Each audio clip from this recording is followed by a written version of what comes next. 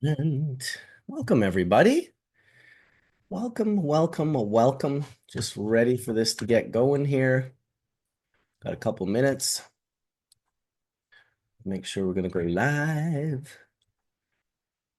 Just waiting for the stream to go live. I'm not sure it has gone live yet. Let's see what we got going on. There I am. There I am. Okay. Sorry about that, guys. First of all, I'd love to welcome everybody to another episode of Hash Church. Yeah, season 11, episode 13, brought to you by Canna. Gotta give a big shout out to Canna Nutrients. Gonna just put up their logo real quick and give them a little shout out. Shout out to Kat and the whole team over at Canna. Global pioneers since 93. These guys have been doing it for a while. Canna supplies cultivators from all over the world with products that easily align with their growing systems.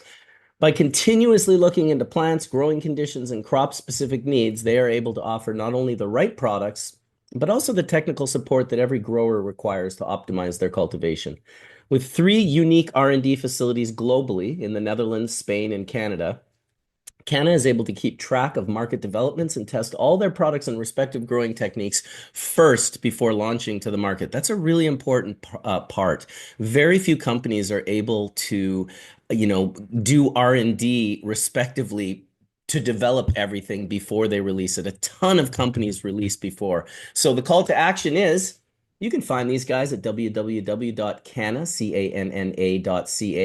Follow them on YouTube, Instagram, and Facebook at Canna Canada Official and LinkedIn. I'll put those into the descriptions. And if you have a technical growing questions, you can always reach out through email to the Canna Canada team at info@canna.ca. Let's get this show started. I'm pretty excited. We got a couple of heavy hitters coming in from CANNA, this monster company out in Quebec that I used to buy material off of. And I see Justin is waiting in the room, so I am going to let him in right now. And I'd like to actually welcome Justin to the room. You can hear me okay, buddy? Yes, sir. Good morning, man. How's it going? Very good, very good. Welcome. Listen, I just want to give you the quick, terribly sorry about that email this morning, just being on the completely the wrong page.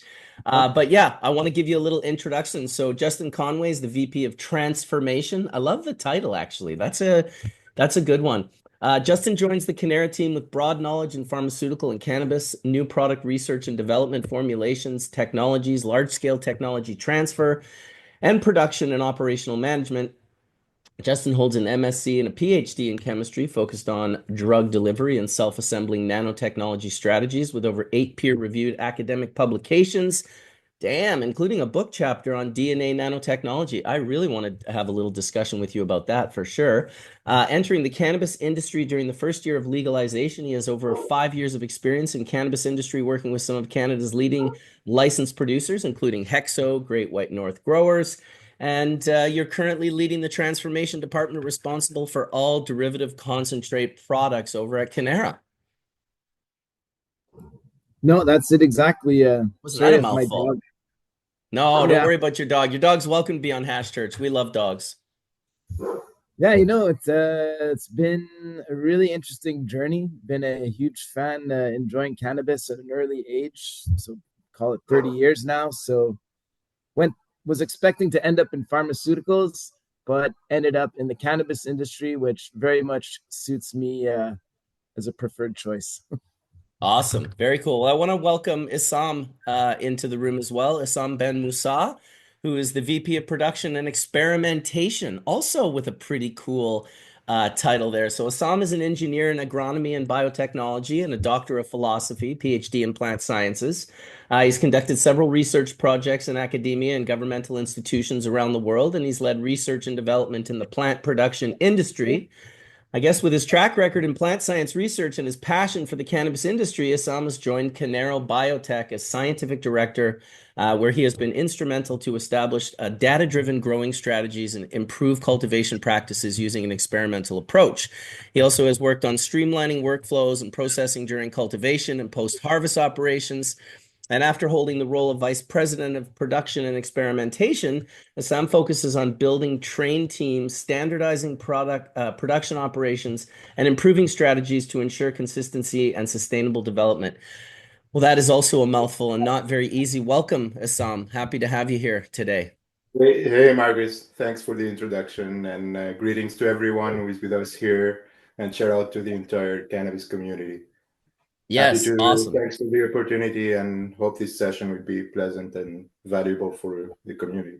Absolutely, absolutely. Yeah, BC Trichome farmers shouting out Nugs. Check out Nugs if you are in Canada. So Nugs is one of the brands that you guys are doing. I guess that's the brand that if I were and I have tried Nugs before. So if I'm looking for a solventless product, Nugs is the brand that you're going to have that under, correct? Yep, correct. We have our rosin line is currently under the Nugs brand.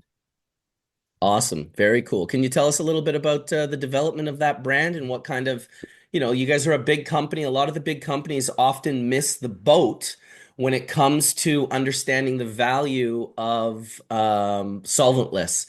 And a lot of the big companies, they go into distillate, they go into, the more sort of profitable foundation-based products and SKUs. What kind of made it so you guys saw the writing on the wall with solventless?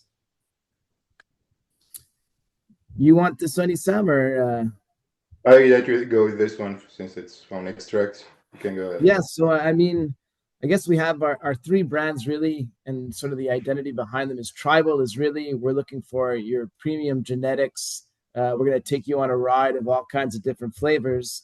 Nugs is, I guess, more of the old school kind of stuff, like still the legacy market style products, and we have our rosin, I guess, being one of those products that passionate enthusiasts are really interested in. So I've seen a lot of the people that are buying rosin is it's a smaller group of people, but they're the more passionate people, the ones that are really, really enjoying cannabis and looking for those new flavors and chasing those tastes. So for me, that's what our Nugs rosin is all about, is bringing the best parts of the cannabis that what the plant is expressing, and then finishing it off with a rosin where concentrated flavor, concentrated cannabinoids are really coming out as part of the experience.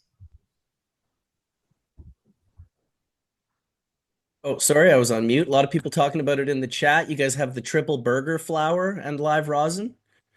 That's So, I mean, some of the ones that are resonating really these days is for sure the triple burger. It comes out very, very pale in color. We're very selective about the bag that we're going to take to make these rosins. Our neon sunshine also really resonating with consumers. Our bubble up also, it's kind of like an effervescent, soapy, but on the kush side flavor as well. Previously, what was really popular was our Turple strain that had a lot of the citrusy kind of flavors people look for. So, and we got a lot of stuff in the pipeline. I mean, we could get into it eventually, but I'd love to share some of the ways that we're doing our pheno hunts, like across 300 different beans that are cracked, and the ideas that go into selection of what will be our next rosin is it's turned into quite the science, really. I'd love to get into that. I want to welcome Colin from Vessel Life Sciences. He's one of our regular panelists and just a brilliant hash maker and grower and all around awesome fucking guy to join the conversation with us today. So welcome, Colin. Meet Justin and Assam over from CANNA. I think I want to show about a 5 minute video right now just to give people an idea. And I want to get into this more in Hash Church when people come in, whether they're hash makers, whether they're growers, whatever they kind of are doing. This facility is very impressive. I mean, listen, if you're a small-time closet grower and you think that scale isn't possible and that quality and purity are deeply affected by large scale, then you won't be impressed by this. But I certainly was impressed by it. I just loved how clean it all was and how tight it all was. And guys like myself and Colin, although we understand the value of single source and small batch, we also understand through the schooling of David Watson, aka Skunkman Sam, that scale is not a bad word. That if you want to touch the world, you're going to need to scale. And that's fine if you can only touch the people in your neighborhood, and that's fine if you can touch the people in two, three neighborhoods over. But there are companies like CANNA who want to touch all the neighborhoods. And so I am going to light up that video. I'm going to have to figure it out because I do have my headphones on, so I'm gonna have to turn my headphones on, put my speaker on, and hopefully we don't get too much reverberation when we share this video. It's about a 5-minute video. I just want to kind of give it a breakdown, and then we'll kind of get into a little bit more of the conversation. Listen, the intense sort of pressure of running a company on this scale, it's unless you've been involved in such a thing, you can have zero idea of the intensity of how important it is to work well with your team, how important it is to communicate, and just how important it is for the majority of the people to be on the ball and not like coming into work foggy or sick. Or this is a pretty incredible facility. So I'm going to get it up here real quick. We'll go into the share. I think it's right here. I'm going to turn off my headphones and get onto the Bose. Oh, there we go. We're going to turn it on. Turning it on will definitely be helpful. All right, let's see. And give me a thumbs up if you guys can hear this okay.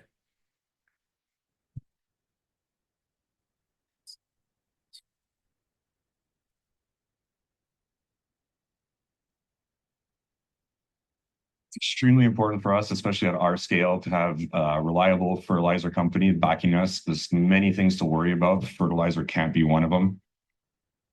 We have mega facilities here that are one of the largest here in Quebec. It's 1 million square feet, 600,000 square feet of canopy space right now, and we have about 250,000 square feet of active canopy. That's about 100,000 plants that we're growing here, right here in Valleyfield today. We want to be the #1 in the world. That means we have to set up first our standards for quality and then keeping that standards and scaling for volume. Setting standard of quality is very important for CANNA. Using CANNA nutrient helps us achieve our goal and really achieve being a leader in this industry.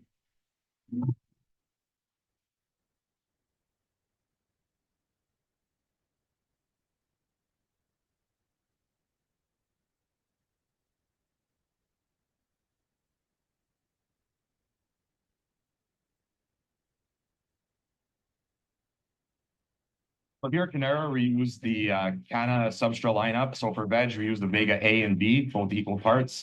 And for the flowering part, we use the substrate Flores A and B. Of course, being at our size, we've had to do our due diligence and, test other products that are on the market to ensure that could not better either our final product or save costs at the same time. So yes, we've done some tests with dry salts. Unfortunately, but fortunately to date, nothing seems to beat CANNA, both in quality and consistency. Once again, quality proves itself. Every week we're doing 14,000 clones. So propagation starts with the basin of our rockwool plugs. We will integrate CANNA nutrient into the basin, and I will do about 6,000 clones every day. So the teams will come here, manicure every single plant into the format that we want. So we check plant health, quality. Obviously, we also check for heights, and one by one, they will be planted in those plugs. So it's really important for us to have our pH and our EC set. We know we're starting our week with quality product. We do minimum 2 phenohunts per year, and every phenohunt is minimum 200 seeds. We want the only variable is the genetic or the phenotype. Standardizing means using CANNA because that's what we use for production. After about 14 to 21 days, depending on genetics, we will now begin our transplantation phase, which will bring them to our veg room. I will plant here in Farnham just about 1,400 plants that will remain there for another 14 days. The plants are watered by drip irrigation, so by capillarity. Again, we're using CANNA to have their first watering, and we'll go on for the rest of the whole plant life. We go through a lot of fertilizer. During one of the visits from the CANNA team, we discussed some of our issues with filling and transport. They developed a high concentrate formula, which is basically double the concentration of the current one. Therefore, we have half the amount of fill-ups and a half the amount of orders. We've noticed no difference in the quality of our product. Consistency remains the same, which is what we would expect from CANNA. Well, the HC definitely saves on costs for us. A manipulation of the product, filling up our stock tank reservoirs, that time is cut in half. Also, for our shipping receiving team, there's a lot less containers to manage and track coming back and forth. So overall, it saves us time, energy, and money. We have done a lot of nutrient tests, and we ended up selecting CANNA for the consistency and the quality of the product. Being one of the leaders in the industry in Canada, it's really important for us to focus on quality. Using CANNA gives me the peace of mind where I know the nutrient line works. I've proven it with different pheno that's hit the market. As you all know, quality proves itself. I would definitely recommend CANNA to other producers or other people in the industry for one of the simple facts that it's just really easy to use and it's very hard to screw up, especially at scale. There's many things to think about on a day-to-day. Worrying about how much of each fertilizer did you put in already is not one we want to worry about. So knowing that it's an A to B simple mix, we can't go wrong.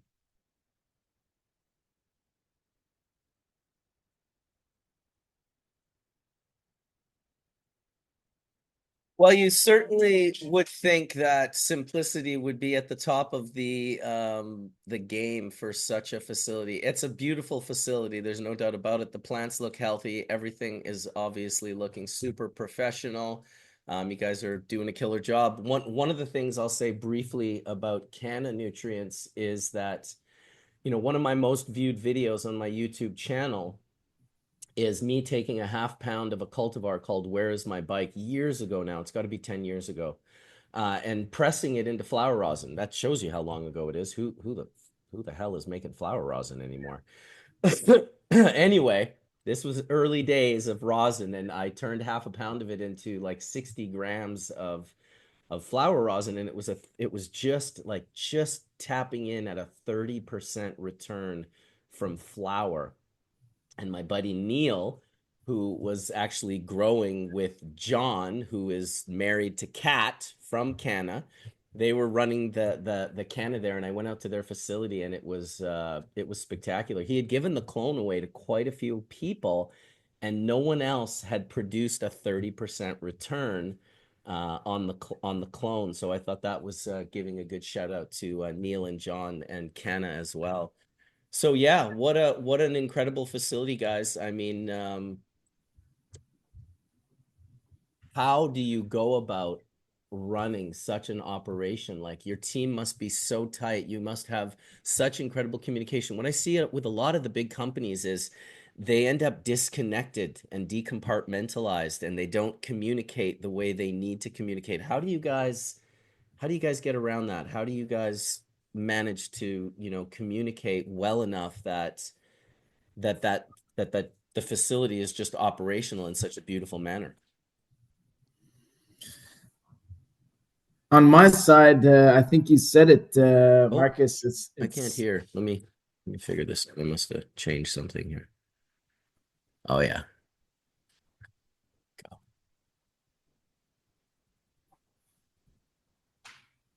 I think I got you now. Yeah, can you hear Yeah. me? So sorry, it was the flipping from the speaker to the headphones. I think you said it right there, Marcus. I'll for sure let Isam give his thoughts, but I think communication with this size of an operation is the key. I find my role a lot of the time ends up being ensuring that the communication pathways between all of the different departments is functional, is healthy. People aren't afraid to chime in with comments, ideas, and challenge the way that we're doing to find new efficiencies or to find better ways of working together. I have a strong team of directors. You know, at the two sites, both Valleyfield and Farnham, they are quite a distance from each other. So again, ensuring that my directors are communicating on a regular basis is really the key to making sure that the load stays on the road. You also must have a really like seriously capable leadership team. And I don't know if it's just that I was consistently around incapable leadership teams. But there's just, it seems like there's so many more incapable leadership teams, at least from the cannabis perspective of the legacy guy, the guy that's coming up with the cannabis knowledge but doesn't have the corporate culture information. I just find that a lot of those, you guys obviously have figured out a way to blend that legacy and corporate entity, that corporate culture. Because in a lot of the cases that I was kind of working under, I felt the corporate culture wanted to kill the cannabis culture. You know, they were so it was so important to put this corporate culture forward that, you know, often I'd have to pull those guys aside and say, "Hey, we already have a culture. You don't have to replace it. It's the cannabis culture. We can build on that foundation and we can make a really great corporate culture." And, you know, I've always said the same thing to the marketing people from these large companies. It's like, "Look, like I get it. You went to school, you learned about this, you have a great understanding of how it all works. Try to think outside of the box. This isn't Pepsi and this isn't, you know, Oreo cookies. This is just something a little bit different and it's got a different history and it's got a different future." And so I've always kind of tried to get, and once again, I've come up to a brick wall a lot of the times in regards to the corporate entities on how they want to allow for marketing. And so I definitely see that you guys have somehow sort of climbed that mountain and managed to get through that. That is to me one of the hardest things that I've seen in, you know, in the cannabis industry in Canada, where everything is so federal. Because in the US, because it's state, they're still willing to kind of, you know, they don't have to not cut corners. Whereas in Canada, it's very easy to get into a situation and you get a QA, and maybe you could speak to this, Justin, where you get a QA that's kind of coming from the pharmaceutical industry. And now they've been trained from the pharmaceutical industry, and there's nothing wrong with that. It's just that sometimes I feel that they implement this array of regulatory framework that's basically been deciphered by them. It's not necessarily the actual rules. How do you, you know, how do you guys deal with that as well? Because I've seen it in countless corporations where they just, I don't know, they don't, there's no room to breathe when it comes to QA. And if QA says something, it's kind of the word of God. How do you guys keep your QA at the highest level of integrity without sort of pushing it over the level where you're now really just costing your company, you know, excess money? So, thanks, Marcus, for this question. So, indeed, one of the biggest challenges at the beginning, when I joined CANNA in 2020, and I got called by the CFO and the CEO, and my first mandate was to remove the irradiation process. Like, how can are you able, if we hire you, to not irradiate our cannabis anymore? Do you have a solution for that? And as soon as I never worked in the cannabis industry, and I started reading the SOPs and seeing the way we do these testings for microbials, and indeed it was completely adapted to a pharmaceutical, to pills, and not to biological material like plants. The fact of using the method of plating uh, on cannabis material. So it's basically you're putting a plant or a sample of a plant that has its own microbiome. It comes with beneficial bacteria or microorganisms, and then you're just putting that sample in favorable conditions on a petri dish, and you're expecting, and then you're counting the total microbial count. And for sure, that total microbial count will exceed the limits, and then your batch will fail. And that doesn't mean that you have harmful pathogens. It can be only beneficial microorganisms that are able to grow in that conditions that come with the plant microbiome. So that was the first challenge, going through literature, the bibliographic research, and I referred to the what was called the there was a study from Genome Canada, and about using the molecular methods to do the microbial analysis, PCR, and that was my first challenge, to convince our QA team and the compliance, and then convincing, when we have the audits, to convincing Health Canada auditors that that's the way we can treat cannabis as pills.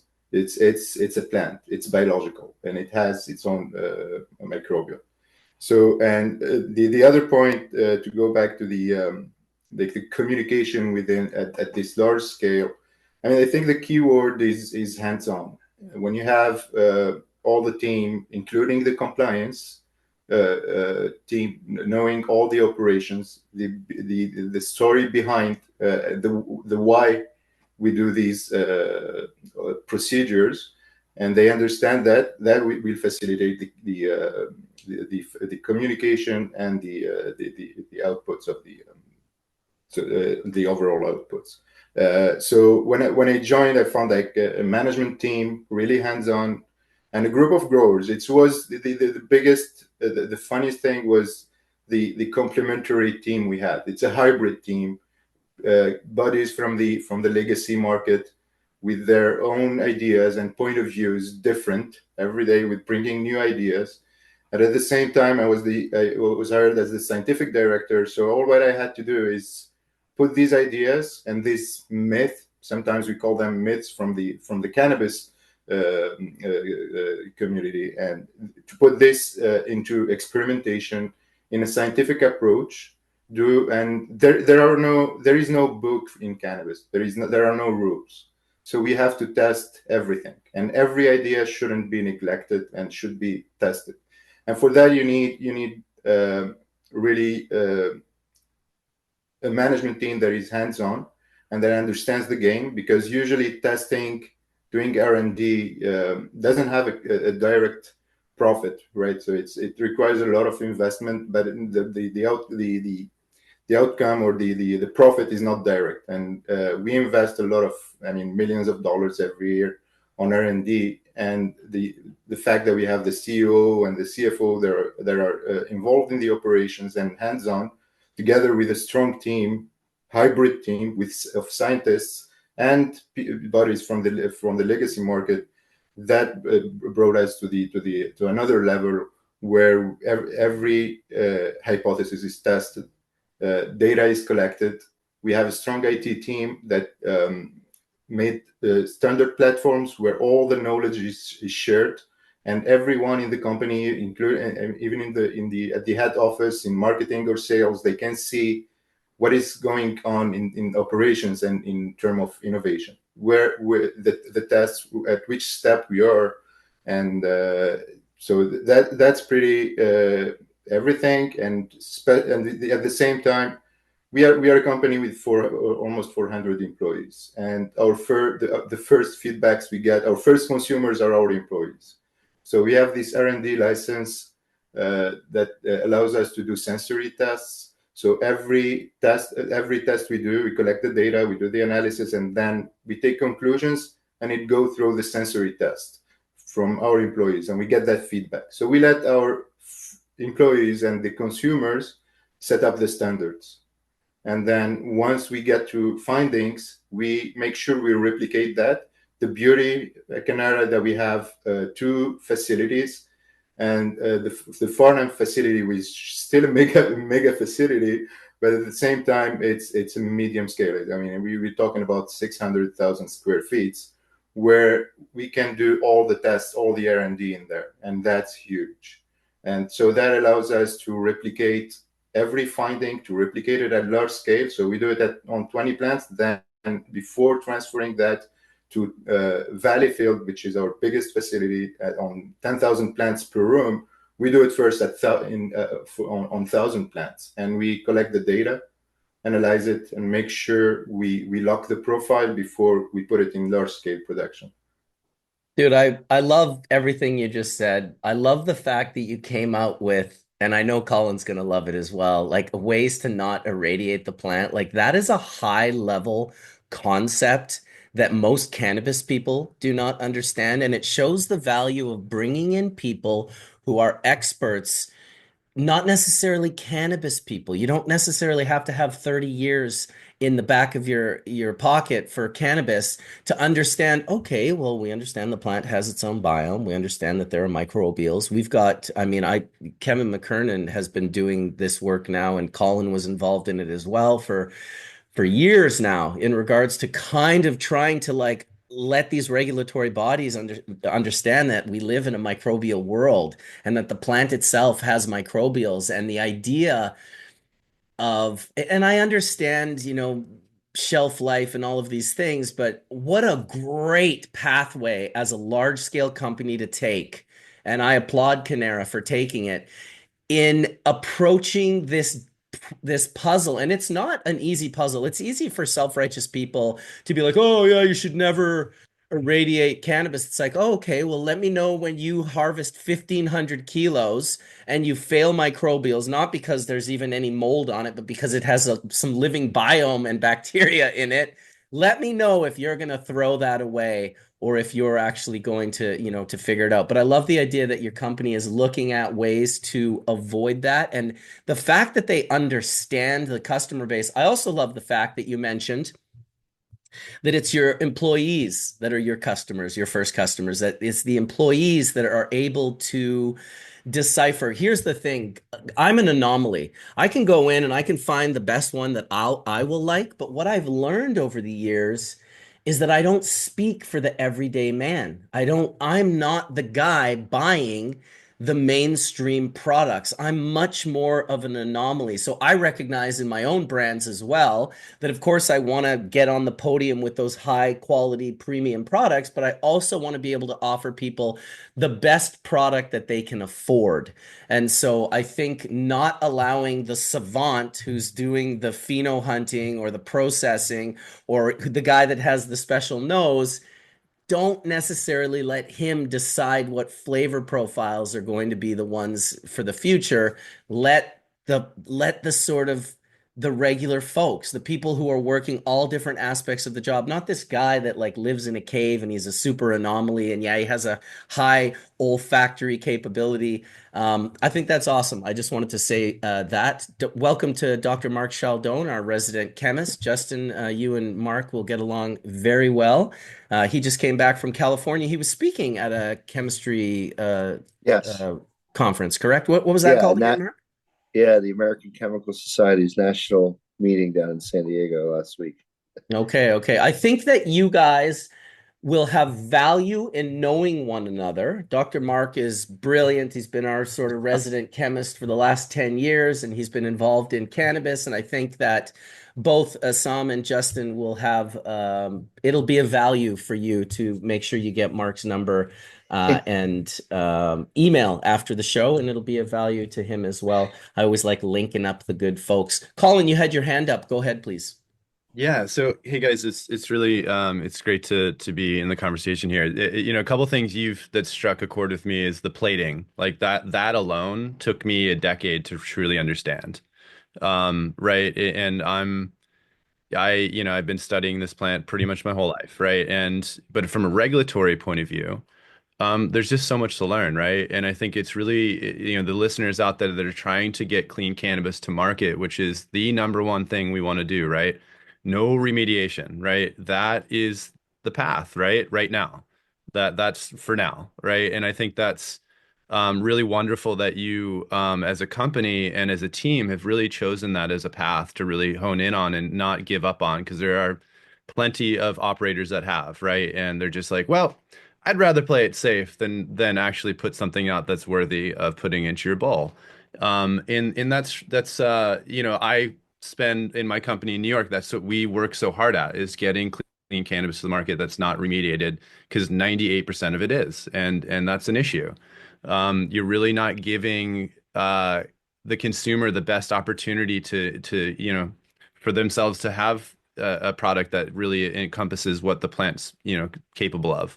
So that is really neat. And then the other thing that you touched on, I've launched products in Canada for other larger companies, and I also did sensory panels up there, but I brought that ideology to them.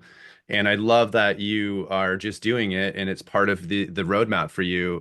Because that's, again, those that are out there not doing sensory panels, you're doing your product lines a disservice.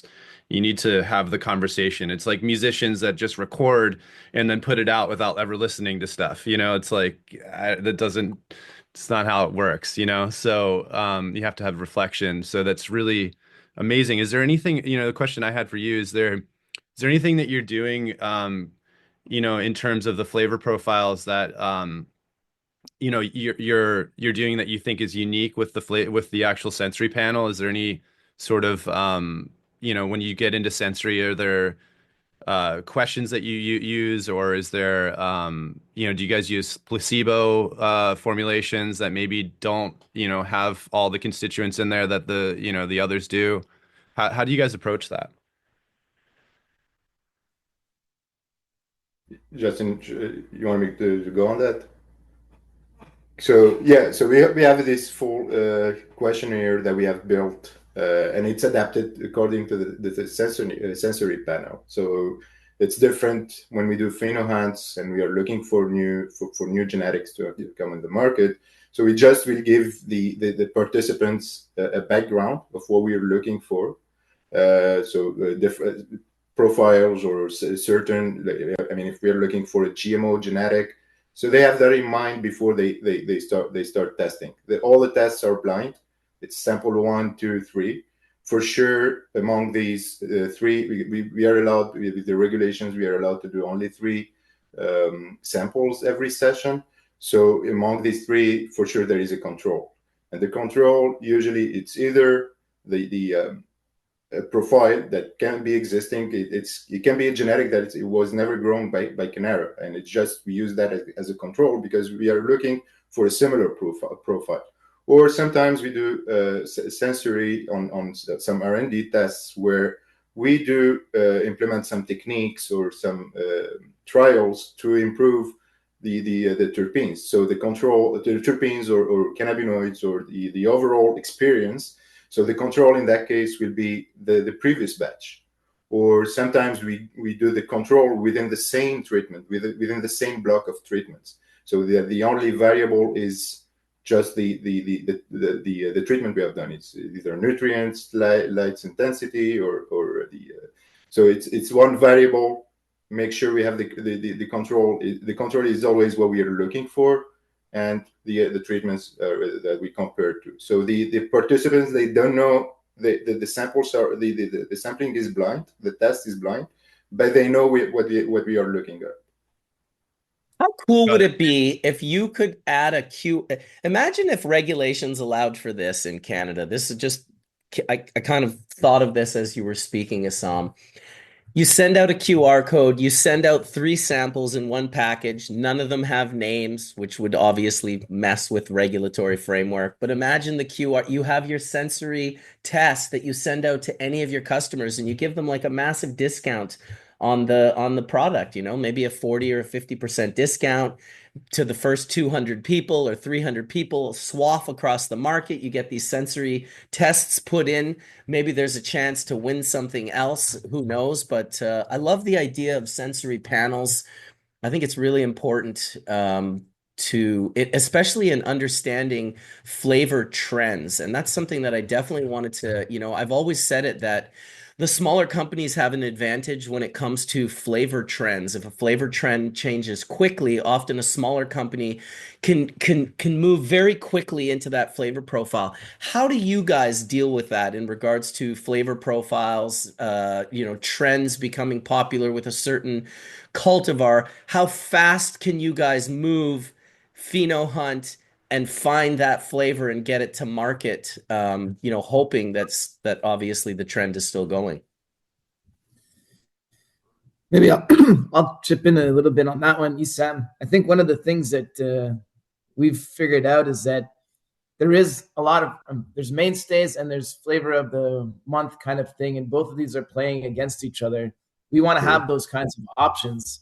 So we've taken the time to really invest in a genetic bank where we do all of these pheno hunts. The winners don't always come out at the same time. We end up banking them in our molecular lab where we're taking small samples and we're cultivating them in petri dishes so that when the time is right, the market looks like it wants another fruity one, or maybe it's more of a kush, or maybe it's more of a citrus. We can go back, we look at that genetic bank, and we can very quickly, I mean, it does take months to propagate, but we've already pheno hunted and selected the flavor we want, can go ahead and bring that back to market as we need. Indeed. So I think Just took my the hoodie off and my AirPods fell out. Sorry about that. I wanted to thank Tony Bologna for the sick shirt that he sent me, the Hashmaker shirt. I was pretty stoked. Oh, it's kind of bumpy too. It's pretty cool. So shout out to Tony for that. Thank you for the answer there, Justin. I had a couple other questions in regards to quality at commercial levels. From a production standpoint, how do you guys balance the consistency and innovation when establishing, these high standards that you guys have obviously created, especially with the variability that can come with cannabis cultivation? And I know the neither of you guys are cultivators, but yeah. So I think the genetic variability is the biggest challenge in our industry, right? So unlike other crops like tomato, cucumber, where a limited number of cultivars is commercialized all over the world, and you go to the supermarket, you know which tomato variety you're looking for. It says we are not inventing new genetics. New cultivars. So the cannabis market is unique, and the consumers are very explorative, always looking for new genetics and profiles.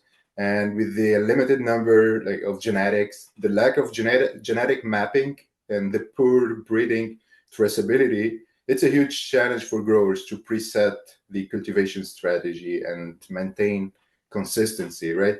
So the way we tackle that at CANNA is by presetting the main parameters in terms of cultivation. And here I'm referring to lights, things that requires big investments, right? So lights, climate, and nutrients. And that we preset it as a standard CANNA strategy. Then we start hunting, and we run through more than 400 phenotypes, and to end up selecting just 5 to 10 candidates that provide the minimal requirements and at that preset strategy.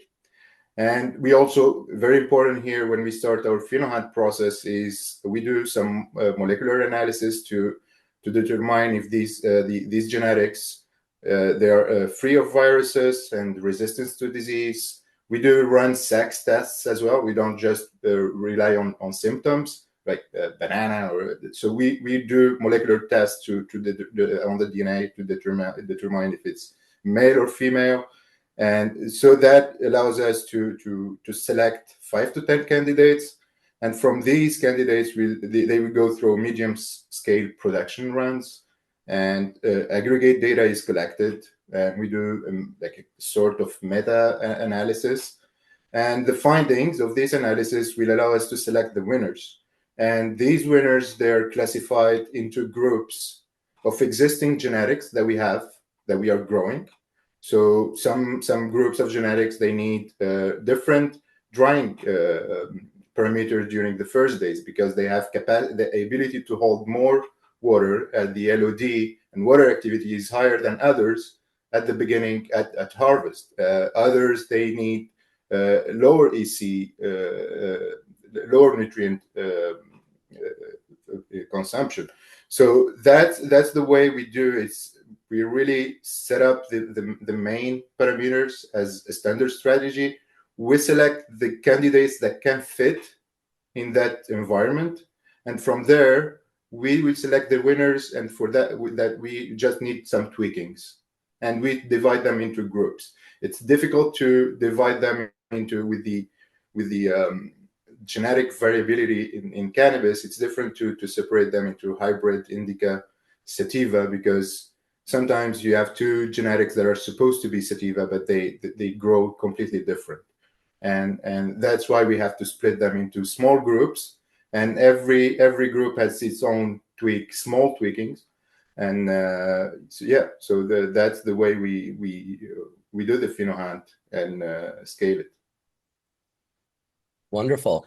Yeah, that's super cool, man, that you guys are really focused on the science and in-depth understanding of the plant, because you can't just put a bunch of different cultivars in the same room and expect them all to grow the same or uptake nutrients the same. And so that is definitely, there's so much complexity that goes into growing cannabis. Who would have thought it? We are not in a situation where we can just pick one cultivar and then grow it like they do with tomatoes and bananas and blueberries and raspberries and so many.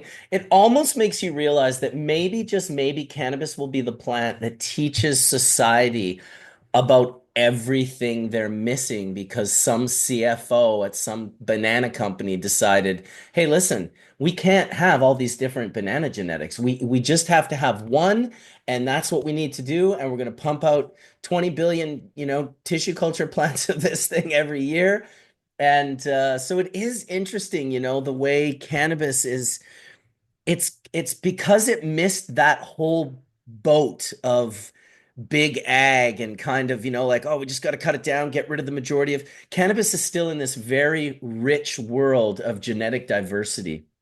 There's an enormous amount of genetic diversity available for us in not only, novel cannabinoids, but obviously in the aromatic volatile compounds. So I'd love to ask you guys a little bit about that. You guys seem to be sort of ahead of the curve over many of the companies. Do you guys have any interest in learning more about the other aromatic volatile compounds aside from terpenes and terpenoids, like esters and thiols and thiolates? Is that something that's on the future board for CANNA?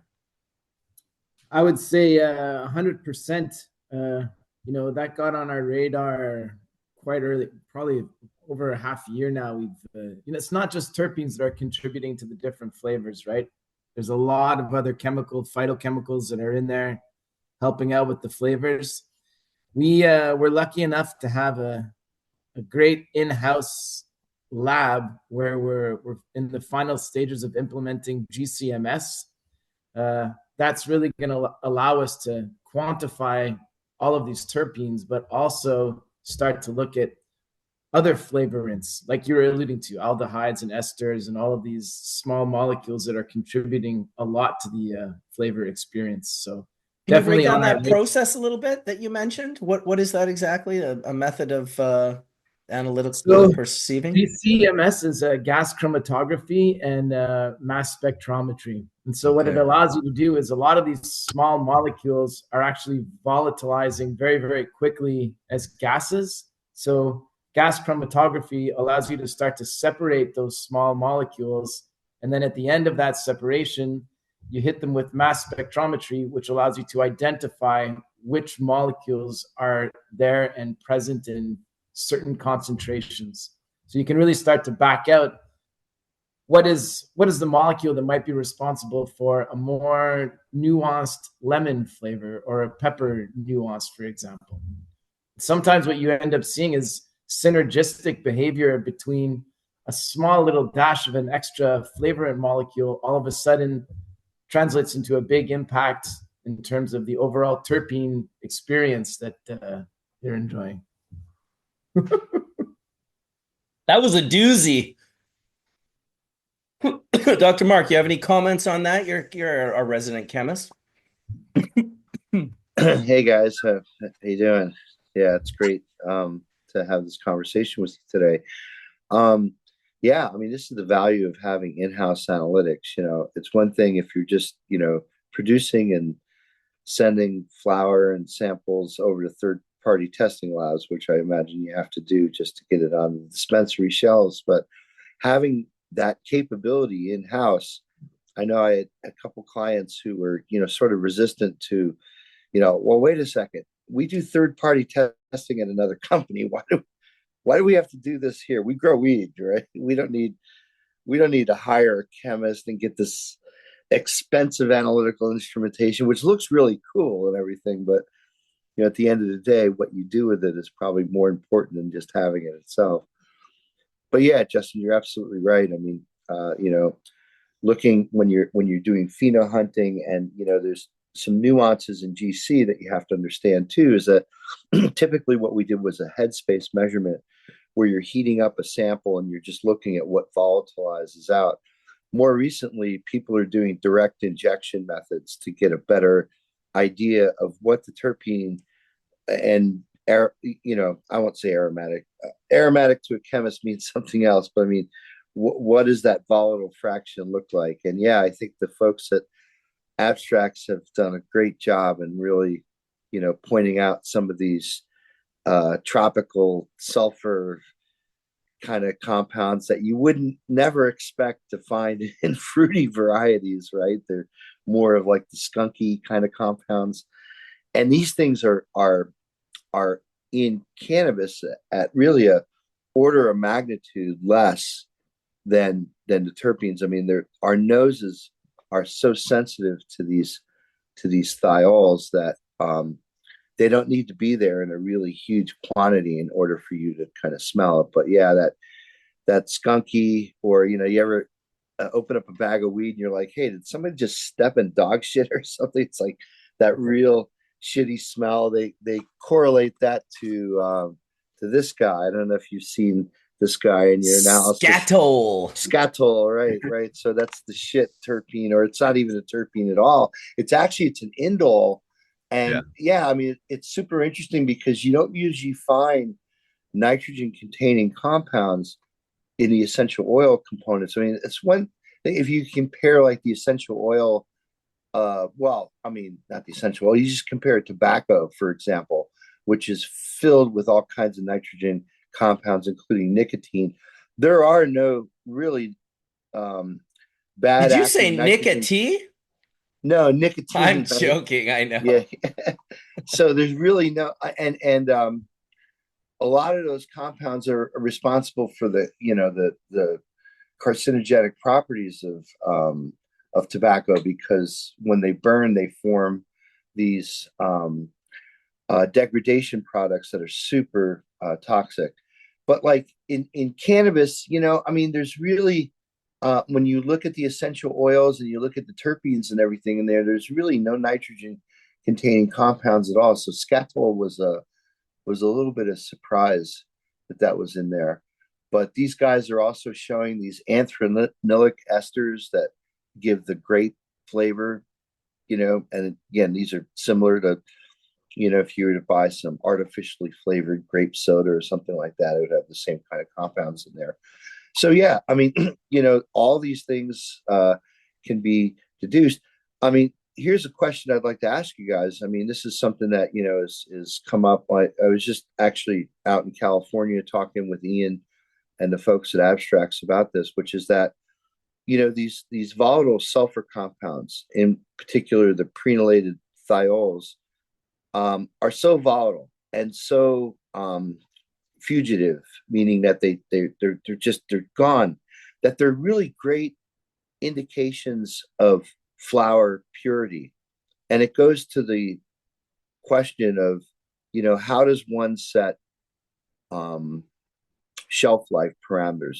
Typically in cannabis, you're like, oh, okay, you just gotta throw out 12 months shelf life. Okay, yeah, you're done after 12 months, or after then, you're just not going to have the same product you had when you first put it on the shelf.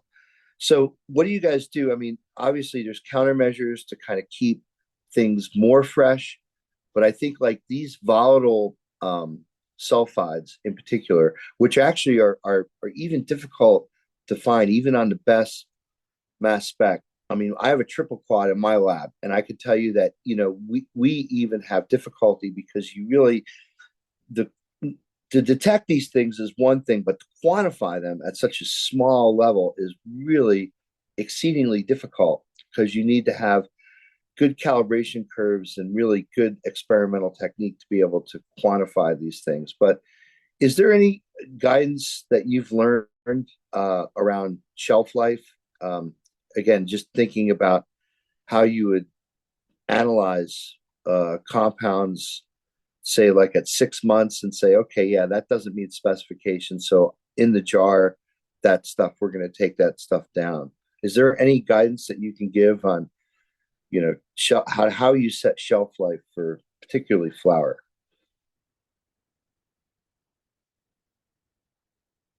Oh, you're muted. I mean, so that's a really great question. And I like that idea too of if there could be some kind of molecule, be it a terpene or other flavorant, where when you stop detecting its presence, you can correlate that to this is past its shelf life. I think that's a really fascinating idea. I mean, I think it's trickier with flour to preserve a lot of those nuances to the flavor. I mean, you can go ahead, store it at cooler temperatures. Maybe you're storing it in the dark. Maybe you're, backfilling with nitrogen to create, a Mhm. non-oxidizing atmosphere. So I find it's trickier for flour. I don't necessarily know how you would do that. Maybe it is really an accepting that that degradation happens over time and putting it into place, like the testing, like you just described. I can say though, on the other side of things, and I deal with this a lot from the transformation side, where I'm either doing solventless or solvent based hydrocarbon extraction, and I am finding constantly new ways of preserving more and more of the aromas. Be it, do I now look at when I'm freeze drying bubble hash, for example, like there is clearly molecules that could be coming off during the freeze drying that I'm now looking into ways of capturing and reintroducing. When I go ahead and do all of my extraction workup later on to activate the oil, I'm capturing terpenes at minus 80 degrees. Every little bit counts, and then reintroducing those back in, even if they're small quantities.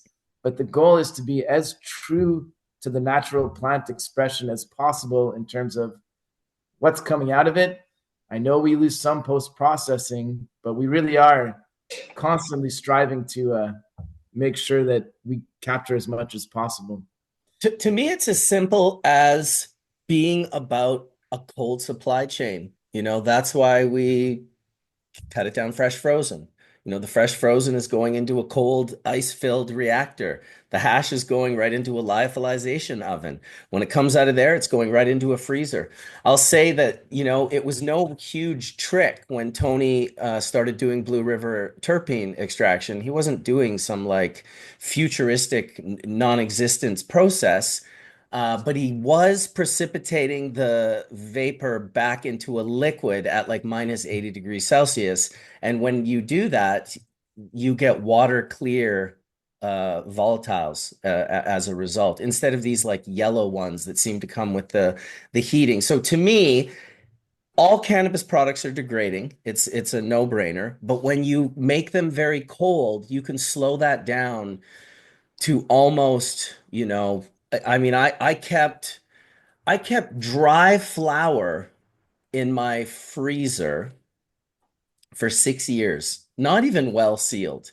And when I pulled it out, I made some bubble hash with it and I pressed that bubble hash into rosin. And that rosin, for whatever reason, and it was like a baby's diaper. It's literally what it smelled like. It was the stinkiest rosin I had ever produced to this day. Like I'd open it in one side of a room and way on the other side of the room, people would be like, "What the fuck is that?" It had such a rank smell. And I do believe that these thiols and thiolates and other compounds, it's not only that they're at an infinitesimally smaller percentage, it's that they travel and move differently. They just don't seem to be on the same pathways as a lot of the other aromas, as you will. Dr. Mark, I wanted to jump in on, we've been putting flower out in the commercial sense for quite a while, 15 years now. And I think what we've found, and this is not a silver bullet, but there's a correlation between water weight, Mhm. um, jar room size, like the headroom of how much atmospheric, is in that particular vessel.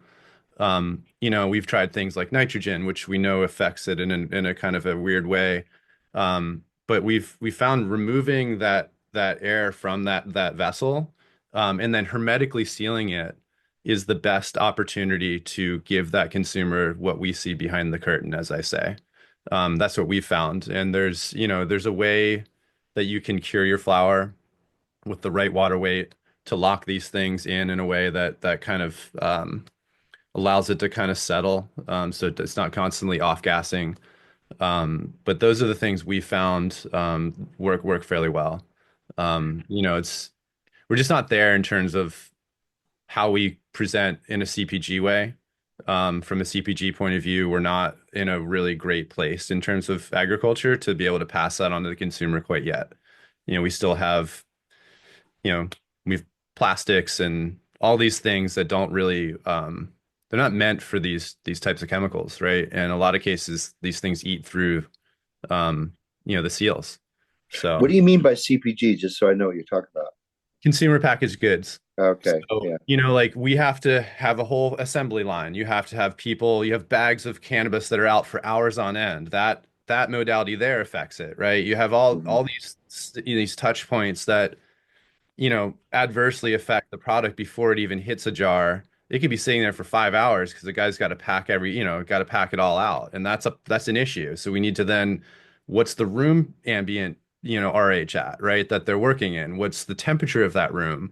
A lot of these people, as Marcus kind of pointed out, I see cannabis moving really fast around the world and country and different states, and there's no cold chain for it. Like why are the wine fridges for wines? Well, it's because we're trying to preserve these volatiles, right? And I think that's kind of the same ideology Marcus was kind of throwing out there. Is like we actually are a cold chain, industry, which is we don't really treat it like that, you know. I Yeah, no, that's very true. It's Well, that right. costs money. The logistics Totally. of cold transport is Yep. is an Well, but expensive. how does strawberries Strawberries. afford it? Yeah. How does Right. like Strawberries, spinach, like spinach, uh, man? They don't get even it. more, They don't have even the more same margins extreme, as us, I ice hope.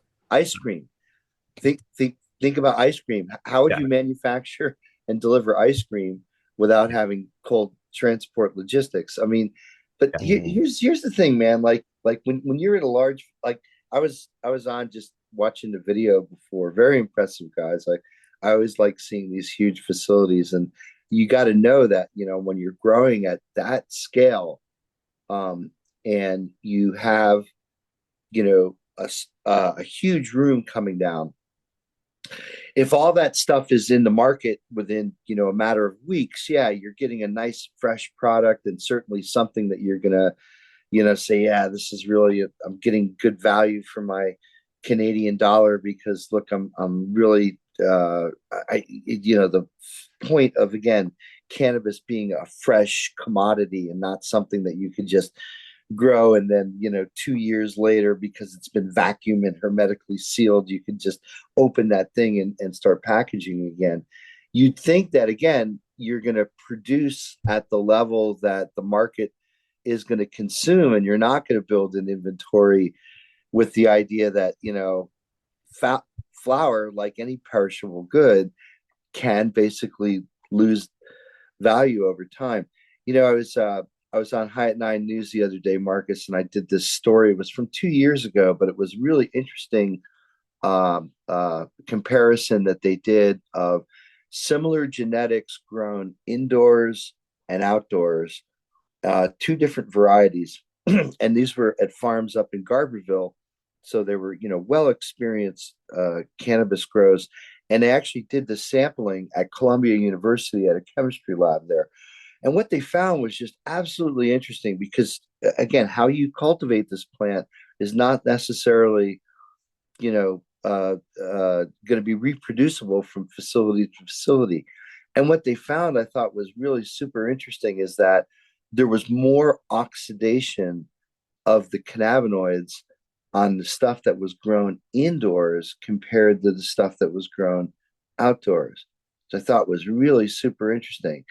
The other thing, and I think there's anecdotal evidence, but now this is experimental evidence that shows that the amount and the terpene profiles in the sun-grown cannabis was way superior to what was grown indoors. So the environment, certainly the biome and the soil. I think from talking with Josh and Kelly over the years, is one of these things that really feeds terpene biosynthesis within the plant. But the other thing that I thought was really interesting here is that they were seeing oxidized products like CBN and other really things that you wouldn't expect to see on indoors, where you really controlled your environment. So yeah, you're right. The plant teaches us new things every day. You would expect, just because outdoors you're exposed to oxygen and everything like that, maybe more than a controlled environment indoors, that you'd see more oxidation outdoors.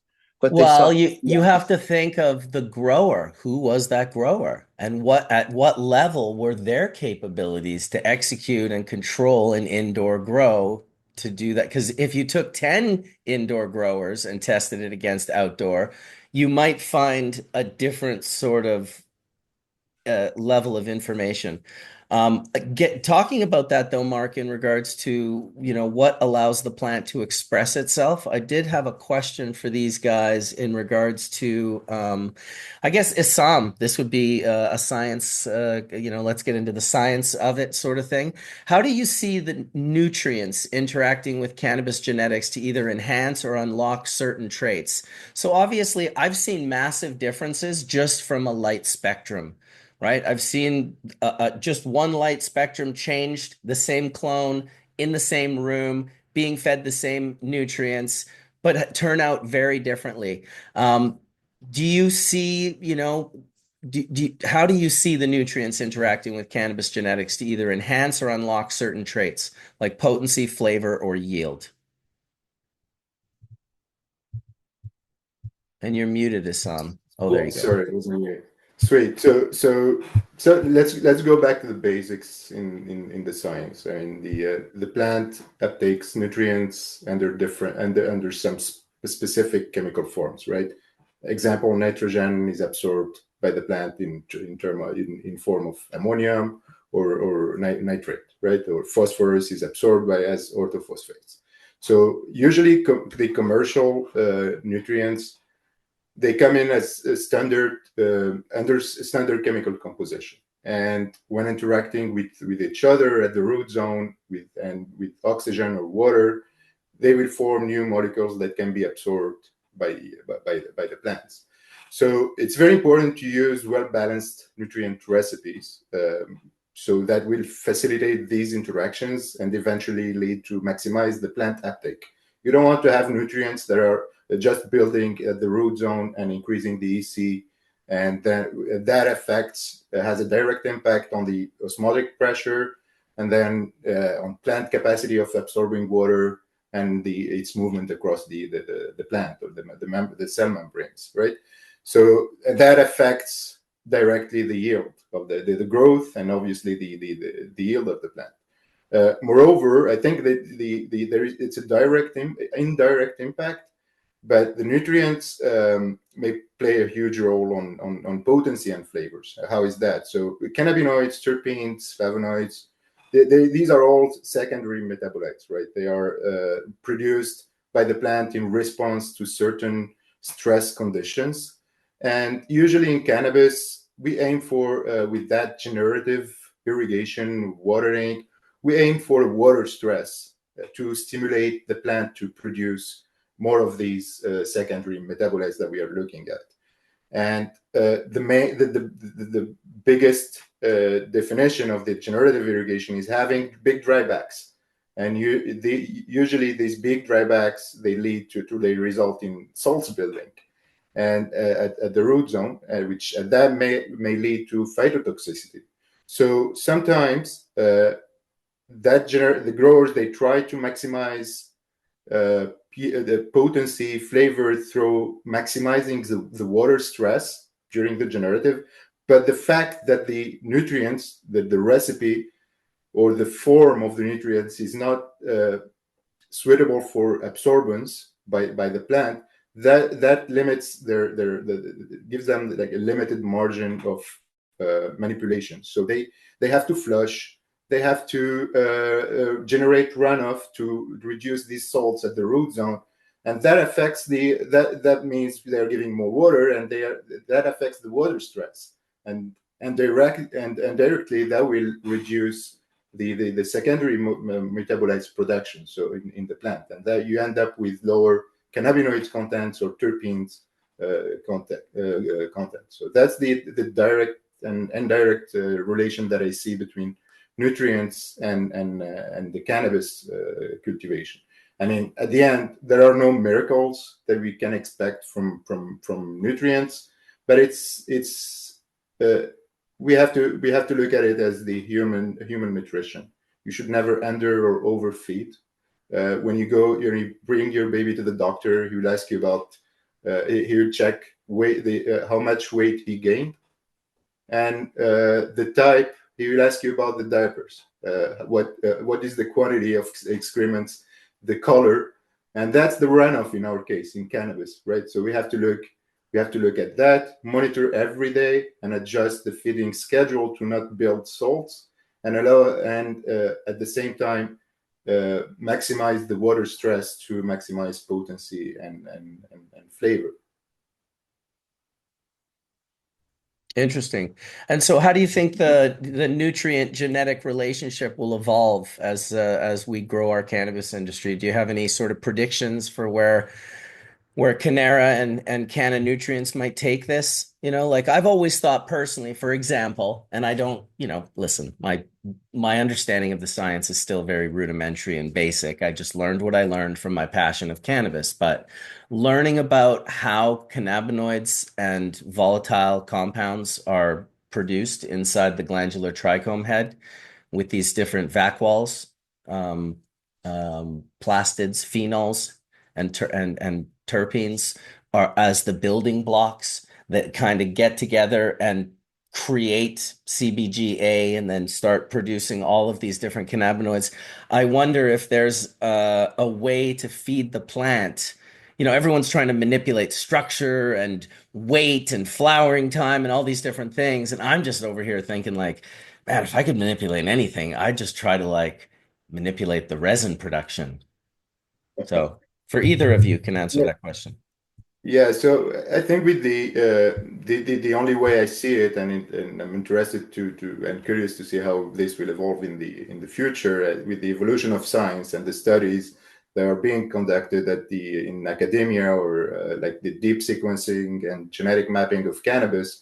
I think some correlations between some genes and some traits like potency and resistance they will end up be revealed, right? So a direct correlation between a gene and THC content of the plant, and this will bring many perspectives, like studying the effect of specific nutritive elements, like nutrients, on the expression of these genes. So basically, if I add more nitrogen, would I overexpress that gene that is responsible for THC content?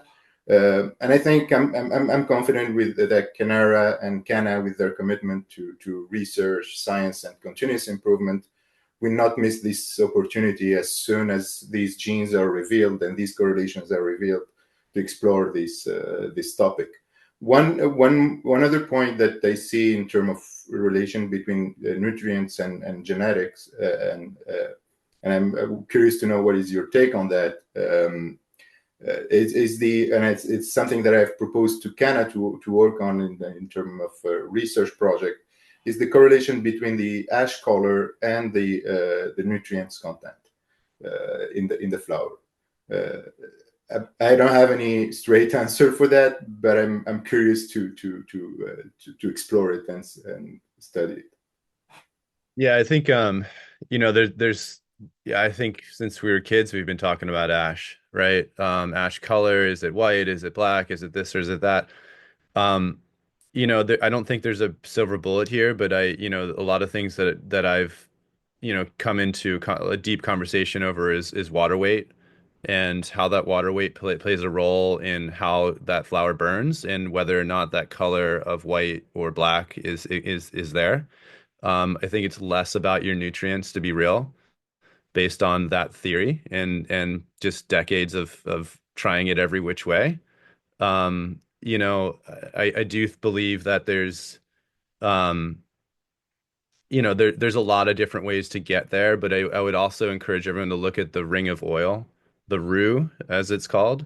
I feel like is far more important because, as Marcus kind of pointed out, that really those are the essential oils dripping down and contributing to the effect and flavor profile of that said product. So, that's kind of where I've kind of landed after being in my head and talking about it with many friends over the past 2 decades.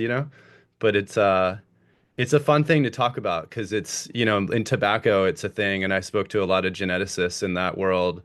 about that topic and how, what did you do to get your products to burn clean? And they talked about water weight, and just it was all about water weight when they told us about the curing process.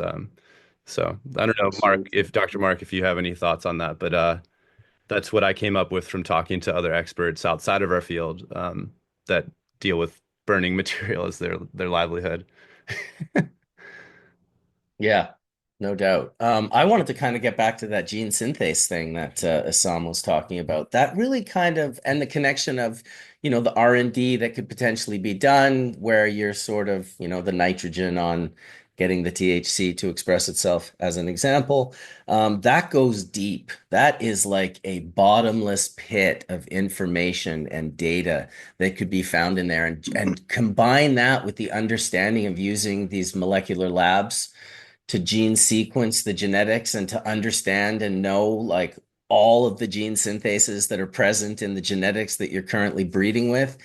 I mean, that's futuristic. That is incredible. And where do you guys think we'll take that, the science of understanding, not only gene syntheses that are present, but specifically ones that are turned on, or maybe to be able to, turn them on quicker than traditional breeding processes?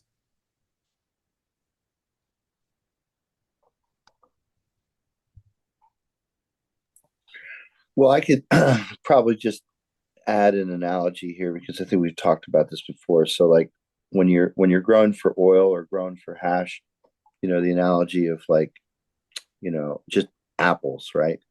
You grow apple trees for apples, right? And it's not like to make apple cider, you take the entire tree and jam it into a grinder and squeeze apple juice out of it, right? You pick the apples, right? And that's the hashing.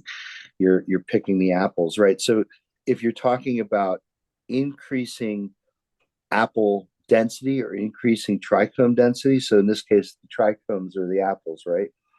Or you're talking about, I think what you're referring to, Mark, is making those apples more productive in terms of their cannabinoid and I or mean, I don't even terpene. know. I mean, I guess I would follow the mechanism. If I managed to get onto the pathway and found some way, I would see what the result was. I don't know if I would. I mean, sure, obviously any CFO is going to be like, if we can double the production of resin, we're up, upping our margin. I would be more interested in being to able to quickly manipulate flavor profiles and be able Yeah, to create those flavor trends in shorter periods of time. So awesome if we can produce more resin, but if not, wouldn't it be cool to be able to figure out a way to manipulate flavor profiles in the plant while you're yeah. growing it? And again, just as a convenient analogy, when you think about apples, how many different varieties of apples are there? They taste different, they look different, and certainly there's different genetic Yeah, underpinning. how did apples do that when Yeah, bananas and blueberries and raspberries all got completely fucked? Their entire genetic pool is just in the tank. But yeah, apples, for some reason, have this incredible, were apples not one of the foods in the botany of desire? It was, right? Johnny yeah, Appleseed. Yes, yeah. of course. Interesting. Yeah, Also, and again, as humans, especially with cannabis, are breeding for flavor. They're doing what you're already talking about, maybe without even knowing it, right? So when you're going through your grow and you're doing pheno hunts based on, and it's great to do what these guys are doing, which is now you can run it on a GCMS internally, right? And you could look at maybe how plant morphology and different flavor profiles can be indicative to different selections in your breeding.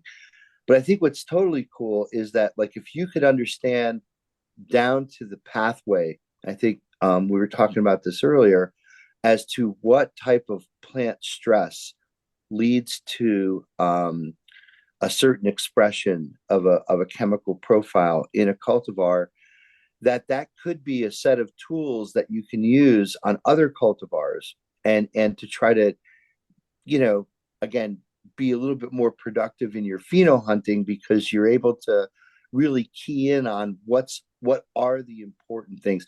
And you're absolutely right, Marcus, that has to be traced back to nutrients, because the plant is growing in fucking soil or rock wool or wherever the plant is growing, right? That median, you're basically growing a plant to its healthiest stage, where again it's going to maximize trichome production and really put out that chemical profile that certainly I think should be explored in terms of its connection back to nutrients, because that's the full circle, right? You're starting with chemistry in the soil and biochemistry in the soil, and ultimately expressing that in the trichomes themselves. And just again, just go back to the apple analogy. You know, how many different varieties of cannabis are there compared to how many different varieties of apples, right?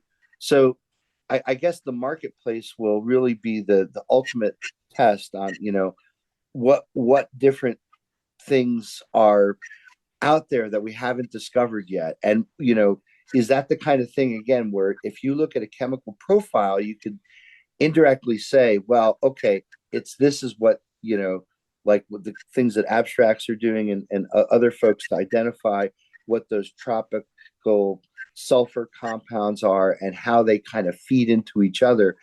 I think taking that back to the nutrients is to try to understand the biochemistry within the plant that leads to the expression of the enzymes, and at the genetic level, making sure that those enzymes are upregulated just before harvest, so you can put that content into the trichome and really get a closed loop and understanding how the plant's producing those, and ultimately how to put them in your products.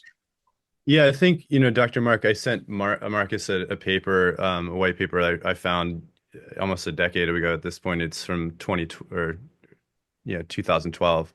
And it's the Journal of Enzyme Inhibition and Medical Chemistry.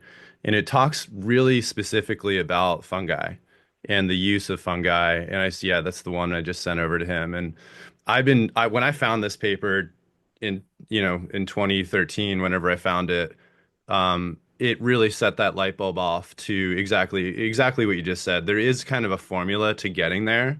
And it's very clear to me. It's just doing enough experiments and controls to kind of get the SOP.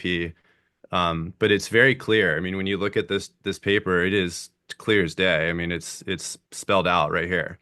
So it's really, all the tools I think are at our fingertips here. It's just a matter of kind of applying them, and finding the right modality for it. But it's really a fascinating paper. If you don't have it, Mark, I'll send it to you. It's a great read. Yeah, I know about Ambrox. Ambrox is a very interesting sesquiterpenoid compound. When I was looking to get postdoctoral funding, I actually wrote a proposal on synthesizing Ambrox, because from what I know, it's a very interesting molecule that's used in flavor and fragrances, more in like perfumery and stuff like that. But they actually isolated, I think, from the gut of the sperm whale. So yeah, it's super interesting that mammals actually make these compounds too, as well as plants. But yeah, you could see beaver terps. Yeah, you can see that there's a sesquiterpenoid kind of skeleton in there that resembles beta caryophyllene or humulene, and realize that why would Mother Nature have a different set of chemistry in different organisms? So yeah, I mean, these terpenoid biosynthetic pathways are everywhere, man. Yeah. But Cool stuff. saprophytic fungi is another one, for those in the audience. That's an easy one. You can buy, plenty of that around to use in your beds. So, Yeah, it's funny that you're talking about that, and Colin, you mentioned the inducing gene expression through fungi inoculation.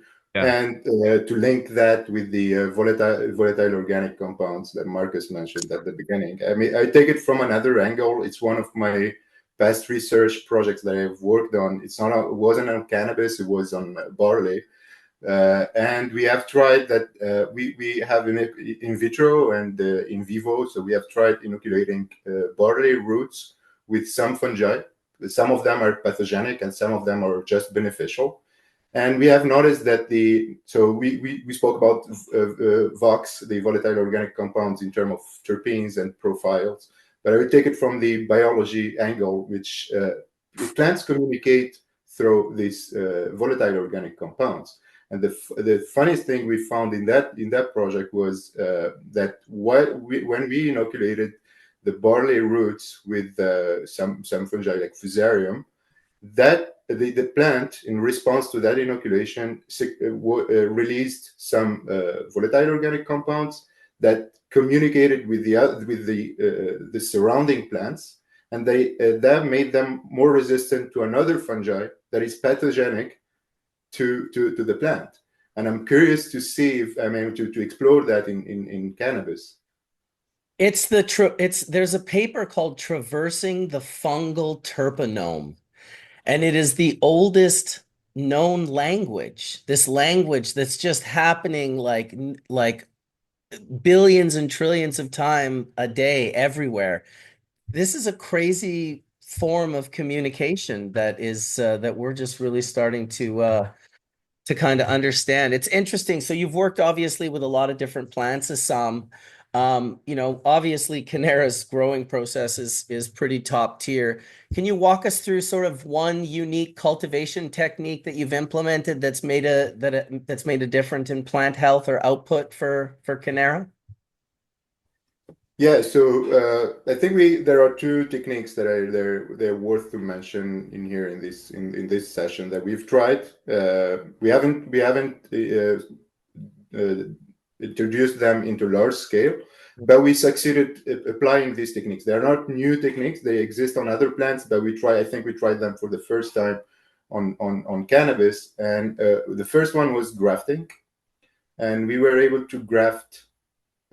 We have our Cuban links genetic and the early lemon berry. These are two sativa genetics.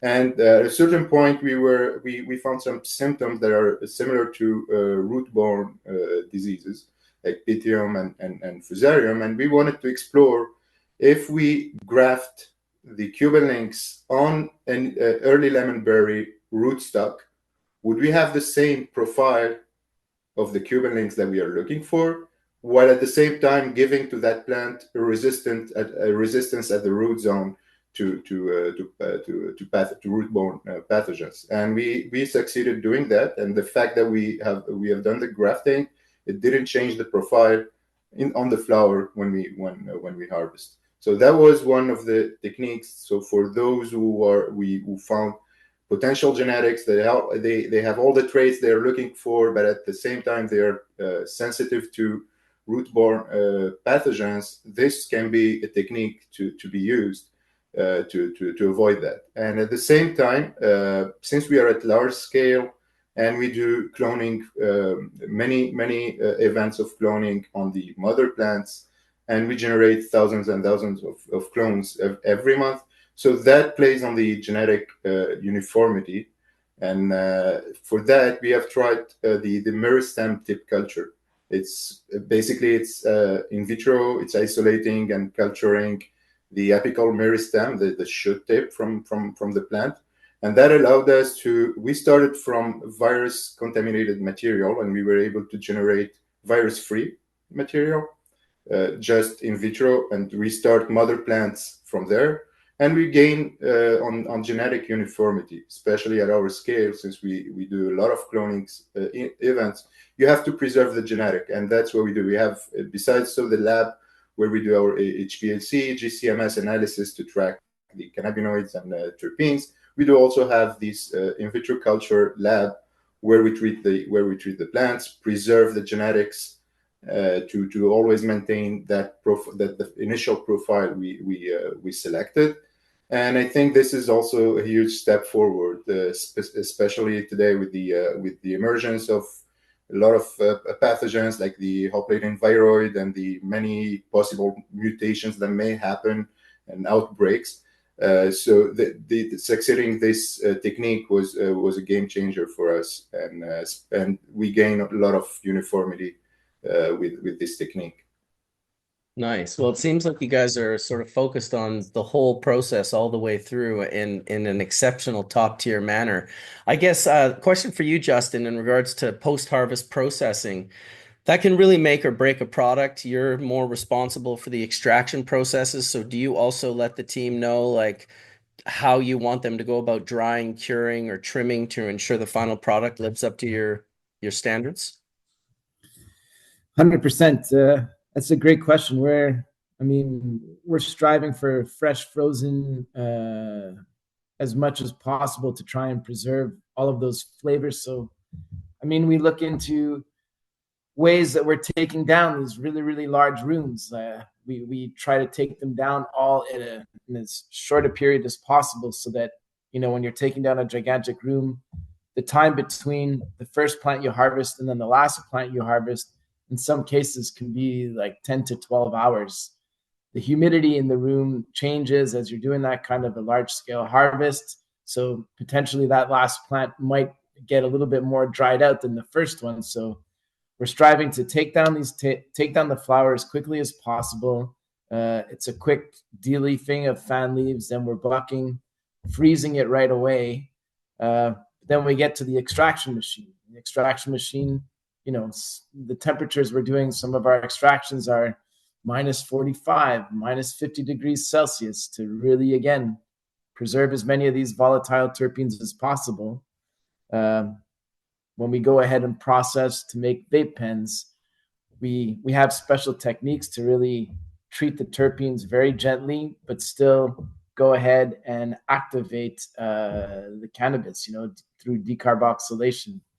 We've now looked into, there's new equipment coming out as well where you can achieve 100% decarbing, and like you're only at about 70 degrees Celsius, which is like much, much more comfortable for those terpenes. You're preserving the degradation. So constantly looking for new ways to make sure that that's happening. And I think we do see a correlation between the tweaks that Isam's doing in the garden with his team, and the quality of the nutrients, the way that we have a stable and consistent environment. For example, I will get certain lots of the same strain where I'll be like, oh, Isam, this one now, this CLI, the terps on it are crazy. I got like 16% terps. Or, this crop of Cuban links, it only had 12. And we'll go ahead and we'll look, what was it about this grow compared to the other one that was different?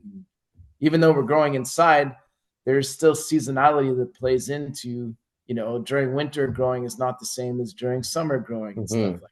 So yeah, we're all talking and we're communicating, capturing the data, and then making data-driven decisions about what's next and how to improve. That literally answered my next question, which was about scaling up the grow operations and how it's no feat, small feat. And what's been, I was going to ask you what a key lesson you've learned about maintaining quality control as CANNA's grow facilities expand, but you basically explained it in the sense of, harvesting those big rooms and trying to pay attention that the humidity changes and the dryness of that last plant is going to be, just really, it always seems to play into one thing, which is awareness.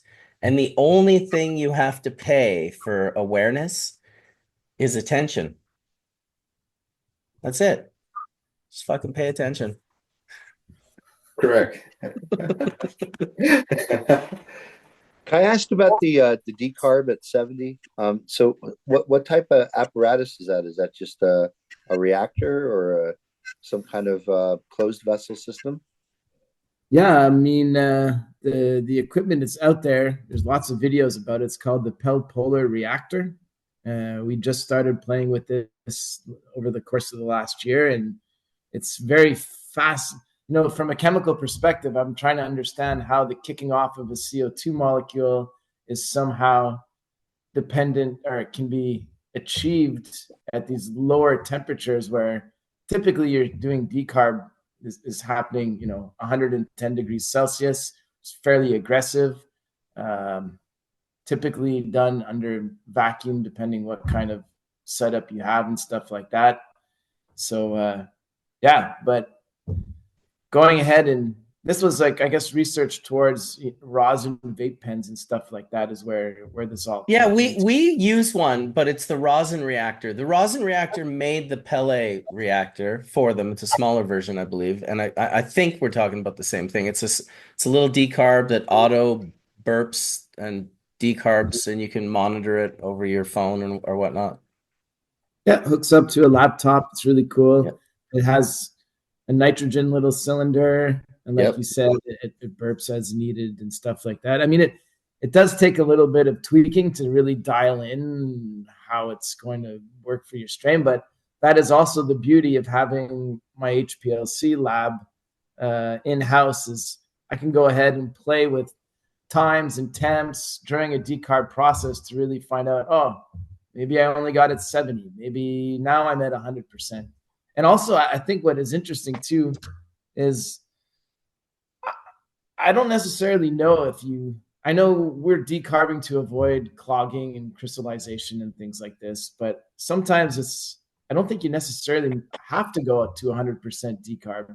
And if that, to create a functional vape pen. So if that's the case, you can start to go a little bit more gentle. And does that translate into preserving some of the more nuanced flavors from strain to strain? Yeah, it really challenges a lot of what we were taught. It's sort of how I stumbled upon it with jar tech, just low temperatures, right? And I think this device really does a great job of taking that a step further and taking the pounds per square inch of the jar and how that's playing a role, because that's also playing a role in this as well. To make the perfect cart, and I think it's really interesting that you're using it in this way. Do you find when you guys do batches, when you're collecting data, doing the same varietal, do you find different data points come from the same process? I mean, I think I still haven't nailed down my SOP, so I'm still like trying new variables. I would say I would I'd be able to give a better answer to that with like another 3 4 months playing with it. I've probably only tested 3 genetics in it right now. The reproducibility seems to be there. I really, first of all, the color of the oil that comes out of a process like this is like Yeah. it's so clear, it's almost glowing. And I'm doing very colder than usual hydrocarbon extraction. So like, and I get really nice color there as well. So yeah, I don't think I can answer that question yet. I just don't have the data. Well, I love your answer though, because it's steeped in more experiments, right? It's kind of what's great about it, right? I think that's the best. So, you know. It definitely retains terpenes, and your terpenes go up when you lose that decarbed weight loss thing. You end up with a higher percentage of volatiles. And the little bit that I was lucky enough to use it with Andrew Winson, who's the CEO of the rosin reactor company, Sample Automotive. So yeah, that was lucky to have him come to my lab. We ran, I think, a kilo, maybe around a kilo of rosin. It was cool because what happened was we set it all up and then we had it on the laptop and we had it through a little app on the phone so you could monitor the process on the phone. And we left the lab at maybe 4 o'clock, and around 6:30, he's texted me. He said, I think something's wrong. It's not burping. Like, this is weird. And this was the first time I'd ever used it. And so it was actually Corey back in, I think, Florida who had been monitoring it and told Andrew. So these guys are like on the ball. I said, what a great service to be able to offer to do monitoring. Like, you get a subscription and they just set it up where, yeah, sure, you can monitor it, but have it as a backup alarm system where you have a company that's doing your monitoring for you. And if anything is sort of out of the ordinary, the heat's building up, the pressure's building up. It's not auto burping through those little solenoids. At first, he thought the resin was so sticky that it had sealed them shut. But in the end, we found out it was actually the motherboard in the unit, which he just pulled out like a piece of Lego, popped in a new one. And although he was like, "Oh, I'm sorry that that happened," and I thought, man, that was amazing, actually. Like, how quick you were able to troubleshoot and find out the problem and replace and fix it. It was just plug and play. It kind of made me have a newfound trust in the piece of equipment. I'm talking about the rosin reactor, but they did make the what is it called? I guess because I'm in Quebec and we speak French a lot. I assumed it was Pell, like Pell. PELE. Yeah, Yeah, pellet. reactors. Yeah, I think I'm that's French too, so yeah. No, I think you're right. I think you're right. It's definitely like same, but different. Same company made it, um, but yeah. Anyway, I see Chimera is in the chat room. Maybe he Is might it be popping stirred? in. Is it a stirred reactor? Um, No, it has probes in it. no, it has a probe that goes down the center of it, but it's sealed. And when you pop that lid off, oh my God. I was also impressed with the color of the rosin. It just seemed to preserve both the color and those aromas. So it's just a sealed reactor. There's nothing Yeah, a but it sealed has, reactor Yeah. that you can heat. and That's all it is. yeah, and it has a jacket around it, right? So it's a jacketed And then reactor. the computer itself, you can plug two in. It's got a little laptop that sits on top of the brain, and then it's got the little PFDs. You can kind of plug two reactors into it. So you could do as much as 10 kilos of product at a time, or you Wow. could do as little as, a couple 500 gram reactor sizes. So it's definitely a good little unit. I will say that.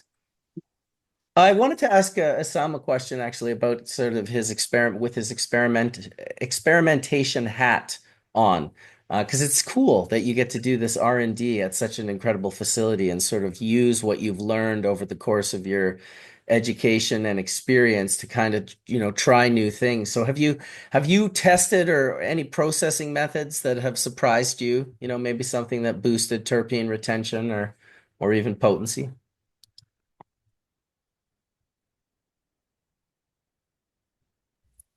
So just let you jump on that, but since the processing is he oversees the processing of the biomass, but in our case in the cultivation, like while growing the plants, we divide the cycle into 15 phases, 10 to 15 phases, depending on the genetic, and so basically every week is a different phase, and we play a lot with with the beauty with our greenhouses, with our facility in Valleyfield, is that we can use we have HPS lights, we have LED, and we can supplement with the sun. And we have noticed that the light spectrum and has a lot of impact on the terpenes, on the profiles, and eventually also the cannabinoid content. So by splitting the entire cycle into by splitting that into different phases, we have certain traits that we evaluate every week, and the tweak happens on a weekly basis. So we look, let's say the first thing is to look at rooting rate, then the diameter of the main branch. Then we go and we start with our molecular lab. We start monitoring since day 42 the cannabinoids content. And for that, we adjust our recipes and light profiles according to the traits that we get from the previous phase. Actually, at the beginning, we were just hunting genetics and using what the info sheet we get from the breeder. It's a 56 or 63 or whatever days genetic. You just apply it as is, and till the day.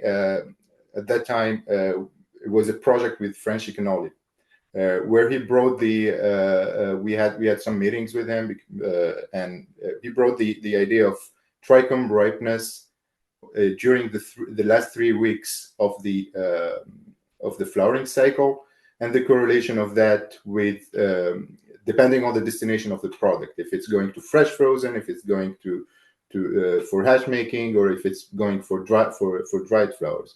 And the interesting with that, although we didn't finish the project because Francie passed away, and we didn't finish that, but we were able to adjust our harvest time based on that. And we had this research project with McGill University where that we financed it, and that was we studied the correlation between potency, terpenes, and the harvest time and trichome brightness. So we had the electron scanning microscopy at the McGill University, and we had our lab where we test the cannabinoids.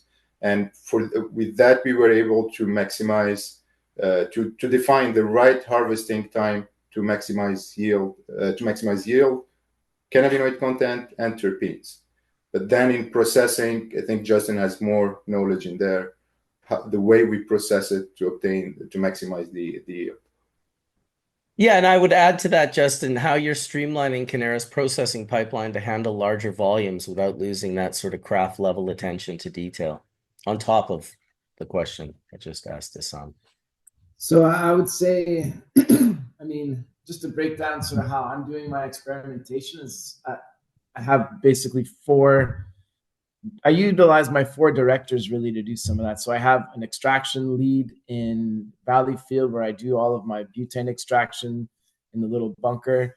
We're constantly looking at new technologies, which is it's really it's a cycle there it's really how to keep improving production, increasing production while keeping the oil consistent. So for example, will get a bigger gas tank, and then it leads to bigger material columns, and then it leads to better and faster recovery of the butane to come back and put into this whole thing while still maintaining my sub -40 temperatures is really constantly being challenged.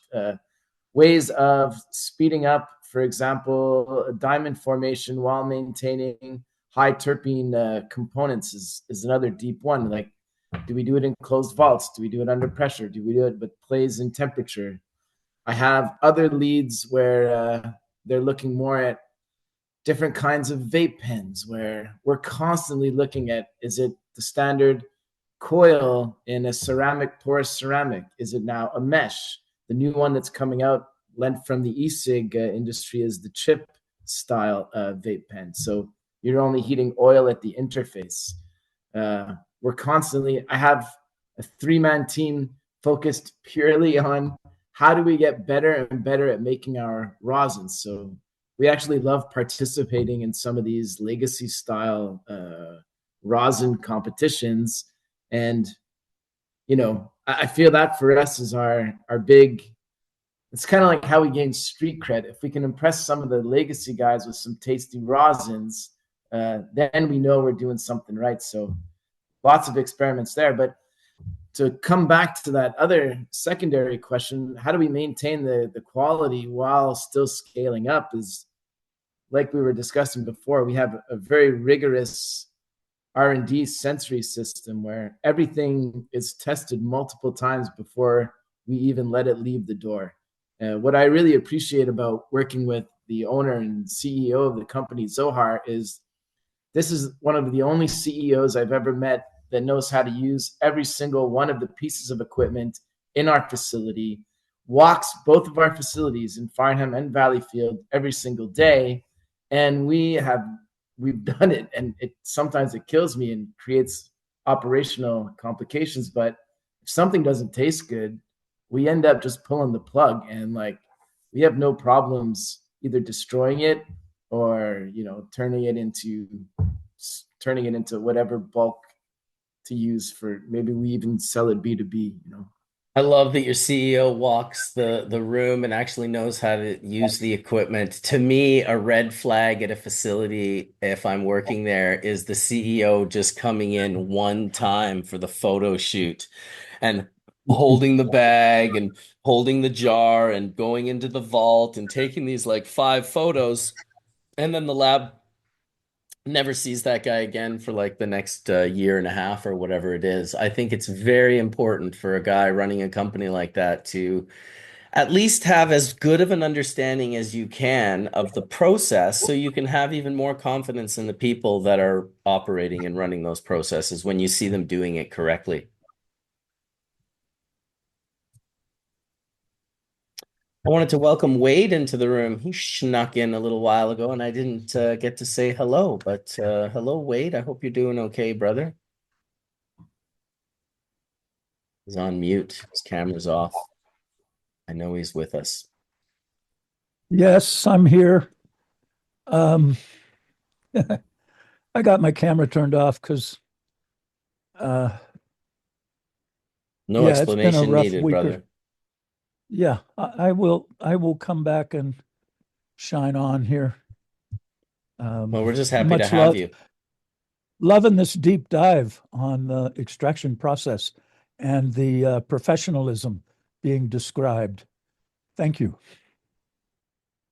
So Wade. Awesome.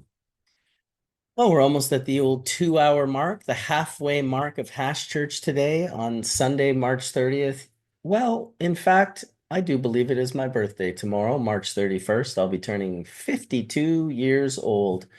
52 years young, the old 73. I say that, and my son will say, "You're 73." I'm like, "No, I'm born in 73. Do I look 73?" And then he'll go, "Kinda."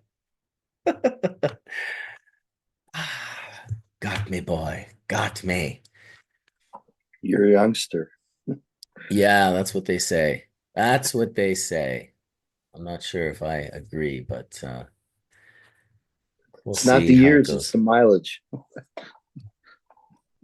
Well, I've got a question for Assam. We've got a passionate audience here at Hash Church that's paying attention right now. What's one piece of advice you'd give to cultivators, big or small, who want to use nutrients to elevate their game, inspired by what CANNA is doing? I think you've kind of answered this question, but I want it to be specific because I want to make a nice clip of it after the show is over. Yeah, Just a so little, as I mentioned, you hear me, guys? absolutely. Cool.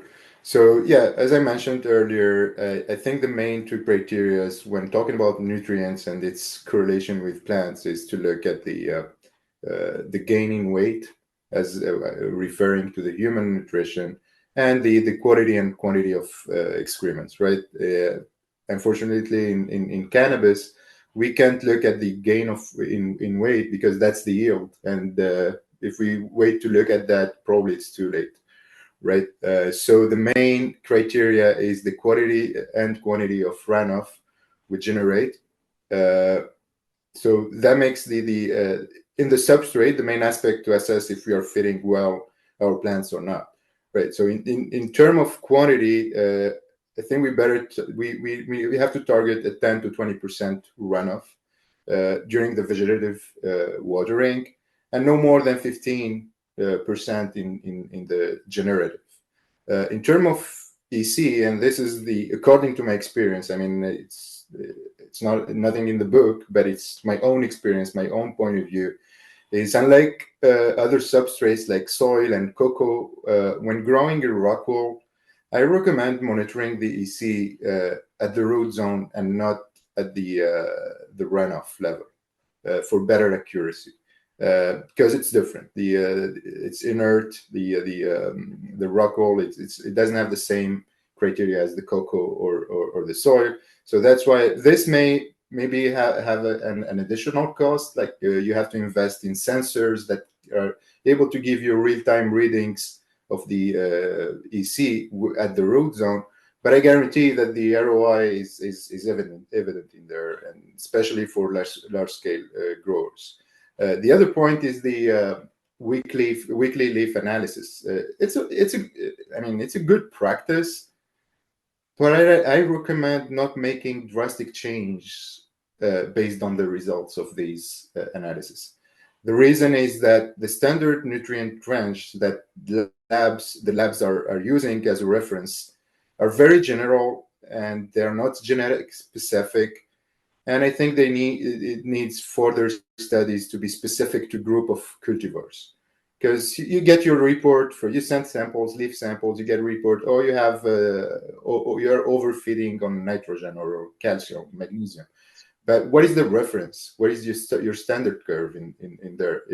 Are we taking a general one for all the genetics? But we know they don't behave all the same. So that's why, I mean, I would take just the general. When it turns to red phytotoxicity, you have to intervene and reduce your nutrient concentration. But we shouldn't go into the details and do drastic changes just based on the leaf analysis. Well, it's good advice, doing it at the root zone and not the runoff. That's, geez, if your levels are high at runoff, then it's going to be much worse right on the plant. Good little tips. I see Etienne just rolled in. He's driving, rolling heavy. How you doing, Etienne? Can you hear me? I absolutely hear me? can. Not only can I hear you, I can also see you. Hey, hi everybody. I am on a Puffco journey. One of our veterans needs our help, so I'm along with Mike D here from Veterans Action Council. If you can flip it, yeah, that's What's Mike. up?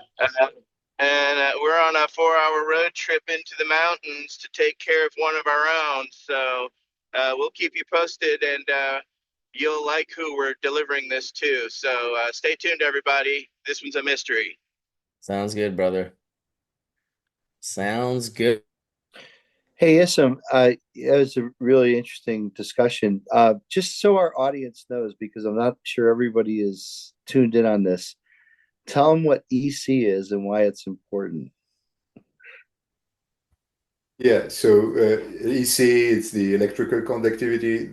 It's the measure that reflects the amount or the concentration of nutrients in a sample or at the root zone, depending how you're reading it, from which sample you're starting. So the EC is in simple words, it's just the concentration of nutrients you're giving to the plant or at the root zone, and that has a direct impact on the osmotic pressure at the root zone, and the osmotic pressure has a direct correlation with water absorbance and water movement within the plant, and so obviously a direct impact on the growth, on the yield, and the other point, as I mentioned earlier, is with our goal to maximize the water stress to obtain more cannabinoids and terpenes. That comes with some secondary effects, like the huge drybacks we are aiming for. They result in higher ECs, which means salts building within the root zone.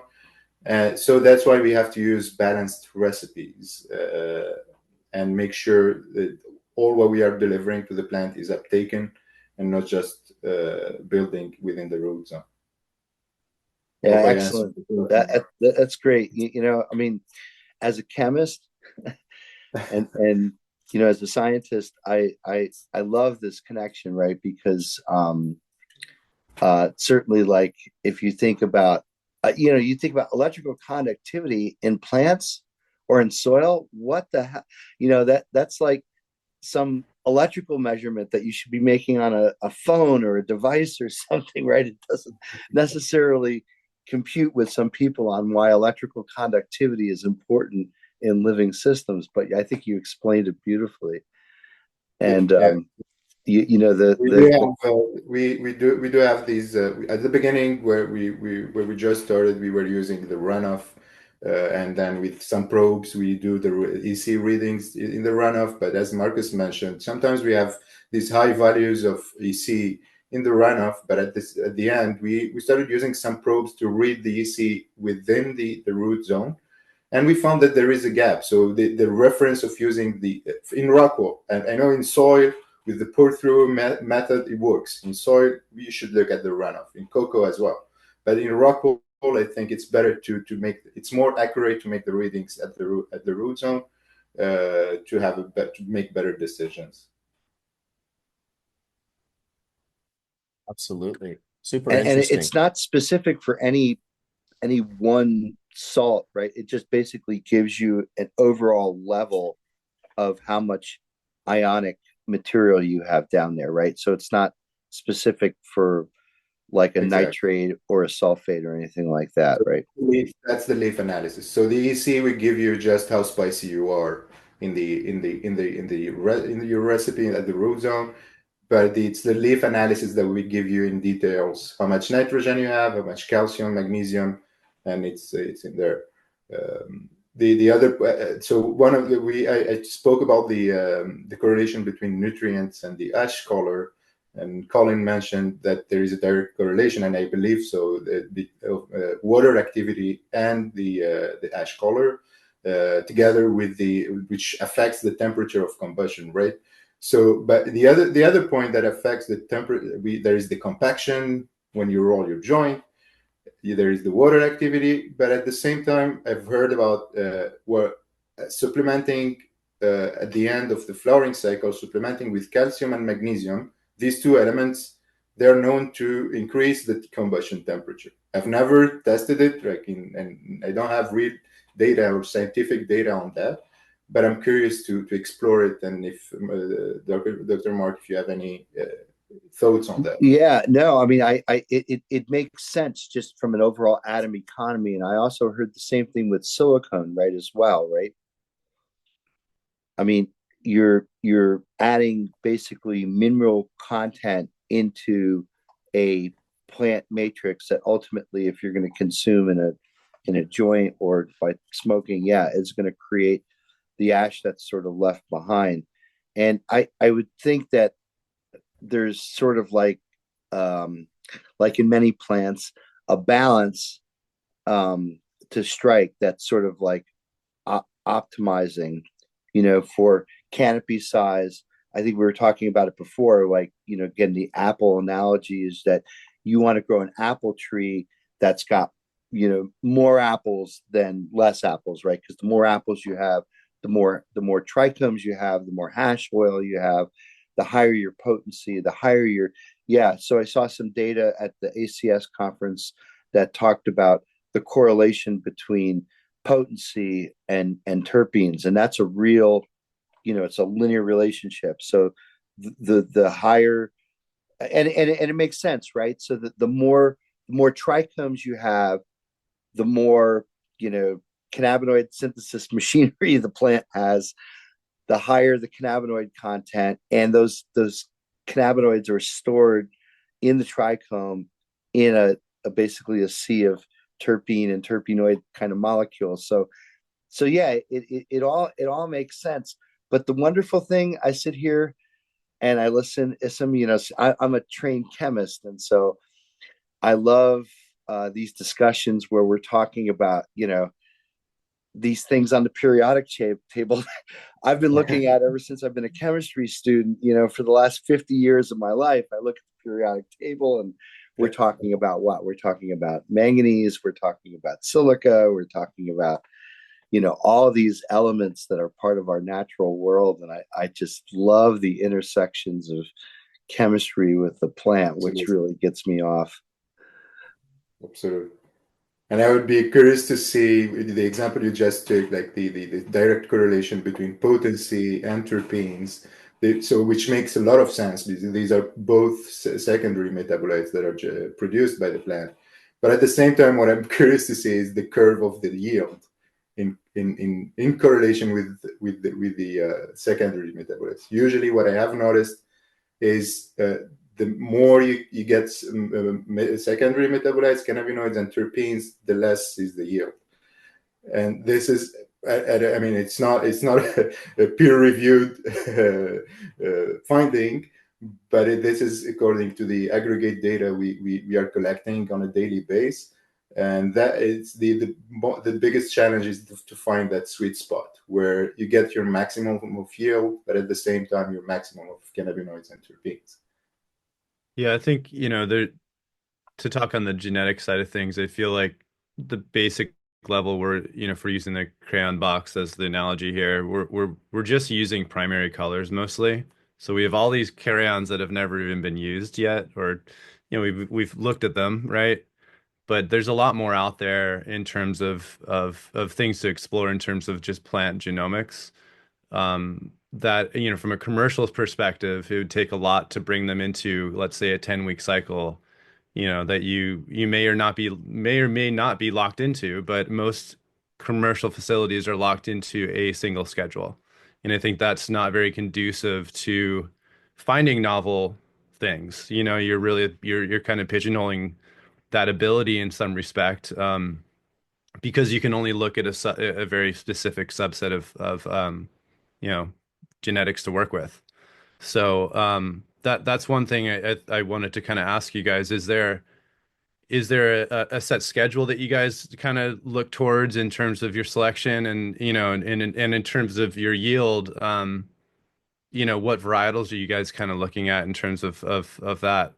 What do you run typically? How do you guys look at your schedules? So basically, it depends. So the goals, the criteria we're looking at are set since the beginning, and usually it's according to the brand. So let's say for tribal, we're looking for genetics that are between 25 and 30% THC.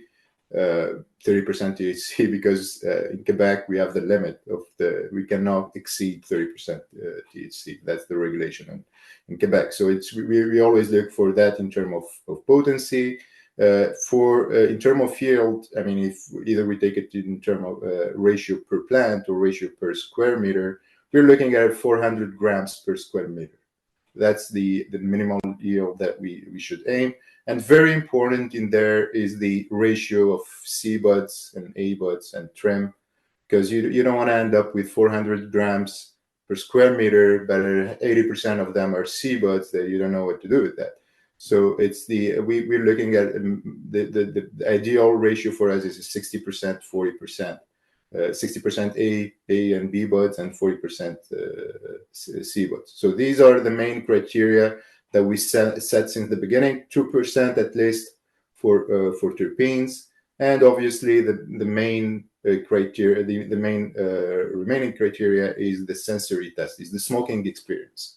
So we have these three checks: yield, potency, terpenes. Yeah, but fine. How is the smoking experience? And that feedback we get it first from our employees, which with our sensory tests, and then sometimes we launch genetics with two different phenos. Like we have two different winners, and we launch and we let the consumer set up the standards and select the winner that we'll end up producing at large scale. So that's the way we see it. Super cool. So, when you guys are pheno hunting, you have another facility you kind of highlighted early on in the discussion. What's a minimum lot that you look through when you do a pheno hunt of a single varietal? What's that look like for you guys? So it's 3 rounds. The first round is germinating seeds. It's popping up the seeds, and then that's one plant. We tried flowering the same plant from seed, but at the end we preferred that one plant. We make it as we vegetate it as a mother plant, and we take clones from there. So the first run is 20. We take 20 clones, 20 to 30 clones per phenotype, because we run through 400 phenotypes a year. So we do 30 for the first round, and we do the first selection. The first selection, we don't even need to go through the sensory test step. It's basically setting up the environment and locking the main parameters, because we don't want to start playing with nutrients, climate, and making big investments just to change to find a new genetic. So we set up a standard strategy and we start with that. And the first selection is based on yield, although 30 plants are not representative, but it gives you a decent idea about the genetic potential. Then we look at the potency, and at the same time we track it over the last 2 weeks, 3 weeks of flowering. So at the same time we define the optimal harvest window for that genetic and the terpenes. Once we run through these, it's the first selection. We select 5 to 10 candidates there are suitable, or we were able to adapt them to our strategy. And from there, these 5 to 10 candidates will grow them at 200 plants each, basically one table each. And that gives us the flexibility. When we do 200 plants each, that's one table of grow. And that allows us to tweak the irrigation accordingly and start defining the feeding profile for that phenotype. Got it. Once, So yeah. question before you go any further here. So how many seeds do you start with? Because I think we kind of skipped over that. You went right to cloning. So what do you start with in terms of the lot? Like what's a lot for you guys when you Every run we go it's 10 to 15 genetics to 10 to 20 seeds each. got it. Okay. Okay, cool. Yeah, So yeah. all right, it's good insight for everyone listeners. So when you get to that stage of being able to commercialize it, you're looking for particular metrics, which you kind of rifled off some of them. For you guys in-house, is it more about the sensory or is it more about the the system that you've set up that it falls into? Because it sounds like you have this feeding schedule that you select towards the ones that fit within that, right? Rather than trying to chase it like a lot of people do, right? So, which Exactly. it's a different mindset in a lot of respect, but yeah, everyone's got a process, right? Yeah. So Um, once, as I said, so once we go to these, like we select these 5 to 10 candidates, doesn't mean these are the winners. So they will go through the second round, where we grow each at 200 plants with the 5 plants per square meter density, and from there we will define. We will look at we'll have a better visibility on the yield since we were able to tweak the feeding profile, and at that time we'll look at the sensory test and the smoking experience. And the winners, they get selected after selection from they get selected after the confirmation from the sensory test. And then we select probably 4 to 5 winners out of the 10. And these will go, each one of them will go through the third round, which is a full room with 1,000 plants. And that's to confirm all the traits. So potency, did we define the optimal harvest window? Do we confirm that we got the yield we're looking at, potency and terpenes? And we replicate the sensory test to make sure it wasn't just a run. We are able to replicate that and make it consistent. And that with 1,000 plants, that batch we can sell if it passes all the checklist. And then once all of that is checked, we can grow it at larger scale in the other facility with 10,000 plants per row, per greenhouse. cool. So, that's really detailed. I think to kind of give the listeners a little bit of vulnerability in how difficult this is, how often do you say, hey, this is just at 1,000 plants, this isn't it. Like, let's move on. Do you guys find that often, or is it not often? It happens very, very often. Sometimes, I mean, we have seen quite frequently some genetics that get, when we grow them at 1,000 plants Yeah, in their own room, we found that some genetics, they behave differently when they're grown in different conditions at yeah, a larger scale, right. and we may lose on yield. So, or we may lose on the smoking experience. So that's why that genetics, they get rejected, and they will never make it to the other facility where we do the large scale. Got it. So, from a cultivation mindset, I'm hearing perhaps there's inconsistencies in maybe hot spots in the room where you're not, how it works. It's just there's just things that from the basic environmental point of view are not going to always be the same, and the plants are not adaptive to that that Correct. hot spot or that particular part of the table. I see that a lot in commercial, right? It's part of just our livelihood in terms of what we experience. But so that's for the listeners out there, that's a lot of money and time, and that takes a lot of effort. Not many people are willing to go that length. Most people run a 10 pack or a 100 pack or even, and they will go right into production after selecting those parents from that. So Correct. And that's the beauty, as Justin mentioned at the end, what I said at the beginning. That's the beauty of having the CEO and the CFO that are passionate and they sure. are hands-on and they're every day in the facilities. And so I honestly, I never had to convince the CEO to invest in R&D. Cool. Sometimes I mean, most of the time he's the one bringing new ideas and deciding to put money on these. Probably, although we don't, there is no direct income, there is no direct profit from that test, but we invest millions of dollars every year on R&D, and that's the beauty of the what we do. Super cool. I mean, it's a lot of risk taking. It's stuff that I live for every day, but not many outfits are willing to put that kind of forth, No, thought. it's few and far between because it's sometimes difficult, if not impossible, to really truly de-risk the the the return on investment on that R&D piece, right? So if you're in production mode and you're just producing, it seems like sometimes R&D is not always clear on how you're going to get that ROI back. Sometimes. Well, I think actually Justin and Isam here are examples Well, of, they again, are. It's a rarity, though. It's a big what rarity. And it also really what it speaks to is the level of success that Canara's having.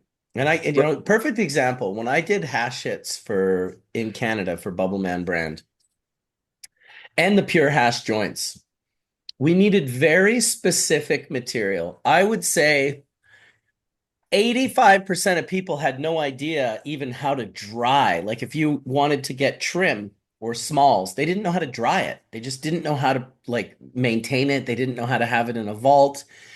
And when I got the first material from Canara, it immediately did everything I needed the resin to do. It checked all the boxes, how it looked, how it smoked.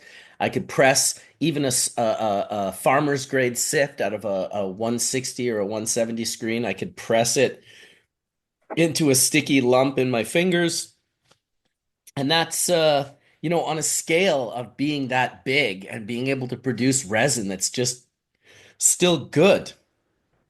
It's like I said, it's far and few between. So the fact that they've had that level of success that they're having, and then not only taking that and not just like, putting it into bank accounts, but taking a big chunk of it and doing R&D, to me, that's kind of the style of big MSO company I could get behind. It's like, okay, we're going to do it this way. You might not like everything, but this is how we're doing it. We're going to, top tier growing and processing and distribution and like every aspect of that company has to have capable people running it because I've seen companies collapse with just one or two incapable people in the wrong position. Like it really is that delicate of an ecosystem when you're building a company of that size. So yeah, shout out to you guys for pulling it off and having a sort of integrity in the sense of, still wanting to better the plant or, push the plant and the plant science forward, which of course we're big proponents here at Hash Church. Geez, I wanted to welcome Clover in the house as well. Jeremy just popped in. He's in Oklahoma. He helps run my Bubbleman brand in Oklahoma and also must have a nose on him because I haven't met him in person, but I can tell I somehow like am attracted to these people. I pull them in, and they're the people who just seem to have a really good ability of pheno hunting and using their nose. And so he's got all sorts of nice cultivars going on in Oklahoma. And fuck, someone said 16% terps earlier. I think it was you, Justin. Jeremy just pulled a 15.9 off of live hash rosin, if you can imagine. Welcome, dude. Thanks. What's up, Hash Church? Just want to say thanks for having me, man. So super excited. I've been listening the whole time, man. I'm just gonna say, very impressed with everybody's knowledge here. A lot of really smart cats in here. I could just sit here and soak this all up and not even say a word. Honestly, I love learning more than anything. But yeah, man, we've we got to say that everybody's been loving these Bubble Man hash hits like crazy. I mean, the response I've gotten has been absolutely nothing shorter but spectacular. I mean, they love bubble hash out here, and the fact that it's ready to smoke, man, it's a home run, absolute home run. So we've been super stoked getting that launched off the market, and like you just mentioned, the live rosin that actually that particular batch that we did, I think we only produced maybe about, I'd say about close to 20 pounds in total of that, and it was a strain called Gouda Berry, bred by Exotic Genetics. Um, and I believe that combines the rainbow chip and red pup, I want to say. But yeah, phenomenal hash rosin. But yeah, guys, I'm super stoked to be here. So if I'll be a fly on the wall, just kind of hanging out, listening and everything. But if y'all have any questions, man, just pop them at me. Sounds good, brother. Thanks for popping in. Appreciate you. Yeah, that Gouda Absolutely. berry is insane. Actually, consistently when someone puts something in my bowl and I'm like, oh my God, what is that? They'll be like, it's blank by Exotic Genetics.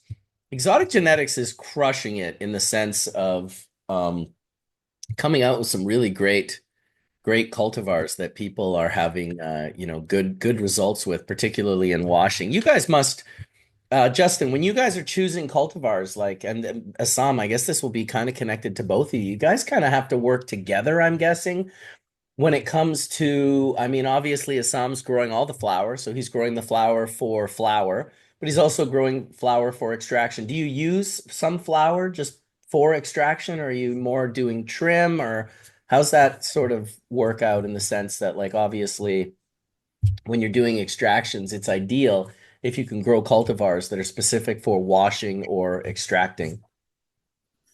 That's a great question. I think when we start to see winners through the various ways we do pheno hunts, like Isam was discussing, we of course like to go and we'll evaluate it, put it through the whole, gamut of possibilities, right?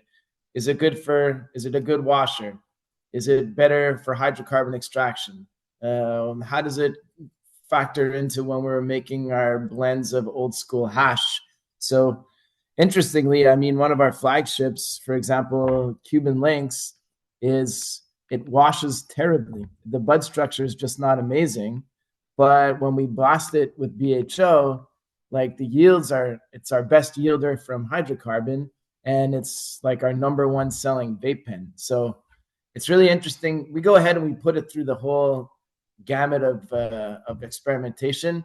We are getting more and more routine as far as the post processing goes for evaluation.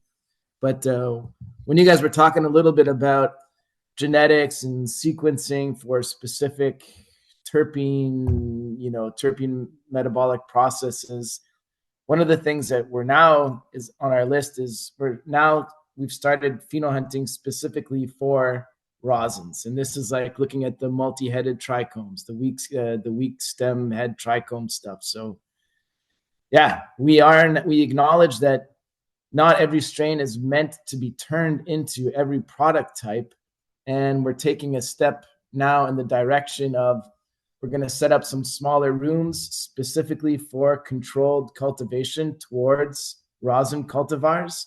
And you guys will probably be seeing within the next year some really interesting stuff coming out. Well, go find that Where Is My Bike at 30% return, grown with CANNA nutrients. That's just insane. That's like that could really affect the outcome of a skew when you go from, a 17 or an 18% to an almost 30% return. It's absolutely mental. Terpenoline rich too. Great for anxiety attacks. My favorite. Is that how you market that? Are we allowed to market in Canada yet, or is it like still pretty brutal? It's pretty brutal. Yeah. All clandestine style. And tell me this, because you were mentioning the 30% limitation. Is that for extracts as well? That is for everything. Well, I mean, extracts, here in Quebec are very special. Like there's no fun gummies, no fun chocolates. We have dehydrated cauliflowers sprayed with cannabinoids, and then there's some little biscuits too that came out. Uh, Again, coming back, they've just now put through. We're going to be able to start selling vape pens in Quebec, but the vape pens have to be diluted to 30% potency Oh as well, shit. which is Dude, like so what the it's fuck? kicked off a And whole other branch of R&D in my group. can you make products for the OCS and the BCLDB and all these other provinces that are obviously much higher? Because that's how we see the nugs, live hash rosin and whatnot. Me and Isam's lives are divided into two categories. There's Quebec, and then there's the rest of Canada. Sounds about right. Sounds about right. Wow, 30%. Hey, they gotta figure that out, man. Especially like what a disservice to do to a province of hash smokers. Like, come on, man. Like you have the province of hash smokers. If you could just, I mean, my God, in Quebec, if there was no limitations, you could just do a hash brand, nothing else, just old school hash. That's it. Becca Valley finger hash from Nepal, Afghani hash, whatever the, old school Moroccan style, Lebanese style, blonde and red. Quebec would be very, very, they would receive that well. It's too bad that yeah, Dan, I guess you're right. They're their own country. Cody Packer said that's why you got to make your own, or just live in a different province and then you can go buy your products at the cannabis Well, store.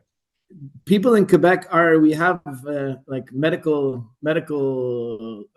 places you can buy, and some of them. One that we work with, Mendo, great guy, Jay Schwartz runs that. He within a few clicks, you can have your medical papers and then be buying whatever potency product you really want, right? But it's not everybody Okay. that's willing to go ahead and do that.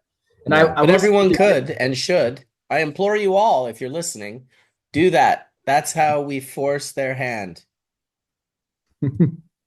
interestingly too, I have a whole line of, I call it Quebec dabbables, formulated using CBD dominant resins and cultivars and stuff like that.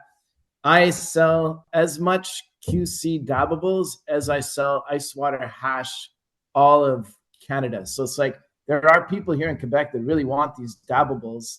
I can't wait to bring them the real deal when it I happens. bet. I bet, man. That's crazy. Working there for all this time and you can't. Well, I'm sure it'll change one day. We're just we're a little stubborn, us Frenchies. I think now Tabernacle. one of so it was a big challenge. I think you can imagine the amount of money and R&D we did put in the last 2 years to make. Fuck. I mean, the idea at the beginning sounded like weird.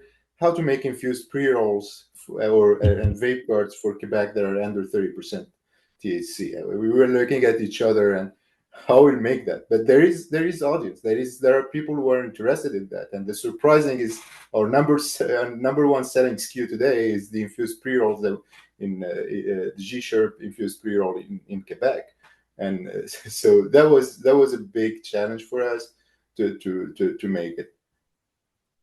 Yeah, no doubt. It's just it seems a little bit behind the times at this point. I remember when they first announced it, and I was like, okay, that won't last forever. They're just kind of, yeah, that's a weird, stubborn move and play that's just sort of unnecessary. Hopefully, they get past that sooner than later and see that it's a moot point. They're doing is hindering and slowing. They're not really stopping anything. And if all you have to do is go get a medical license, which really, keep in mind, was the entire Canadian, cannabis community, everyone was like, well, I'm gonna go get like, what do you mean? Of course I'm gonna go get a license. Like, what you want? You think I want my door kicked in and like get into trouble? All I have to do is get this pink slip on my wall that says I can have 100 plants, and all of a sudden now I can do that. So yeah, makes sense to that's cool. If I was in Quebec, I'd for sure have the license. I do have the license. I'd be ordering the high potency stuff. But that's cool that you're doing the Quebec dabbables. I'm glad that someone's sort of caring for that market and doing it in a somewhat conscious way where you're not just putting in like hopefully it's something that's a little bit better. Maybe some type of, I guess, must Well, be these stupid THC limits, we have one here. I'm just over the border, guys, in Vermont, right? So I guess I'm pretty close to Quebec, right? I think I could see Quebec from my window. Um, so like you have to intentionally adulterate the material, right? Because what you're extracting is north of the limit, right? So so what are you adulterating the material with? Can you say? You said it was CBD Yeah. oil. Well, we actually have three CBD dominant strains that we use right now. So we're of the opinion that we don't want to be using distillates and isolates because they really it's kind of a harsh on the throat. So we're going ahead and like, okay, so we'll have to do hydrocarbon extractions of CBD strains, and then how do we blend those into a butter or a diamonds and sauce style product? And it's interesting too. I mean, you guys have probably done dabs where you take a little bit of two different strains, put them together, and they all of a sudden have even a more interesting flavor. So that's kind of what we've seen happen, and thankfully, it resonated with consumers as well.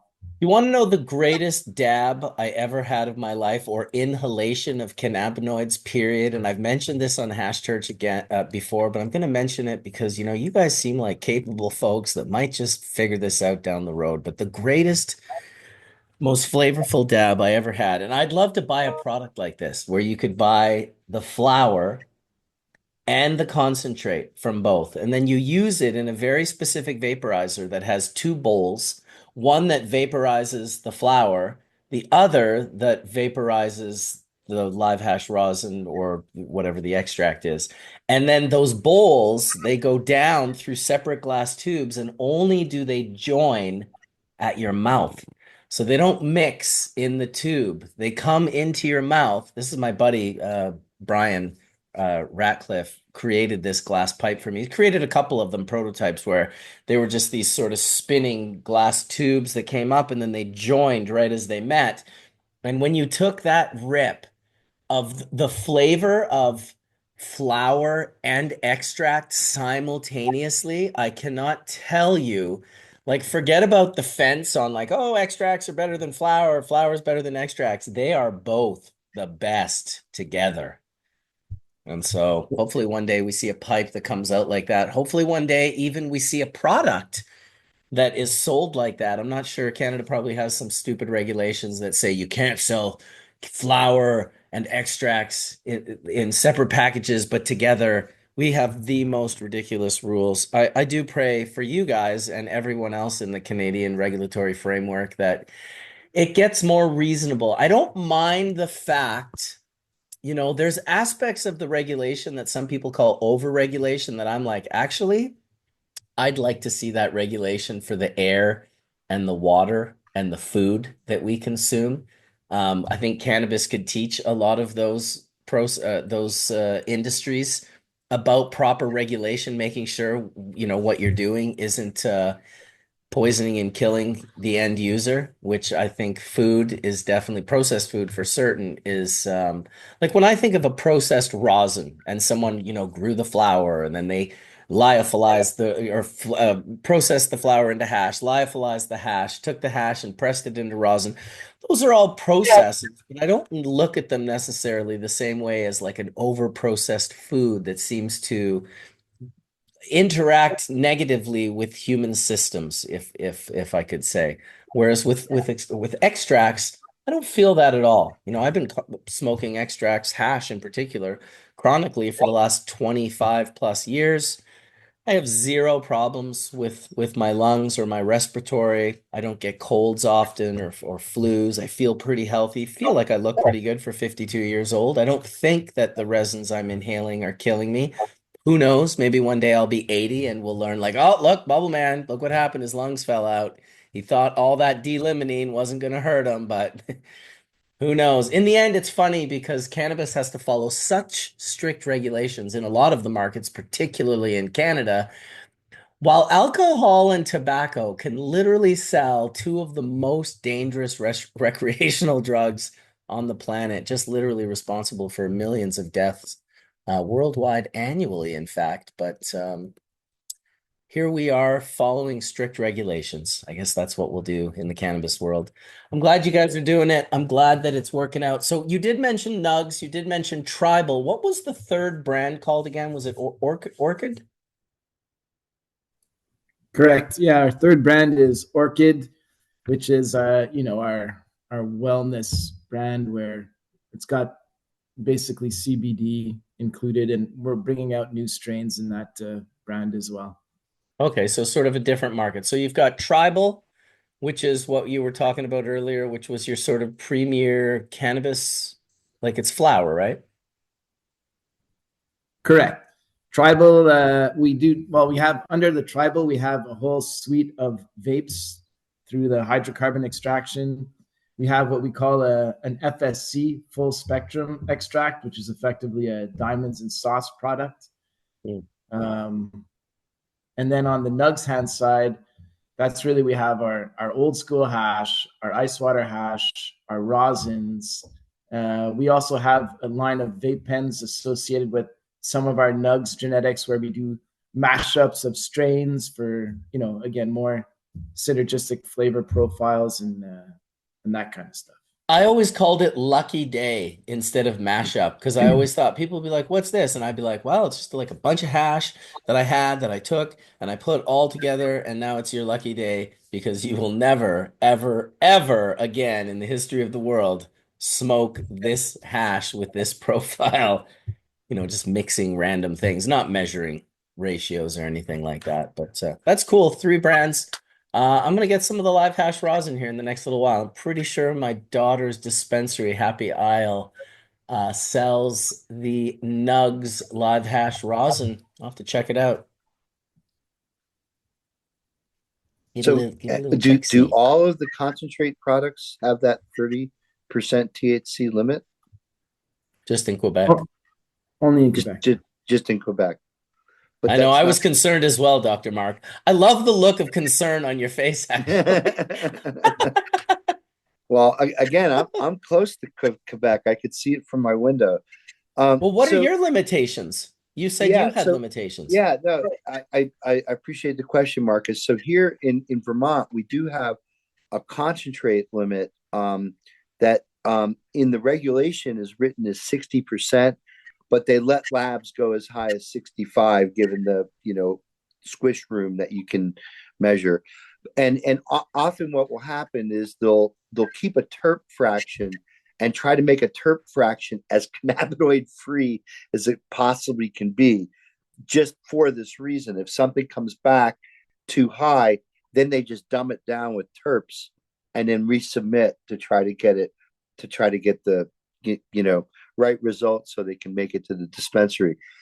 But and that's, thank you for explaining that, Justin. I think what you guys are doing is certainly doable and certainly ethical. But man, in this industry where you have people who are going to try to cut that with the cheapest shit they can possibly get, like maybe take the dregs from their you know what I mean, like try to add something in there to dumb it down, right? But make sure that they're not throwing the bank out with it, so they'll use some, this is again where this whole vitamin E acetate, maybe about 3 or 4 years ago, came to prevalence because people realized that, oh my God, THC distillate costs a lot of money. Let's cut that stuff with something.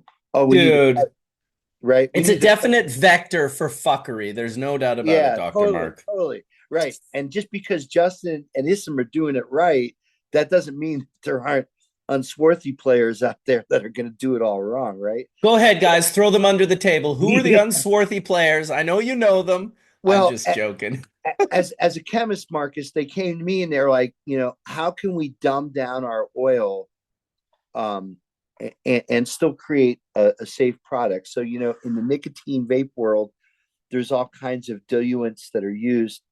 When I say diluent, that just means something that you're gonna cut your oil with to lower the cannabinoid content, maybe to make it a little more fireable in the cartridge itself. and people have used things like well, not vitamin E acetate, but things like triethyl citrate. Triethyl citrate's a very interesting compound because it's basically 3 molecules of ethanol, 1 molecule of citric acid, right? Sounds okay, right? I mean, citric acid and ethanol, okay, that's in food, and all that kind of stuff. But now you're vaping this into the lungs, and so like I think inhalation toxicity versus oral toxicity, two different ways of administering these things. You can get very, very different numbers in those altogether. So I think what you guys are doing is definitely the way it should be, which is that you knock down your THC numbers by adding another cannabinoid that's hopefully allowed. And so like when you're doing like I guess the most disappointing thing is that that the highest quality product is that virgin extract, right, Justin? Like when you're squeezing that rosin, or it sounds like you guys do BHO and everything, and you make that terp sauce, and it's like, man, this is like the full essence of the plant. Oh my God, now I gotta dumb it down. Really? My government is telling me I need to add stuff to this. It's just like, ooh, that just, again, makes the hair on the back of my neck stand up. I never want to do that, right? Unfortunately, like here in Vermont, like that 60% limit as opposed to 30%, you're right at the ragged edge of where a good rosin is going to test. And so I think the people who put these THC caps in place were all like, oh, well, what about the children? What about, it was all this concern about, high THC potency being something that's somehow going to deleteriously harm the users who consume it. But like, again, I think they're right at the ragged edge of where you can get rosin to test, kind of like in the low 60s, maybe mid to higher 60s for some other strains, because you're getting a fair amount of terpenes in that fraction too. I just had Bubble Hash come out at 75% THCA, and it was 81% total cannabinoids. Bubble Hash, I never turned it into rosin. Yeah, so like if you get a product like that in my state, you got to dumb it down, man, and it just sucks, right? Well, considering you're doing backflips for getting that product in the first place, you're like, right. Woohoo, we did it. And then there's like someone in the corner going, oh, guys, I hate to piss on your parade, but we're going to need to cut that with some Delta 8, some vitamin C acetate, maybe a little coconut oil. No, there's limitations. Canada, obviously, you must know them, Justin, as a QC guy. We're limited in Canada with what we can even do with, correct? Yeah, I mean, it was interesting seeing, like I was just mentioning, Quebec is now going to let us start selling vape pens in February. So towards that, they recently set off some of their data package for us to learn from, and they have actually, I'm looking at it now, they allow the addition of long chain triglycerides, diacetyl, and 2,3-pentane dione as diluents to the vape pens. And honestly, one of the things I'm most proud of to be able to say for my vape pens, there's only one ingredient. It's cannabis extract.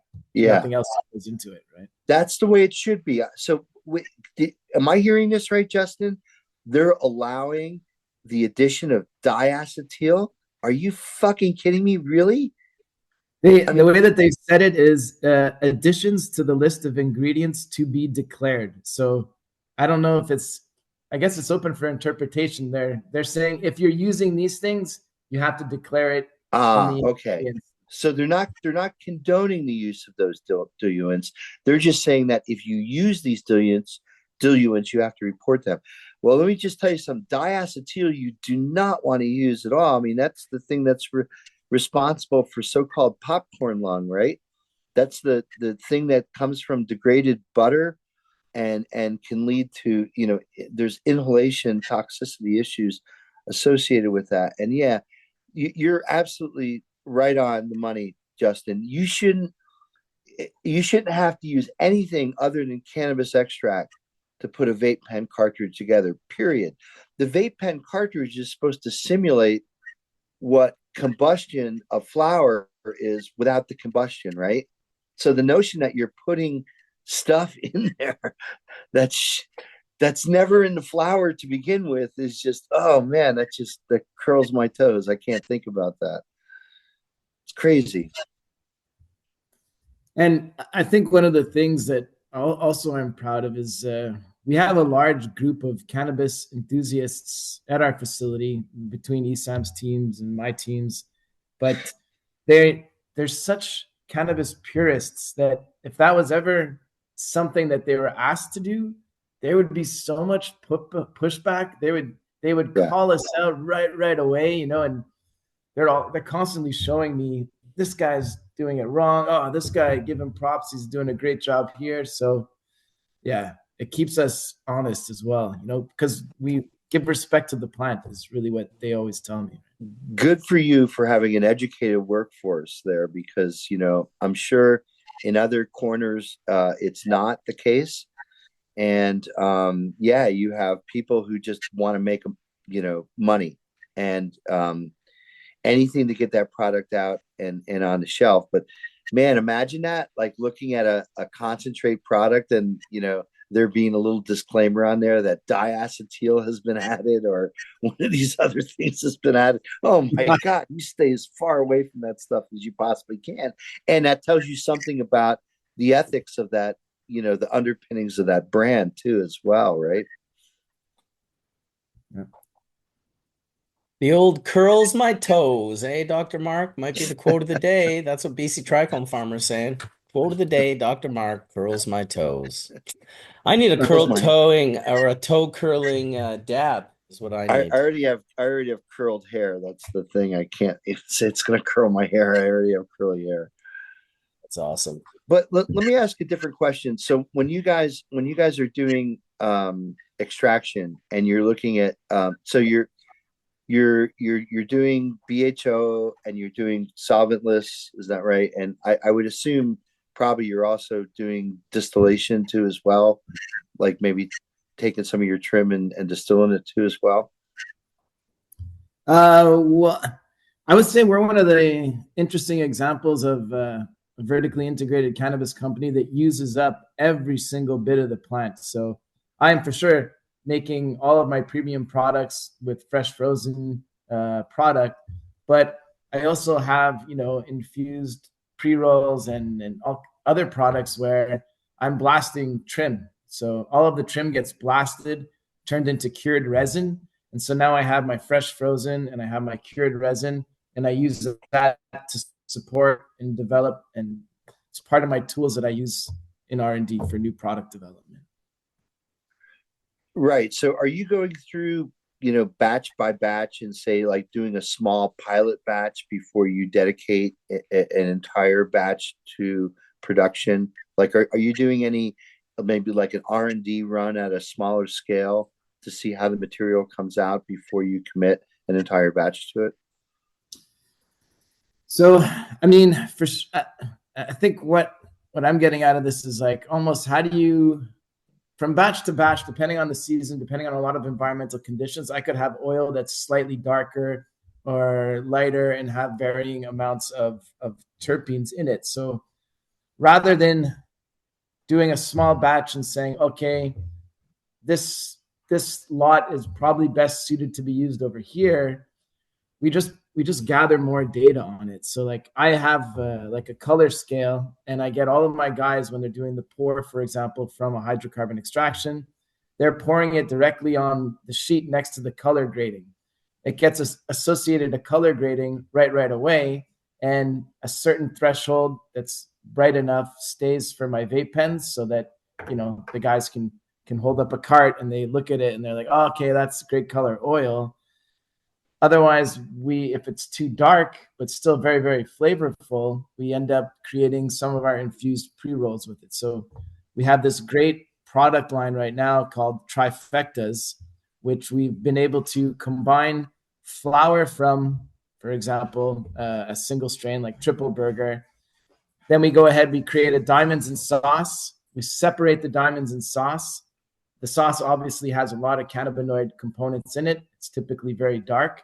We mix that with the grind, goes into the flower, and then the exterior is dusted with the THCA crystals, again, or the cannabinoid crystals if you want, full spectrum style, all on the exterior. So, in that same lot, it could have been used to make vape pens if you went through a decarbing process, but because it might have been visually a little darker, we've gone ahead and it goes into the joint where, the flavor is all there. Maybe it's just a little bit darker, so people might be off put by that. But at the same time, we can't go too light because people will associate material that's too light with CRC. And so Of course they we don't will. want to be that. We're not that guy, Listen, right? So our industry is insane. The fact that people are purchasing with their eyes only, that they're not allowed to really smell it or touch it or feel it. It's just this lack of sensory experience that everyone's purchasing with their eyes. And I think it's really why everyone's obsessed with having these lighter colored resins. I would agree.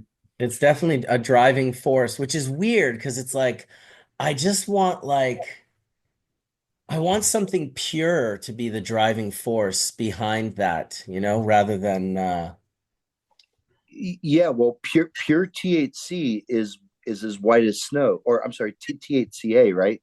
So THCA isolate is white, and I think again there is a human preference, I guess, to see things that are quote unquote pure as being white and pure and not like yellow or orange. But careful now, the Mark. well, I'm just joking. no, but like if you talk about the purity of the full expression profile in the plant, I think someone was talking about this earlier, right? So you're basically all these are secondary metabolites, and not all of them are colorless, especially the flavonoids. Flavonoids are highly colored compounds, and when you get that full spectrum extract without CRC, without eliminating anything, the best butane extract you can get at like -80 or -40, yeah, you're going to get color in there, man. And you know, I think when they first started doing CRC, well, to back up for a second, so CRC stands for color remediation chromatography, and chromatography has been used on cannabis extracts for Coon's age now, just to do to clean out pesticides and whatnot. People, grow under different conditions. Sometimes you're buying from the open market. You don't know what that plant material was sprayed with, right? And almost like the way Colin was talking earlier about irradiation, like preemptively, like we don't even want to fucking take a chance. We're just going to zap that stuff before we send it off. Well, some people have this notion that, oh my God, I'm buying, at least here in the States, buying trim on the open market. We don't know what it's been sprayed with. We can't really trust the COA. So you know what? We're just going to put CRC or let me just back up and just say chromatography into our process, because we don't want any bifenthorate or any Eagle 20 or anything to be hot in our product. And ultimately, again, you lose a lot of that color. You lose a lot of the other minor cannabinoids or flavonoids and other minor components that could be contributing to color. So I would take it that, again, in general, yeah, you want to avoid chromatography, especially if you know that you're vertically integrated, you're in your grow, you're not seeing any pesticide contamination or any other unwanted crap that could be in there that you'd want to clean out chromatographically. Because yeah, you do end up removing all that color and everything. And ultimately, if you're getting the THCA isolate, there's no color at all. It should be, white as snow, right? There shouldn't be any color in there. Trace amounts of color can certainly impact the value of, like, say, a THCA supply. So if you're kind of like off white or a little bit yellow, you may not get the price that you would get for absolutely pristine white THCA isolate. That said, I just wanted to ask one other question to my friends north of the border here. Down here in the States, we have this whole hemp derived market that is just really upset a lot of people. Some people are on board with it. Some people think that these two things ought to come together. It's all the same plant in general. Do you guys see proliferation of hemp derived products that aren't part of the regulated business in Canada, taking away market share from what you guys are trying to produce? I haven't seen I haven't seen a ton of it, except I've seen a lot of drive in some of the terpene manufacturers. Um, there is a drive to get terpenes derived from cannabis products to be able to sell and then infuse things with. So I've seen hemp being used for just like as a source of what they would call hemp derived terpenes.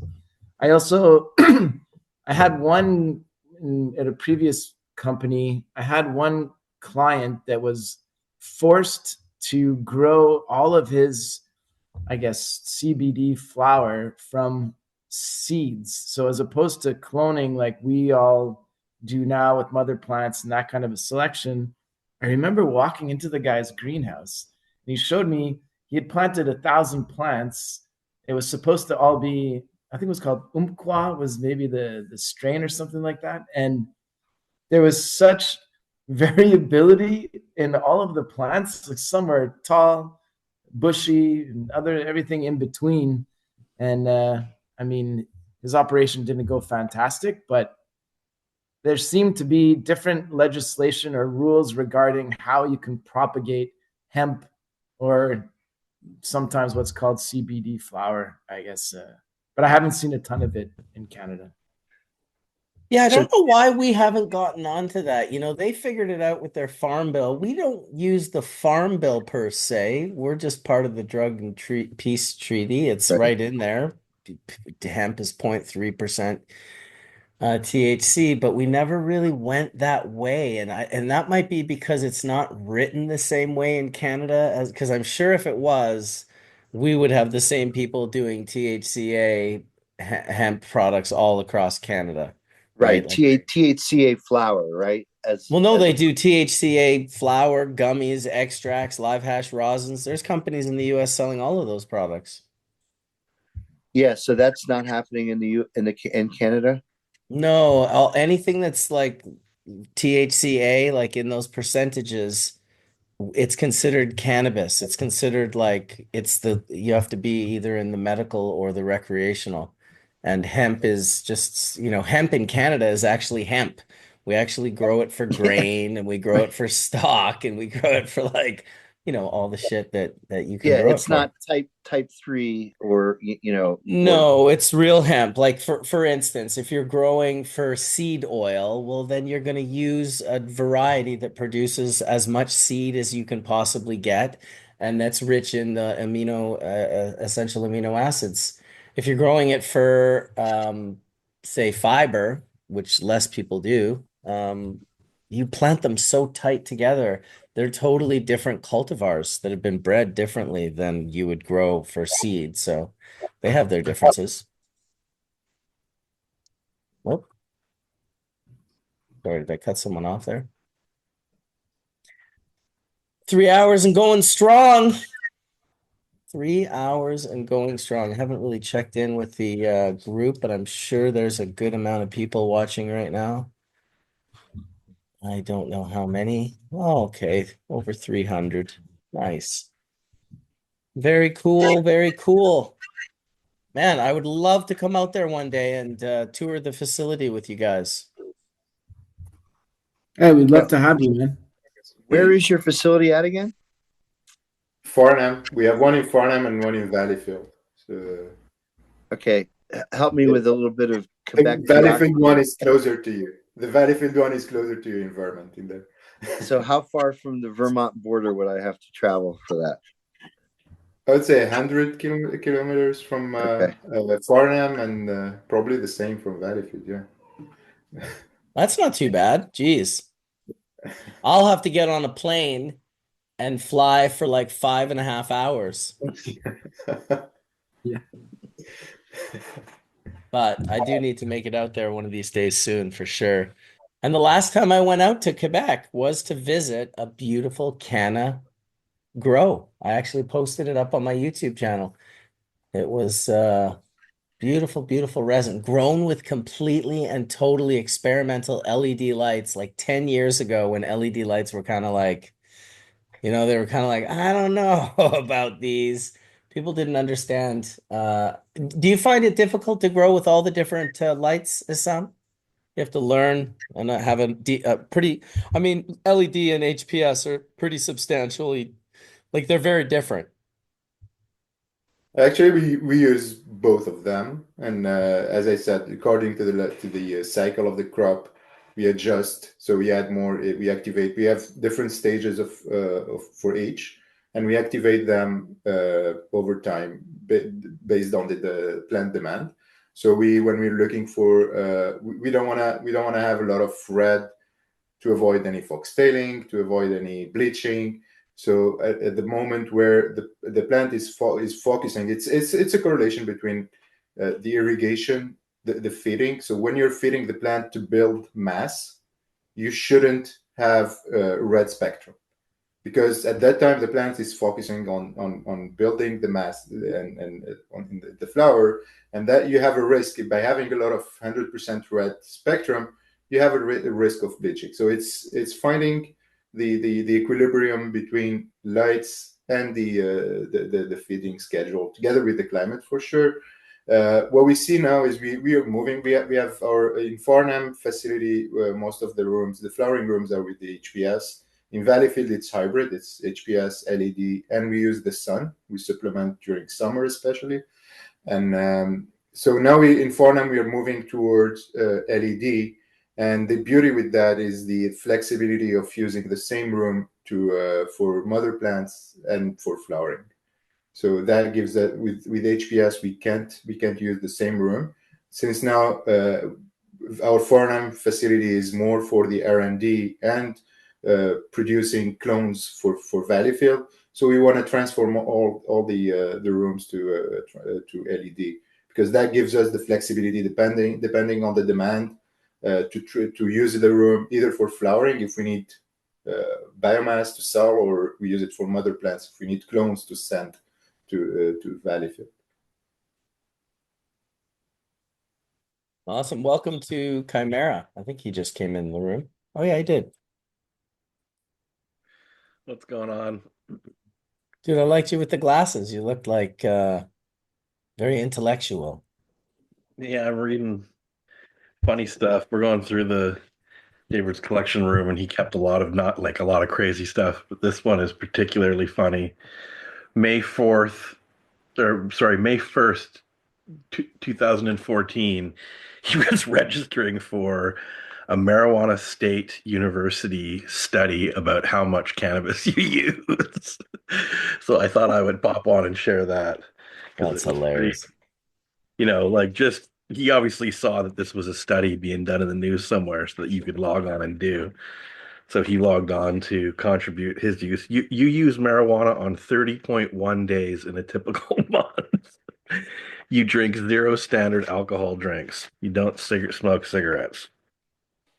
And then down and it says later, it has all these report outs on what he's doing. And then at the end it says, how do you spend your time in a typical month? You spend 421.4 hours under the influence of marijuana. I just thought So it was funny. yeah, for those of you that don't know, I don't know Assam and uh, Justin, if you know, but yeah, our dear friend and mentor David Watson, aka the Skunk Man Sam, has passed away recently, and so Ryan's over at his house and just going through some of his collectibles that he's been holding on to all these years. And so it's good. We're gonna start. Well, Ryan has been posting them on his Instagram, which is it Breeding Cannabis? That's right. Yeah, at Breeding Cannabis. Yeah, I'd like to introduce you to Issam and Justin as well. They're over at CANNA in Quebec. Ryan is a breeder, Chimera. He's been breeding genetics for quite a while. He did some pretty incredible work over at NAPRO, and I think you guys would also, it would be in your best interest to know each other and have just have contact with one another off of the Hash Church platform. Cool. Hey Thank you. there, Aaron. Nice to meet you guys. Nice to meet Nice you. to meet you. Yeah, Ryan's got some special genetics in the bank for certain. He's different when it comes to breeding in the sense that he really likes to follow the correct pathways and militantly so under the guidance of the skunk man Sam over the years. And yeah, he's we love him for it. So yeah, he's produces some pretty nice genetics. He's in the market right now. Under which company is selling some of your genetics? It's Victoria. Oh yeah, Victoria Cannabis Company. They're growing a line, and we're doing a couple little breeding experiments for them in-house too. Um, but yeah, yeah, These I guys at CANNA have incredible facilities and incredible capabilities when it comes to R&D and, focusing on bettering their SKUs and the plant. And I just think that you guys will have synergies and you should definitely have a conversation afterwards. oh Absolutely. yeah. When I get back from Amsterdam in some time, I had been living just up the road in Ottawa, so but my plan was to be moving back out west. But I'll maybe I can come see you guys before I leave. Yep. Pleasure. Awesome. I See, think wait. Isam and Justin, I want to ask something based on a comment that you had said earlier. I thought maybe when Justin was speaking about R&D, I think maybe, but Isam had said it that you're one of your owners or one of your vice presidents is really interested in R&D, or like a high principal up in the company who holds purse strings is okay with doing a little bit of R&D.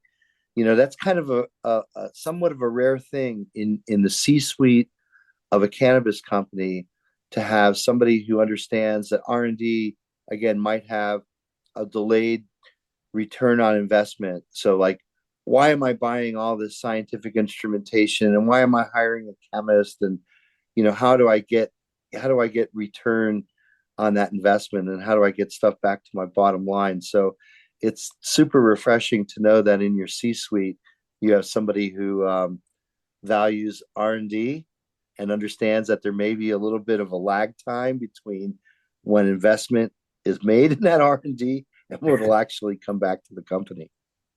Oh, absolutely. Exactly. Absolutely. It's the CEO himself. He's the one, like, I think me and Justin, we're both PhDs, and he's there every day. He's the one challenging us. He's the one bringing ideas. Like, we have this, we have our IT team did build for us a platform where we collect this mega data every day. And generates reports, either in terms of yields or plant behavior. And he's the one looking at these charts and these graphs, and the following day will come to challenge us. Did you see that drop in terms of potency at the last week? Why that happened? Can we correlate it with the feeding schedule? Can we correlate it with the climate? What happened in terms of temperature or humidity? And so he's the one bringing ideas.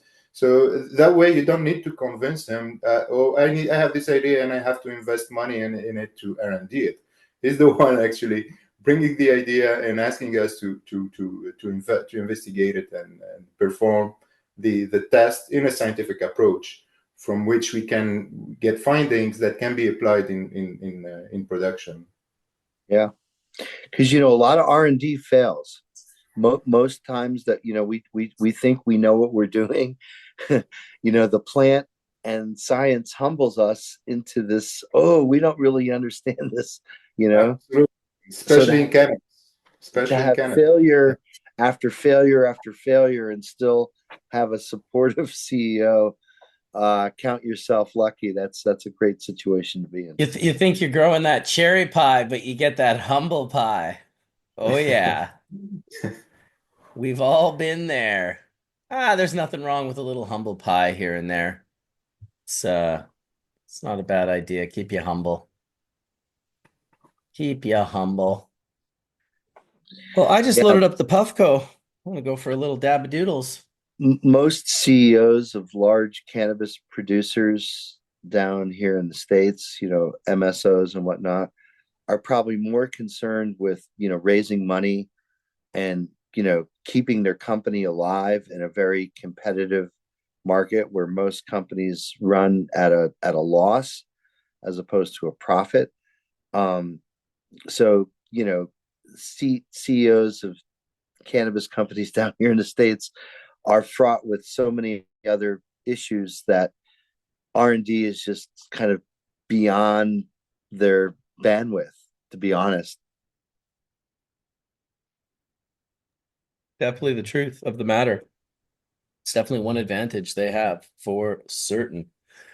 Yeah, so is the Excuse me. CEO like was he a cannabis guy? Like, is he somebody who understands the plant and really kind of made like a personal connection before he head up this company? Yeah, Sam, you want actually, that one? yeah, he's actually a pilot, and he comes from the IT world. So he never grew a plant, he never consumed cannabis, and he was there since day one. We had some consultants coming, and everyone has his point of view. So he ended up concluding that we have to build our own way of growing and producing. There are no rules, general rules. There is no book for cannabis, and we have to build our own book. And there started the idea of testing every aspect. Every single detail is tested. It goes through a scientific approach, hypothesis, treatments, data analysis, conclusion, replication at medium scale, and then it goes to production. I would add to that, Isam, too. So synergistically, his role as CEO, his name's Zohar, great guy. But we have our CFO who is also driving this, and he's more of the deep legacy knowledge about cannabis, Nick Soziak. He has fantastic ideas, really respects and loves the plant. And we have on Zohar's side challenging us with new ideas and new concepts. But Nick also, he's coming at us like when he first described the trifecta to me and Isam, we were like, our minds were blown and we're like, okay, we're on it, you know? And so they work really well together, those two people, and they're a huge part of what is making CANNA successful. That and the resin. The resin is a huge part of what's making CANNA successful. Well, that was all Zohar that really he designed and worked and identified the extraction equipment, and then I came in and I've been continuously upgrading the equipment, increasing production capacity, and R&Ding all at the same time. Beautiful.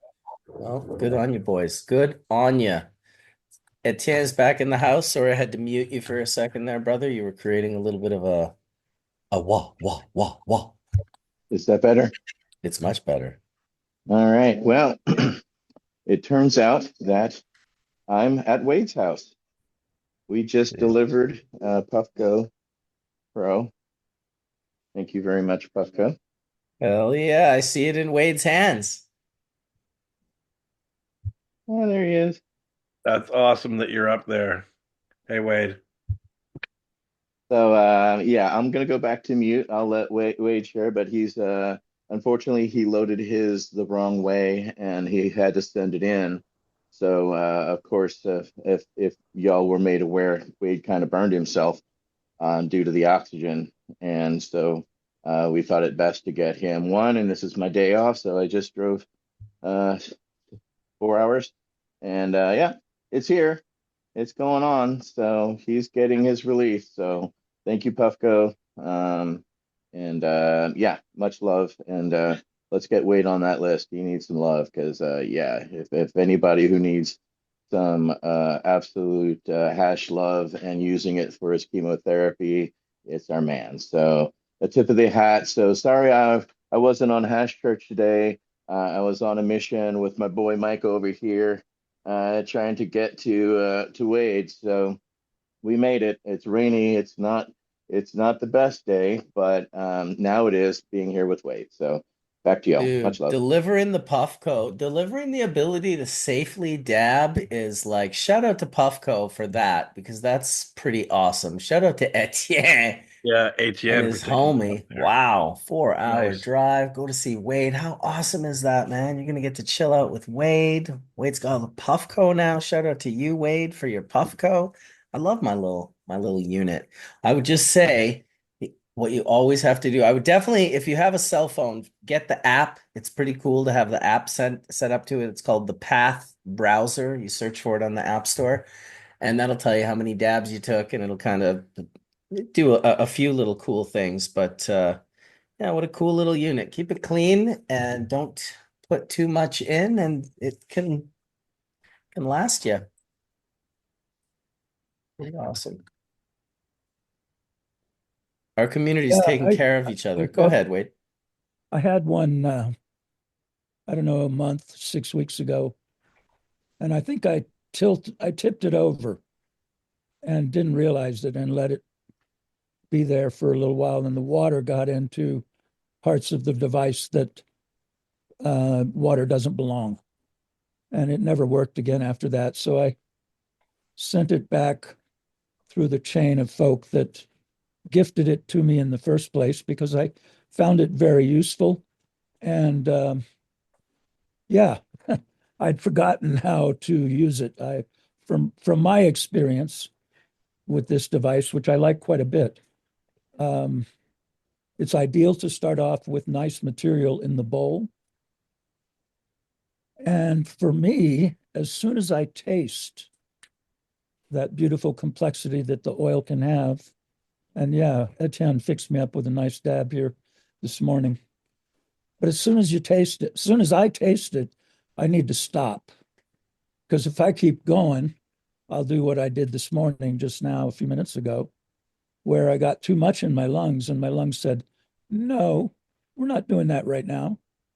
And yeah, it put me into a spasm of coughing and discomfort. But at the same time, I love the experience of the top of my head going, boo.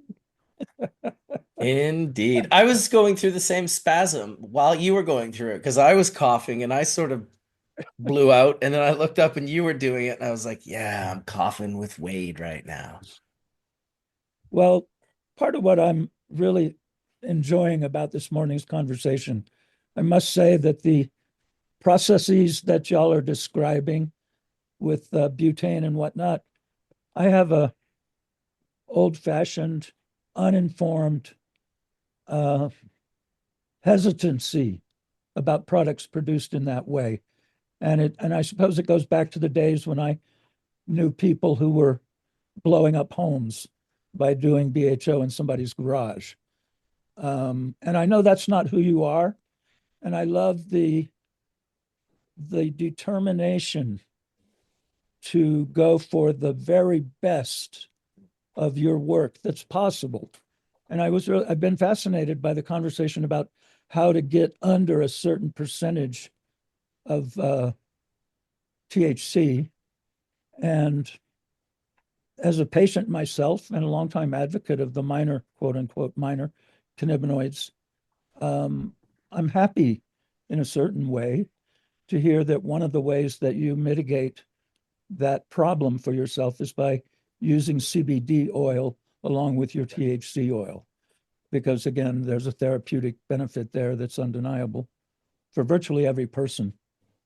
I just got to say, my goodness, I got to talking this morning. And yeah, Etienne made reference to a very embarrassing and deep teaching that Wade got about 2 weeks ago, when in the middle of the night, I woke up enough to find a lighter and a roach that was in the ashtray and sat here in my chair and lit it. Problem was, I had oxygen going at the same time. And so for about 5 seconds or so, I had a very direct personal experience of what it is to have your face on fire. Trimmed my mustache real nice. 3rd-degree burns on my upper lip. A little bit of that same action on my lower lip. 3rd degree on the underside of my nose. Thankfully, this device that administers the oxygen to me was down here instead of up in my nose, because that would have been really ugly. Set the inside of your nose on fire. Anyway, that's why this is here. I spoke out to universe saying, I got to stop putting flammable stuff in front of my face because, yeah, I seem to be needing supplemental oxygen for comfort at the very least. And I'm pretty determined in my desire to consume cannabis. And I'm fortunate enough to be in a state that doesn't have odd limits and be surrounded by people like Etienne and Mike and some of the local folk here.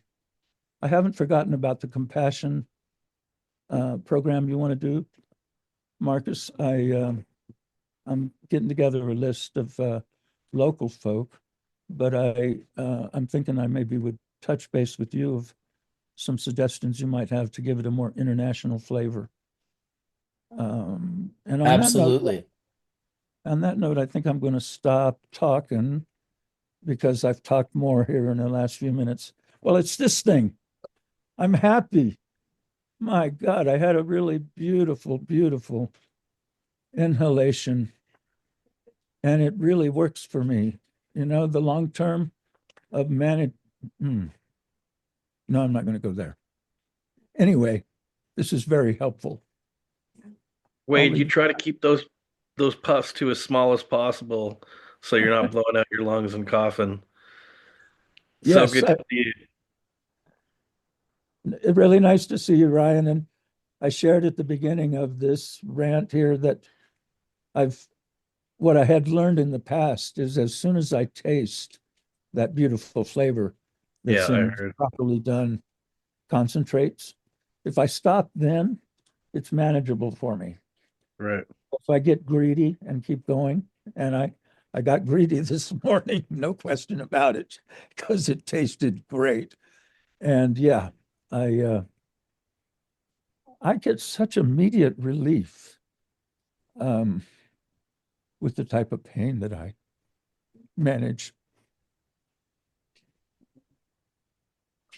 Well, that puts a smile on my face to know that you've got that little unit now and you can manage that pain as need be.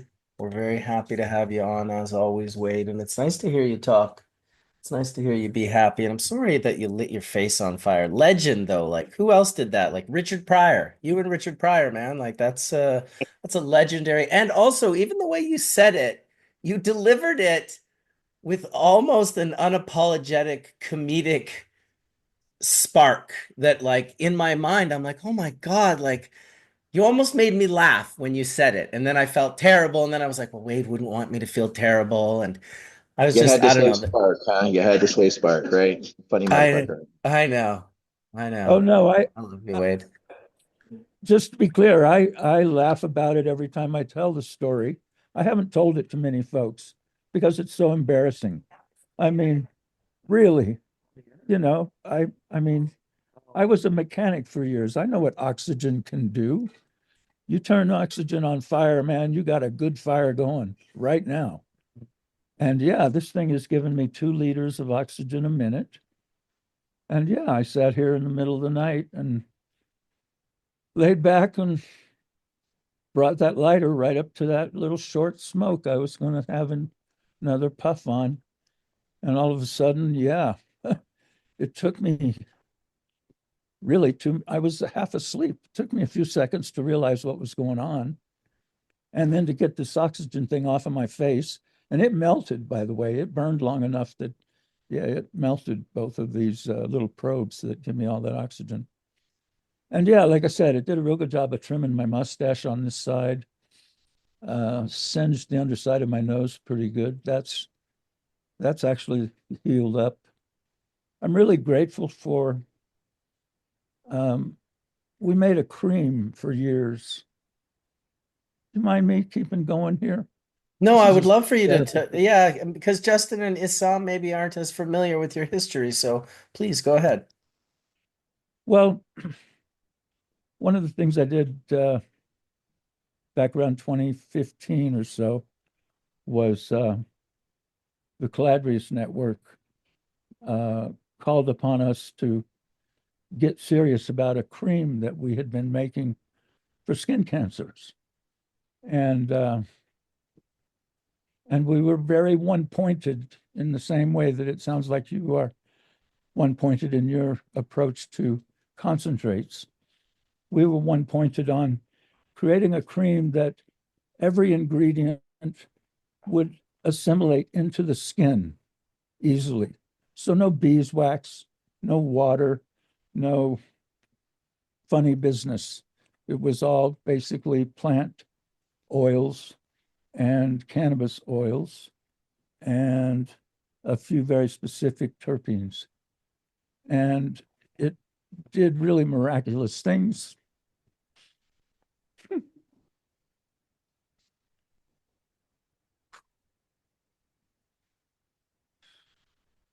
There's a condition called epidermis bullosa.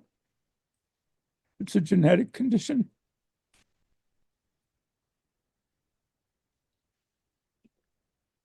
And the cream didn't it didn't reverse the genetic condition, of course. But what it did do is give immediate relief for pain and promote healing of the skin, because epidermolysis bullosa, the proteins that help the skin bind to our bodies, don't form properly in these kids.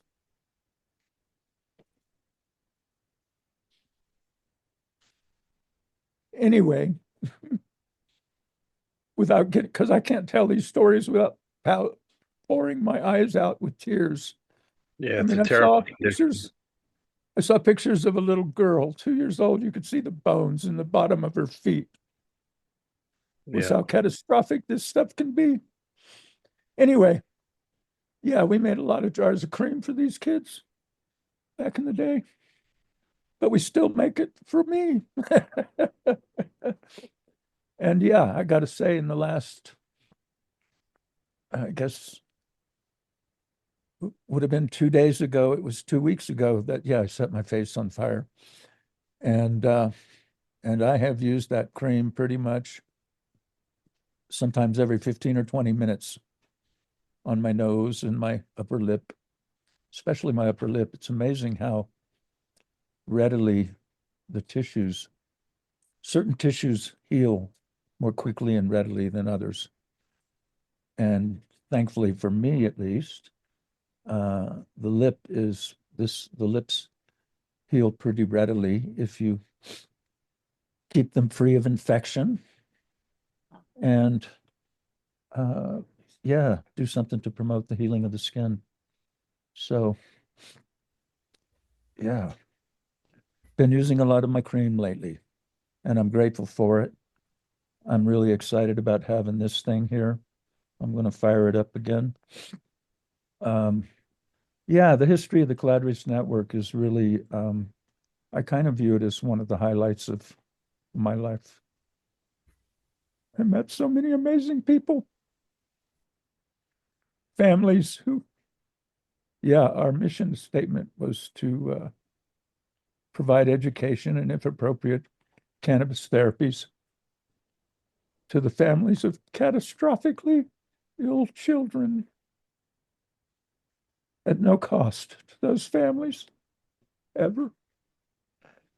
And catastrophically ill is a very specific definition.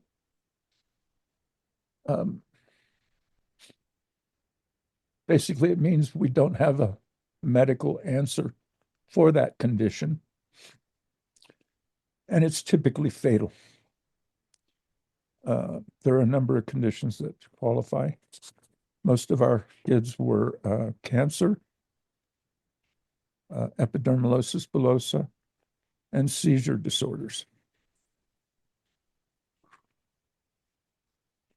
So had an opportunity to really get to explore the compassion side of cannabis work. And I just want to throw this out there, and then I promise I'm going to stop. I've really been thinking about, what is compassion?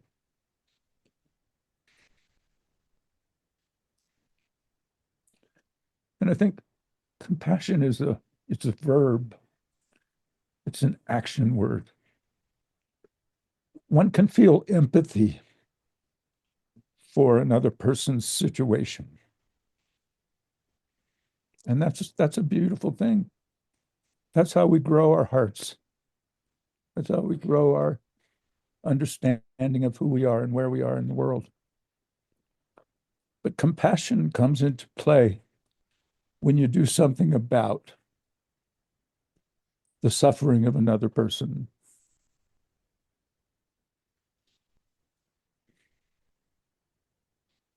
Yeah, compassion is a verb. So on that note, I'm going to go back to enjoying this beautiful device that Etienne and Mike have brought to me today, and go back to listening to some people who are deeply and beautifully professionally doing the work that I love. Thank you. And thank you, Marcus, for this this forum. You carry the weight, brother. I just got to say, thank you. Thank you. And I got a feeling Sam's listening in. I'll leave it at that. Awesome, dude. As Respect. always, Respect. powerful. Powerful. I love that you're benefiting from the cream that you created for so many others. Cool. It's quite a beauty in that. Yeah, there certainly is. Well, we'll make sure we get Hillary Black on the compassion episode when we do that. You can put her on the list, Wade. Her and Valerie. You know, Oh I'm going to give yeah. a special shout out to Monica for these amazing cookies, as well as taking care of Wade. Um, it's not easy, and just wanted to give her a shout out. Her support networks matter, especially for those that are ill, and she has been nothing but a saint for him. So just wanted to give her a shout out. Yes, Miss shout out to Laughter Monica. needs love. Absolutely. That's Yeah, it. she does a lot. The feel good Ash Church vibes on the Sunday afternoon. Well, or on a Sunday evening or on a Sunday morning, depending on where you are, or a Monday morning for that matter. Some people are in the future. It's very true. Oh my goodness. Well, we got a half an hour left. We've done 3.5 hours on Hash Church so far. I've gotten some pretty, man, there's been some great, absolutely great. In fact, I'm reminded to say this because what Wade just said about compassion is 100% getting clipped and turned into a clip for this week, as well as the one Isam when he described and explained EV. That's a good one as well. Both differently good, but equally as informative and of value to hear and to know. So thank you both. Thank you everyone, really, for being a part of the conversation today. Got a half an hour left, so I'm not sure if we want to open it up to some questions or if we want to just if there's anything in particular you guys wanted to discuss that we didn't maybe hit on that you kind of wanted to discuss in regards to anything going on over at CANNA. We did discuss a lot. I would I'll just chime like in. Go ahead, Yeah, Justin. so go. I was just wanted to say it's really humbling to hear Wade come across and share those stories. You know, like there's always a part of what I was doing and studying chemistry and wanting to get into pharma and stuff like that to help people. You know, and it when I lost my mom and dad, I was kind of wondering what is it I'm doing just in cannabis? Like maybe I should have been developing a drug to help somebody, you know, and it's kind of really feels good to see that cannabis is helping like a guy like Wade, you know. So big thanks. What an amazing thing that rosin now exists and devices like these ones to deliver, right? I mean, talk about It's changing the world. unbelievable. It's unbelievable, dude. Can you imagine? You can just go It's made buy it this little accessible for device. people who are handicapped or who are Yeah. challenged, right? Because I mean, before what, using a blowtorch and then using emails, and there's heat and sensitivity. This now puts it within reach, as you said. You look at Wade. I mean, he's sitting here able to use it. It's easy to pack. Just we put the little water in, we charge it on the way up, and boom, he's in business. You know what I'm saying? And all he has to do is add a little more. By the way, the dish is obnoxiously deep. Oh my God. So we kind of packed a little more in there for him, because I have to clean this out every one. I was like, no, this one we've added a little more, just because. Yeah, I'm surprised how deep the pro is compared to the regular one, which is I'm using the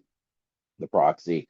So I will yep. say he may benefit from A, keeping it on the lowest setting, which will come as default blue, and B, not putting in too much if you can, because that's what's grabbing him by the throat. If you put in a Yeah. smaller dab, he'll still get like the benefits, but he won't quite get that same. I mean, unless he's hitting that fucking Gouda berry from Jeremy over there with the 15.9% terpenes.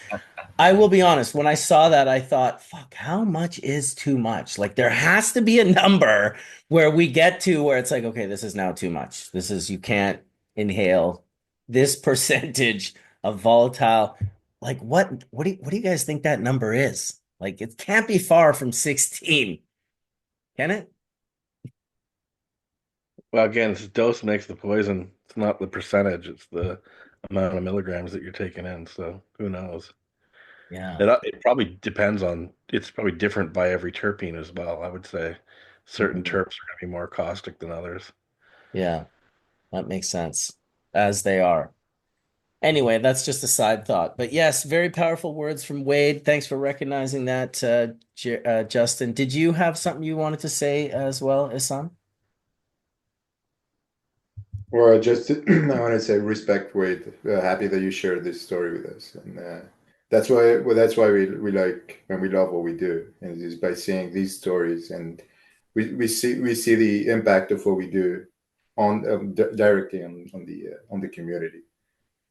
Yeah, I'll never let them dress down cannabis with the word recreation.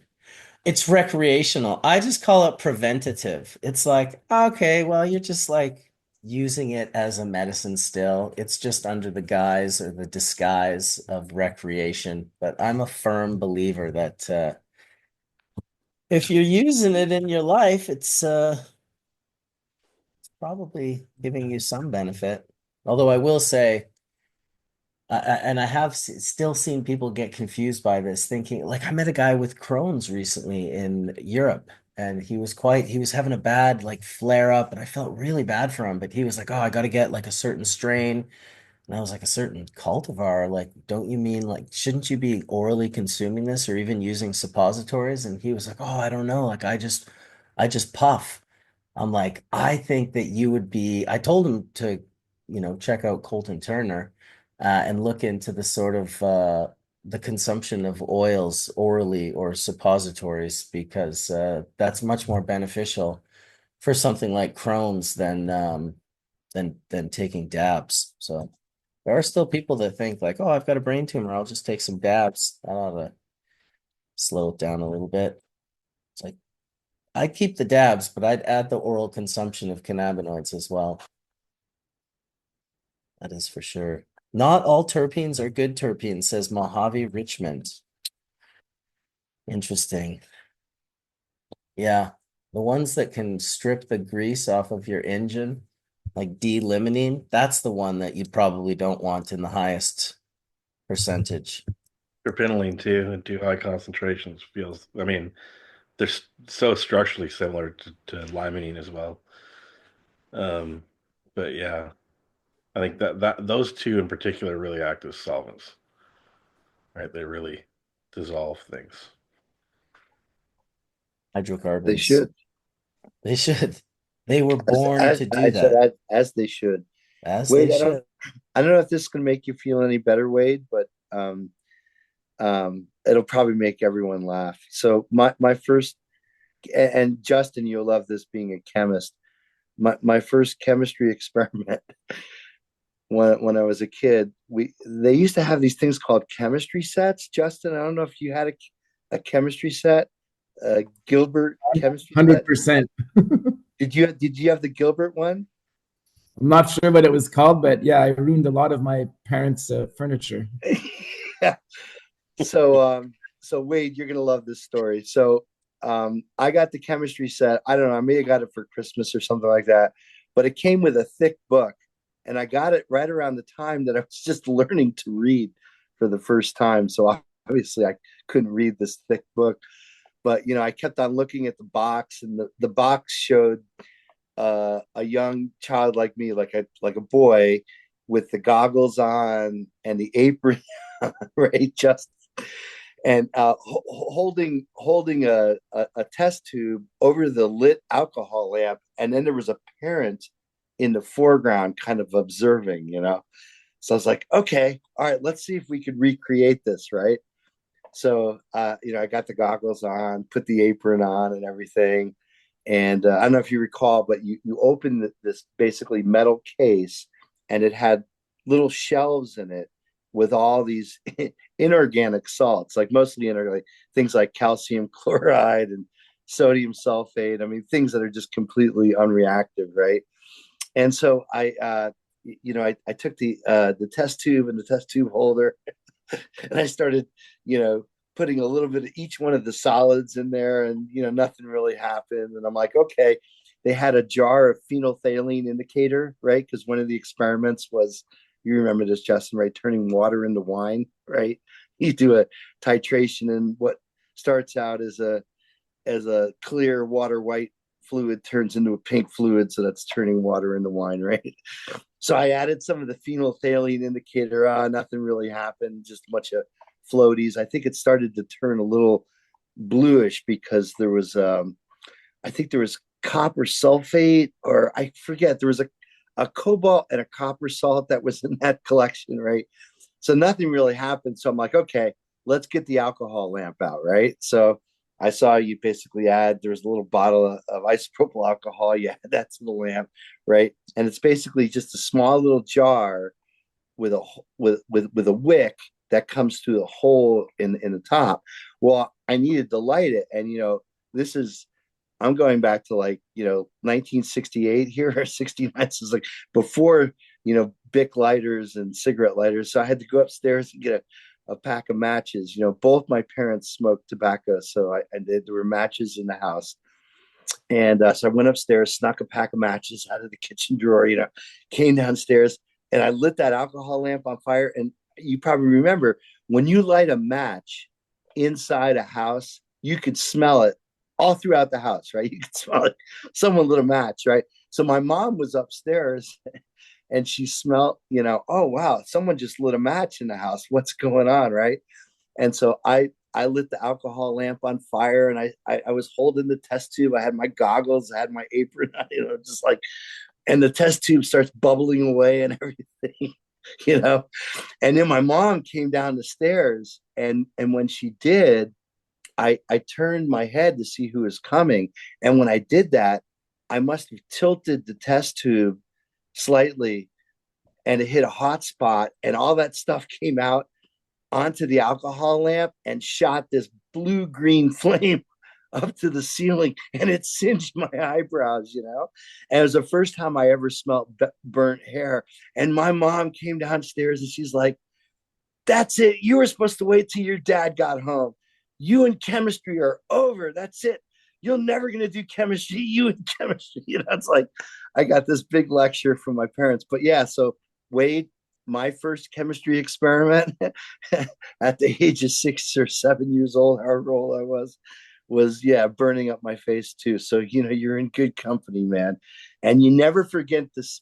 To this day, when I smell singed or burnt hair, I think of that experiment with the test tube and the alcohol lamp and everything. And yeah, I think they took my chemistry set away from me and told me I'm never going to do chemistry again. Now here it is, Little did they know, yeah. bro. Little did they know.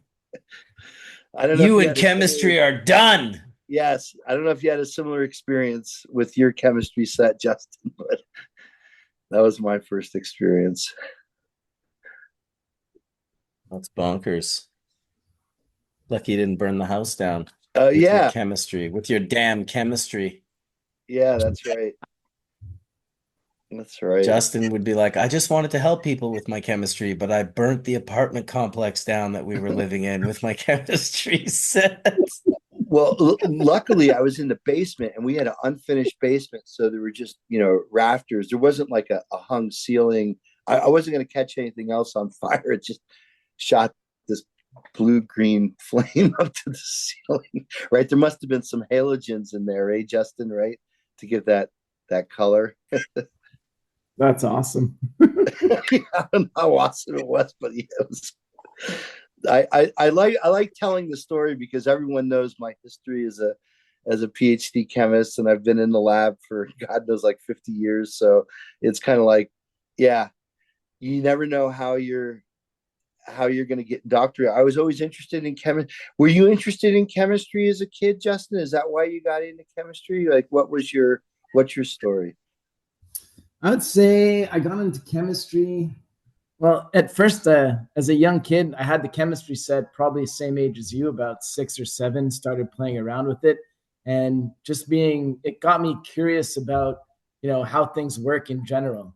And yeah, it carried on through when we got into the lab. Like, you know what it's like when you're doing your PhD, you got your bench, you got your experiments and your project. And like, there's how much fun can you have with liquid nitrogen, and like how much fun do you have with like dry ice. McGill was a really fun place to just grow and learn about chemistry and Who how did you things work for at McGill? My supervisor was Hennady Slayman. Okay, and what kind of work did you do? Was it synthetic or? So it was DNA nanotechnology, sort of like from Ned Seaman, who created DNA origami. She was a colleague of his and kind of brought that to McGill as a drug delivery project. Cool. So what kind of techniques were you learning in graduate school? Were you doing blotting and sequencing, or more microbiological, or were you doing synthesis stuff?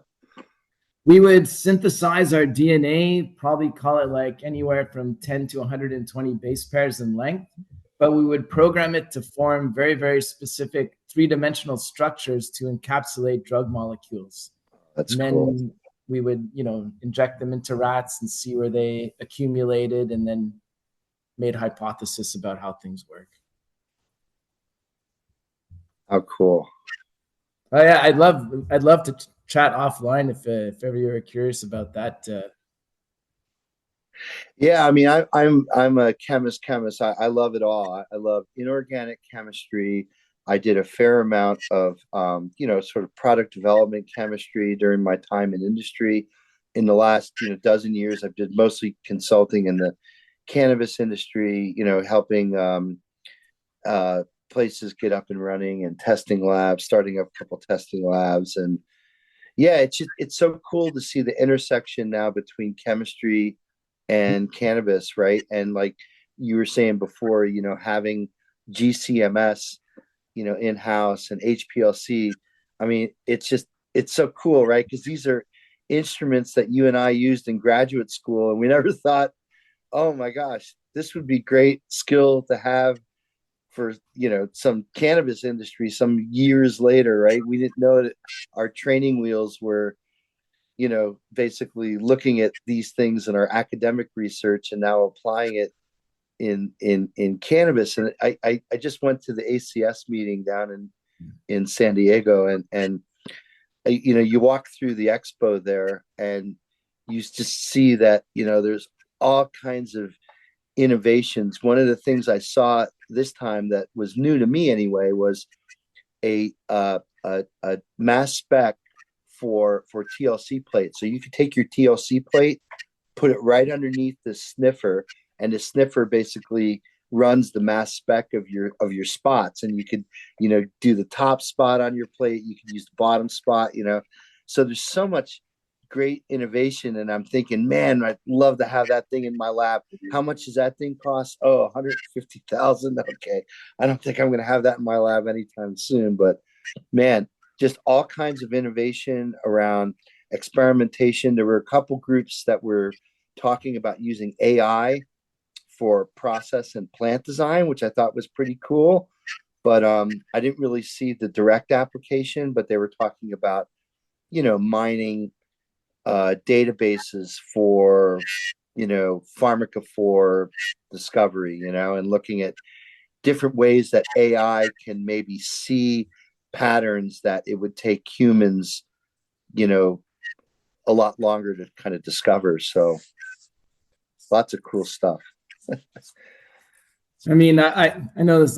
We're nerding out here, but like the one place I would love to see what AI will do is like computational chemistry, right? Where they have all these theoretical environments about how maybe a cannabis molecule interacts with different kinds of receptors. You to leverage that kind of technological advancement and say, oh, we think this cannabinoid can do this, and this one could be related to that. It would be fascinating to see. Yeah. I mean, really, the elements of rational drug design have been around since the '80s. I mean, the idea of looking at a receptor and then mapping out a molecule that's going to fit exactly in that receptor and taking advantage of hydrophobic, hydrophilic, and charge interactions. I guess where AI can help is if you're gonna use like some type of learning algorithm, so you could do like dock a series of structures and then get some scores on structures and then refine those into a completely different, heterocycle or something like that. Like you can really move through parameter space a lot quicker. But we've been using in chemistry in general for rational drug design, we've been using that methodology for years. It's just how productive is that methodology for sweeping out entire libraries of compounds, Like if you could make, I don't know, like benzodiazepine, just to talk about a privileged scaffold, right? So there's how many different R groups can you put on a benzodiazepine scaffold and say, well, what new can we get by docking, say, 1,000 compounds into that, mu, opioid receptor? Like how much more better can we make Valium? Valium's pretty good, right? Can we make it even better? I mean, I don't think people have used that so much for cannabinoids, but I'm working with the guys at Colorado Chromatography who use something called Spartan. I don't know. Do you know Spartan? No. Spartan's just a modeling software, and you could kind of get like 3-dimensional structures, and you could basically look at how different compounds interact at different receptors, when especially if you have the crystal structure of the receptor, so you can model different ligand interactions, and you could look at how those can be optimized, and you get different scores and everything. So that kind of thing, it's not really AI per se, but it is a genetic algorithm where you're learning every time you dock a new set of structures, you're getting some energy calculations to tell you which ones are better than others. And now you could refine that structure and try to increase interactions in other areas of the receptor. One of the questions that we were asked is, we found that hydrogenating CBD and turning CBD into what's called H4, tetrahydrocannabidiol, completely adds there's like, you've heard it a lot. CBD is non-psychoactive, right? You could consume CBD like a dab of CBD and it's not, but the hydrogenated compound knocks you in your chair. So something is going on there, and I think it's an allosteric inhibitor of CB1. So we really don't know, like, well, hydrogenating does what? Okay, it introduces a couple stereo centers to the molecule. It certainly changes the activity of the molecule, because when you do a tab of hydrogenated CBD, it's psychoactive like THC. So yeah, developing new ground rules to understand how chemical transformation affects their biological activity can be something that maybe AI can help us understand quicker. That's fascinating stuff, man. Yeah, it truly is. And it's so cool because, this stuff has all been designed for pharmaceutical guys with big research budgets. And, I'm just a professor at a small college here in Vermont, so I don't have a lot of money to spend. But you could tell, that these things are meant for places like Pfizer and Merck, where they're doing, you know, high powered drug discovery, but they could be equally useful in cannabinoid realm as well. No, 100%. And there's so many minor cannabinoids out there that like I can't wait till we start to isolate and then experiment with and see what comes out of all of that knowledge. Would be incredible.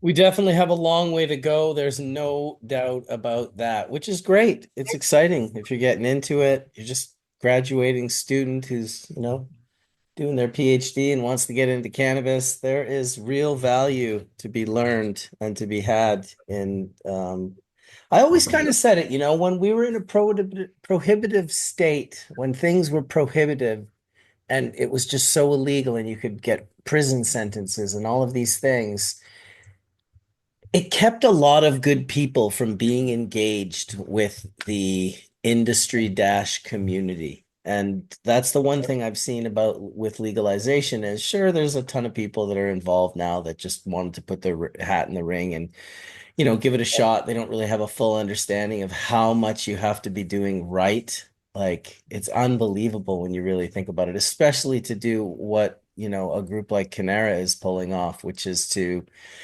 be successful in such a difficult market, particularly in the Canadian federally regulated market. It's not a super easy market to do it in a way that doesn't involve, all the other sort of shady moves that companies were doing, trying to get like the black market shut down and trying to get illegal store. Like just focus on your own thing, focus on growing great cannabis, focus on getting good genetics, and focus on making good products. And that's to me what it's all about, especially when I mean, you guys, I'm guessing you sell in almost all of the provinces and territories in Canada.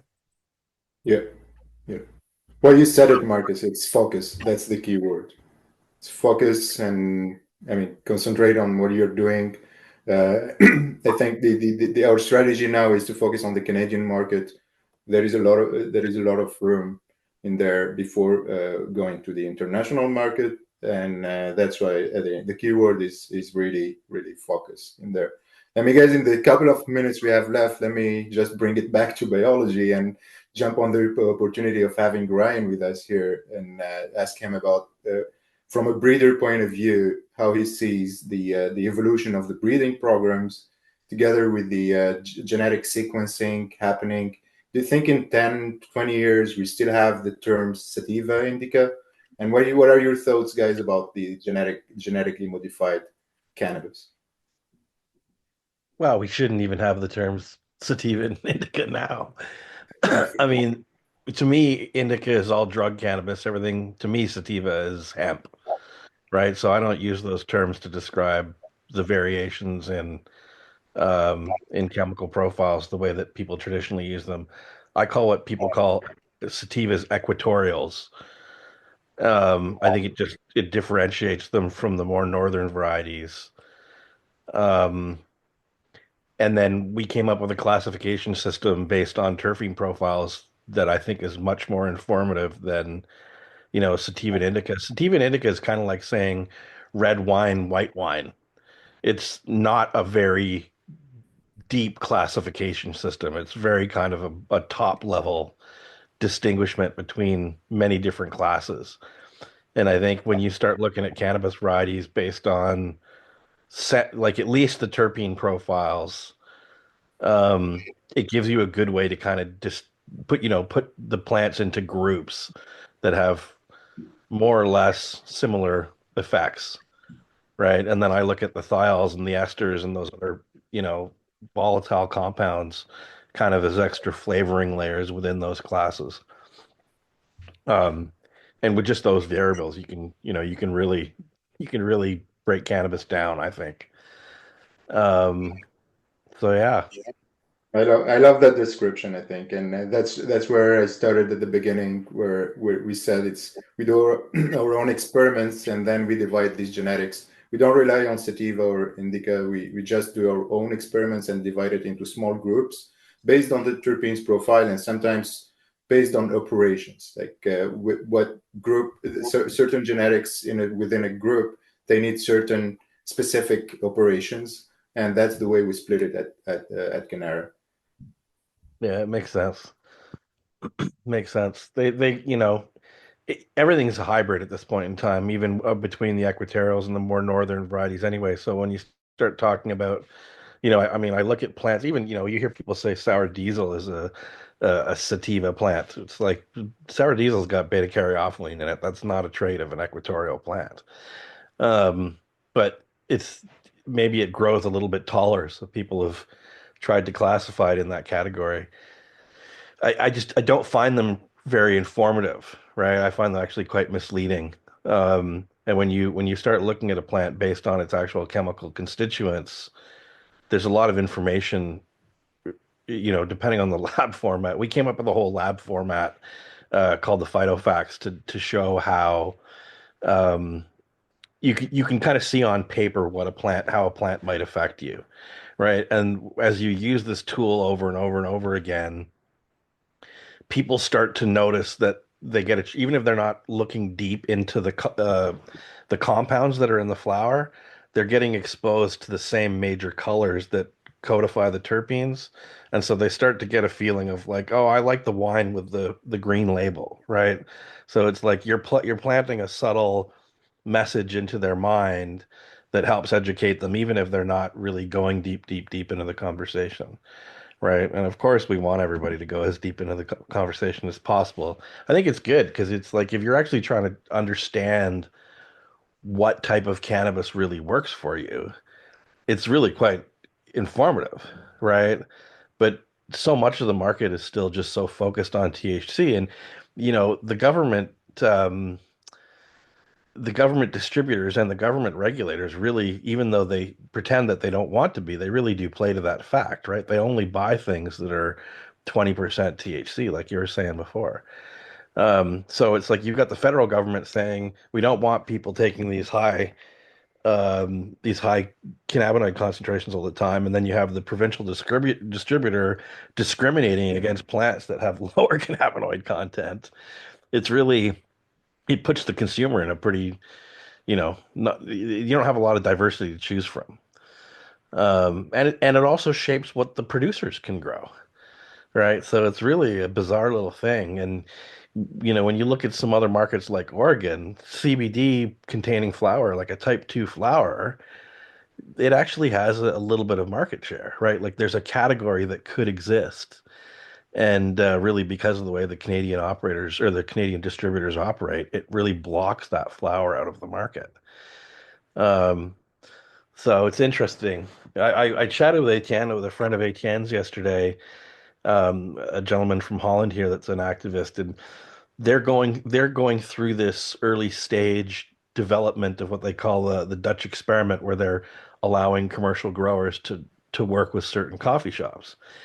And they're already having all these problems that Canada, of course, fell into with just the way that they set up the regulations and they try to treat it like plutonium, and it kind of it'd be really interesting to help the Dutch, or to at least have them tap into some Canadian knowledge, so that they can see a system that's farther down the road than they are, and maybe hopefully they can identify some key problems, right, that the regulations have created. Like people buying shelf space, right? So Yeah. they haven't even started selling the cannabis yet here, and they're already having, certain growers will only sell to certain coffee shops. And when you have regulations that the other coffee shops have to buy from one of six growers operational, I mean, it's like when people start saying, no, we're not going to take your business, that really shapes the marketplace, right? So, yeah, I don't know. It's funny. It's funny to watch it play out. Indeed, it is. Well, It not is. not only that, pardon me just for a second, going on that, he also said only one of the producers is producing equatorials, right? As Right. opposed to there used to be multiple people that would produce things because that's why I would go to Katsu, right? You go get that's where you get your equatorials and they sell by the bud, not necessarily by the gram, but that's where Sam got his. And so when he told me, oh, you go to Katsu, Rob told me go to Katsu. Well, now you've only got one producer now in the Netherlands who's doing those equatorials, right? So the limitation is going to become quick, and the diversity is going to become the challenge, right? Well, and I think they licensed 11 growers, but only six of them are operational or cultivating at the moment. 10. So, I think it's 10. They're up to 10, but six are up. Yeah. yeah. So it's wild. It's wild.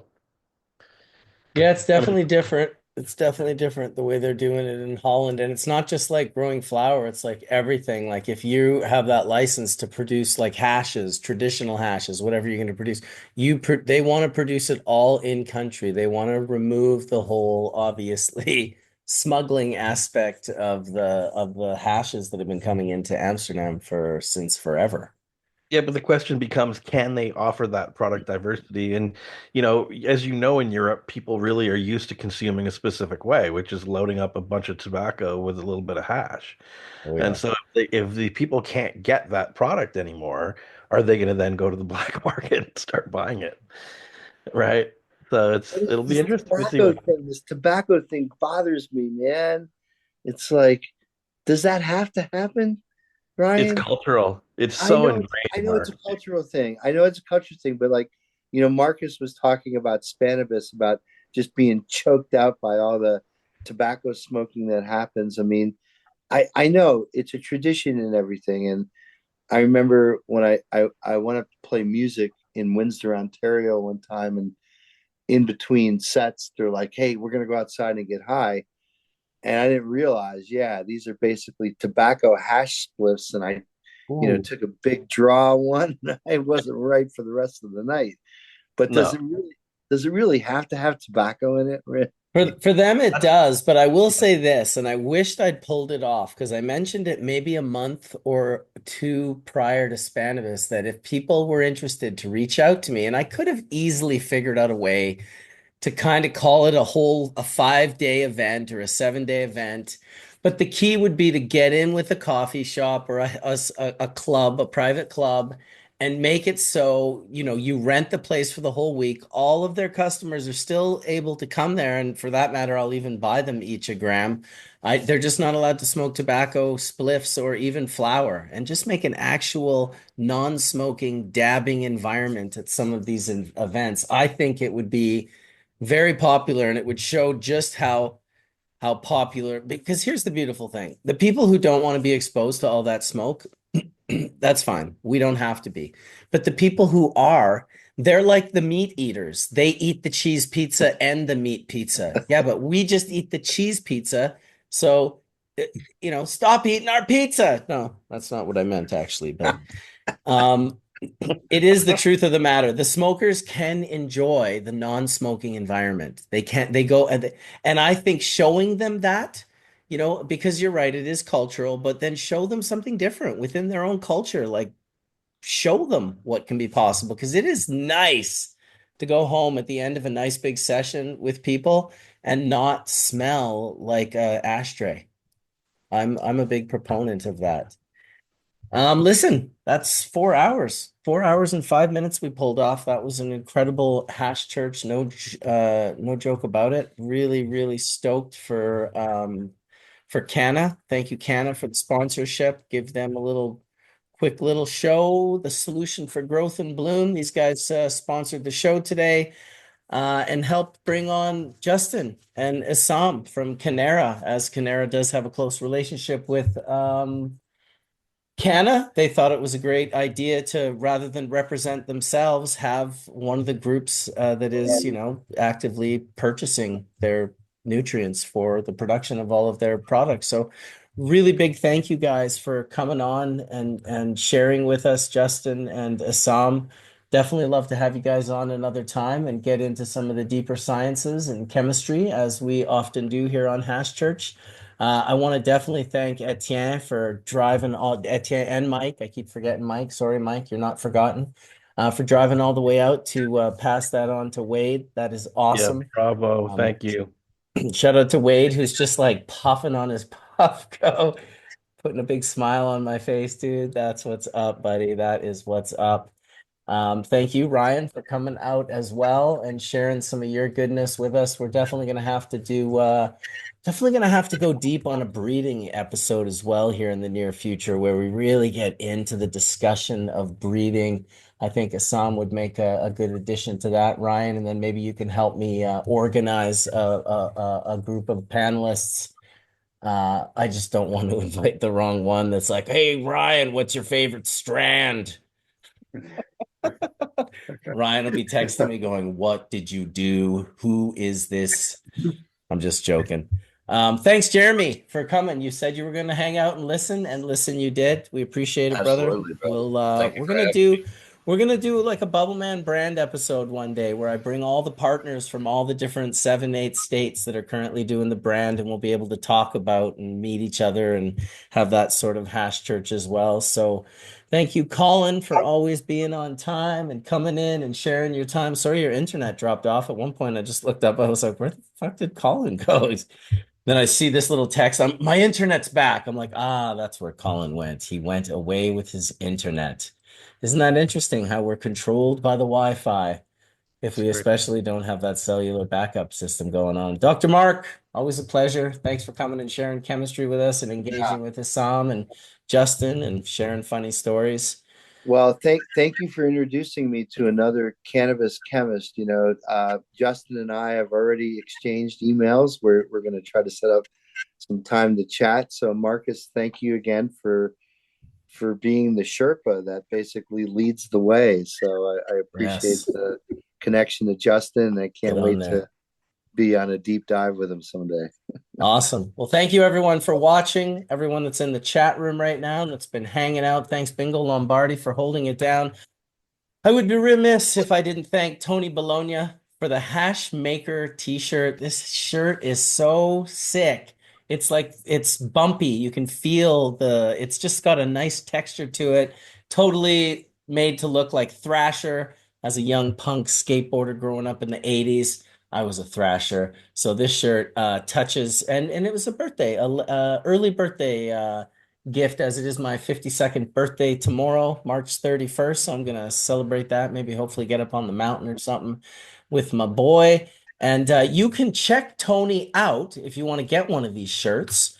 He did just print up 25, but I'm sure he'd print up more if you want to support his little business. He can be found on Instagram at Tony Bologna 22. So that's TonyBologna22 on Instagram, Tony Bologna 22. You can get yourself a Hash Maker shirt and support Tony because he's good people. Thanks everybody for coming out, and we'll see you next week. Thank you, Canna. May the full melt bless your bowl sooner than later. That's it. That's all I got. I'm going to enjoy my Sunday. I should say you should do the same. Peace out, everybody.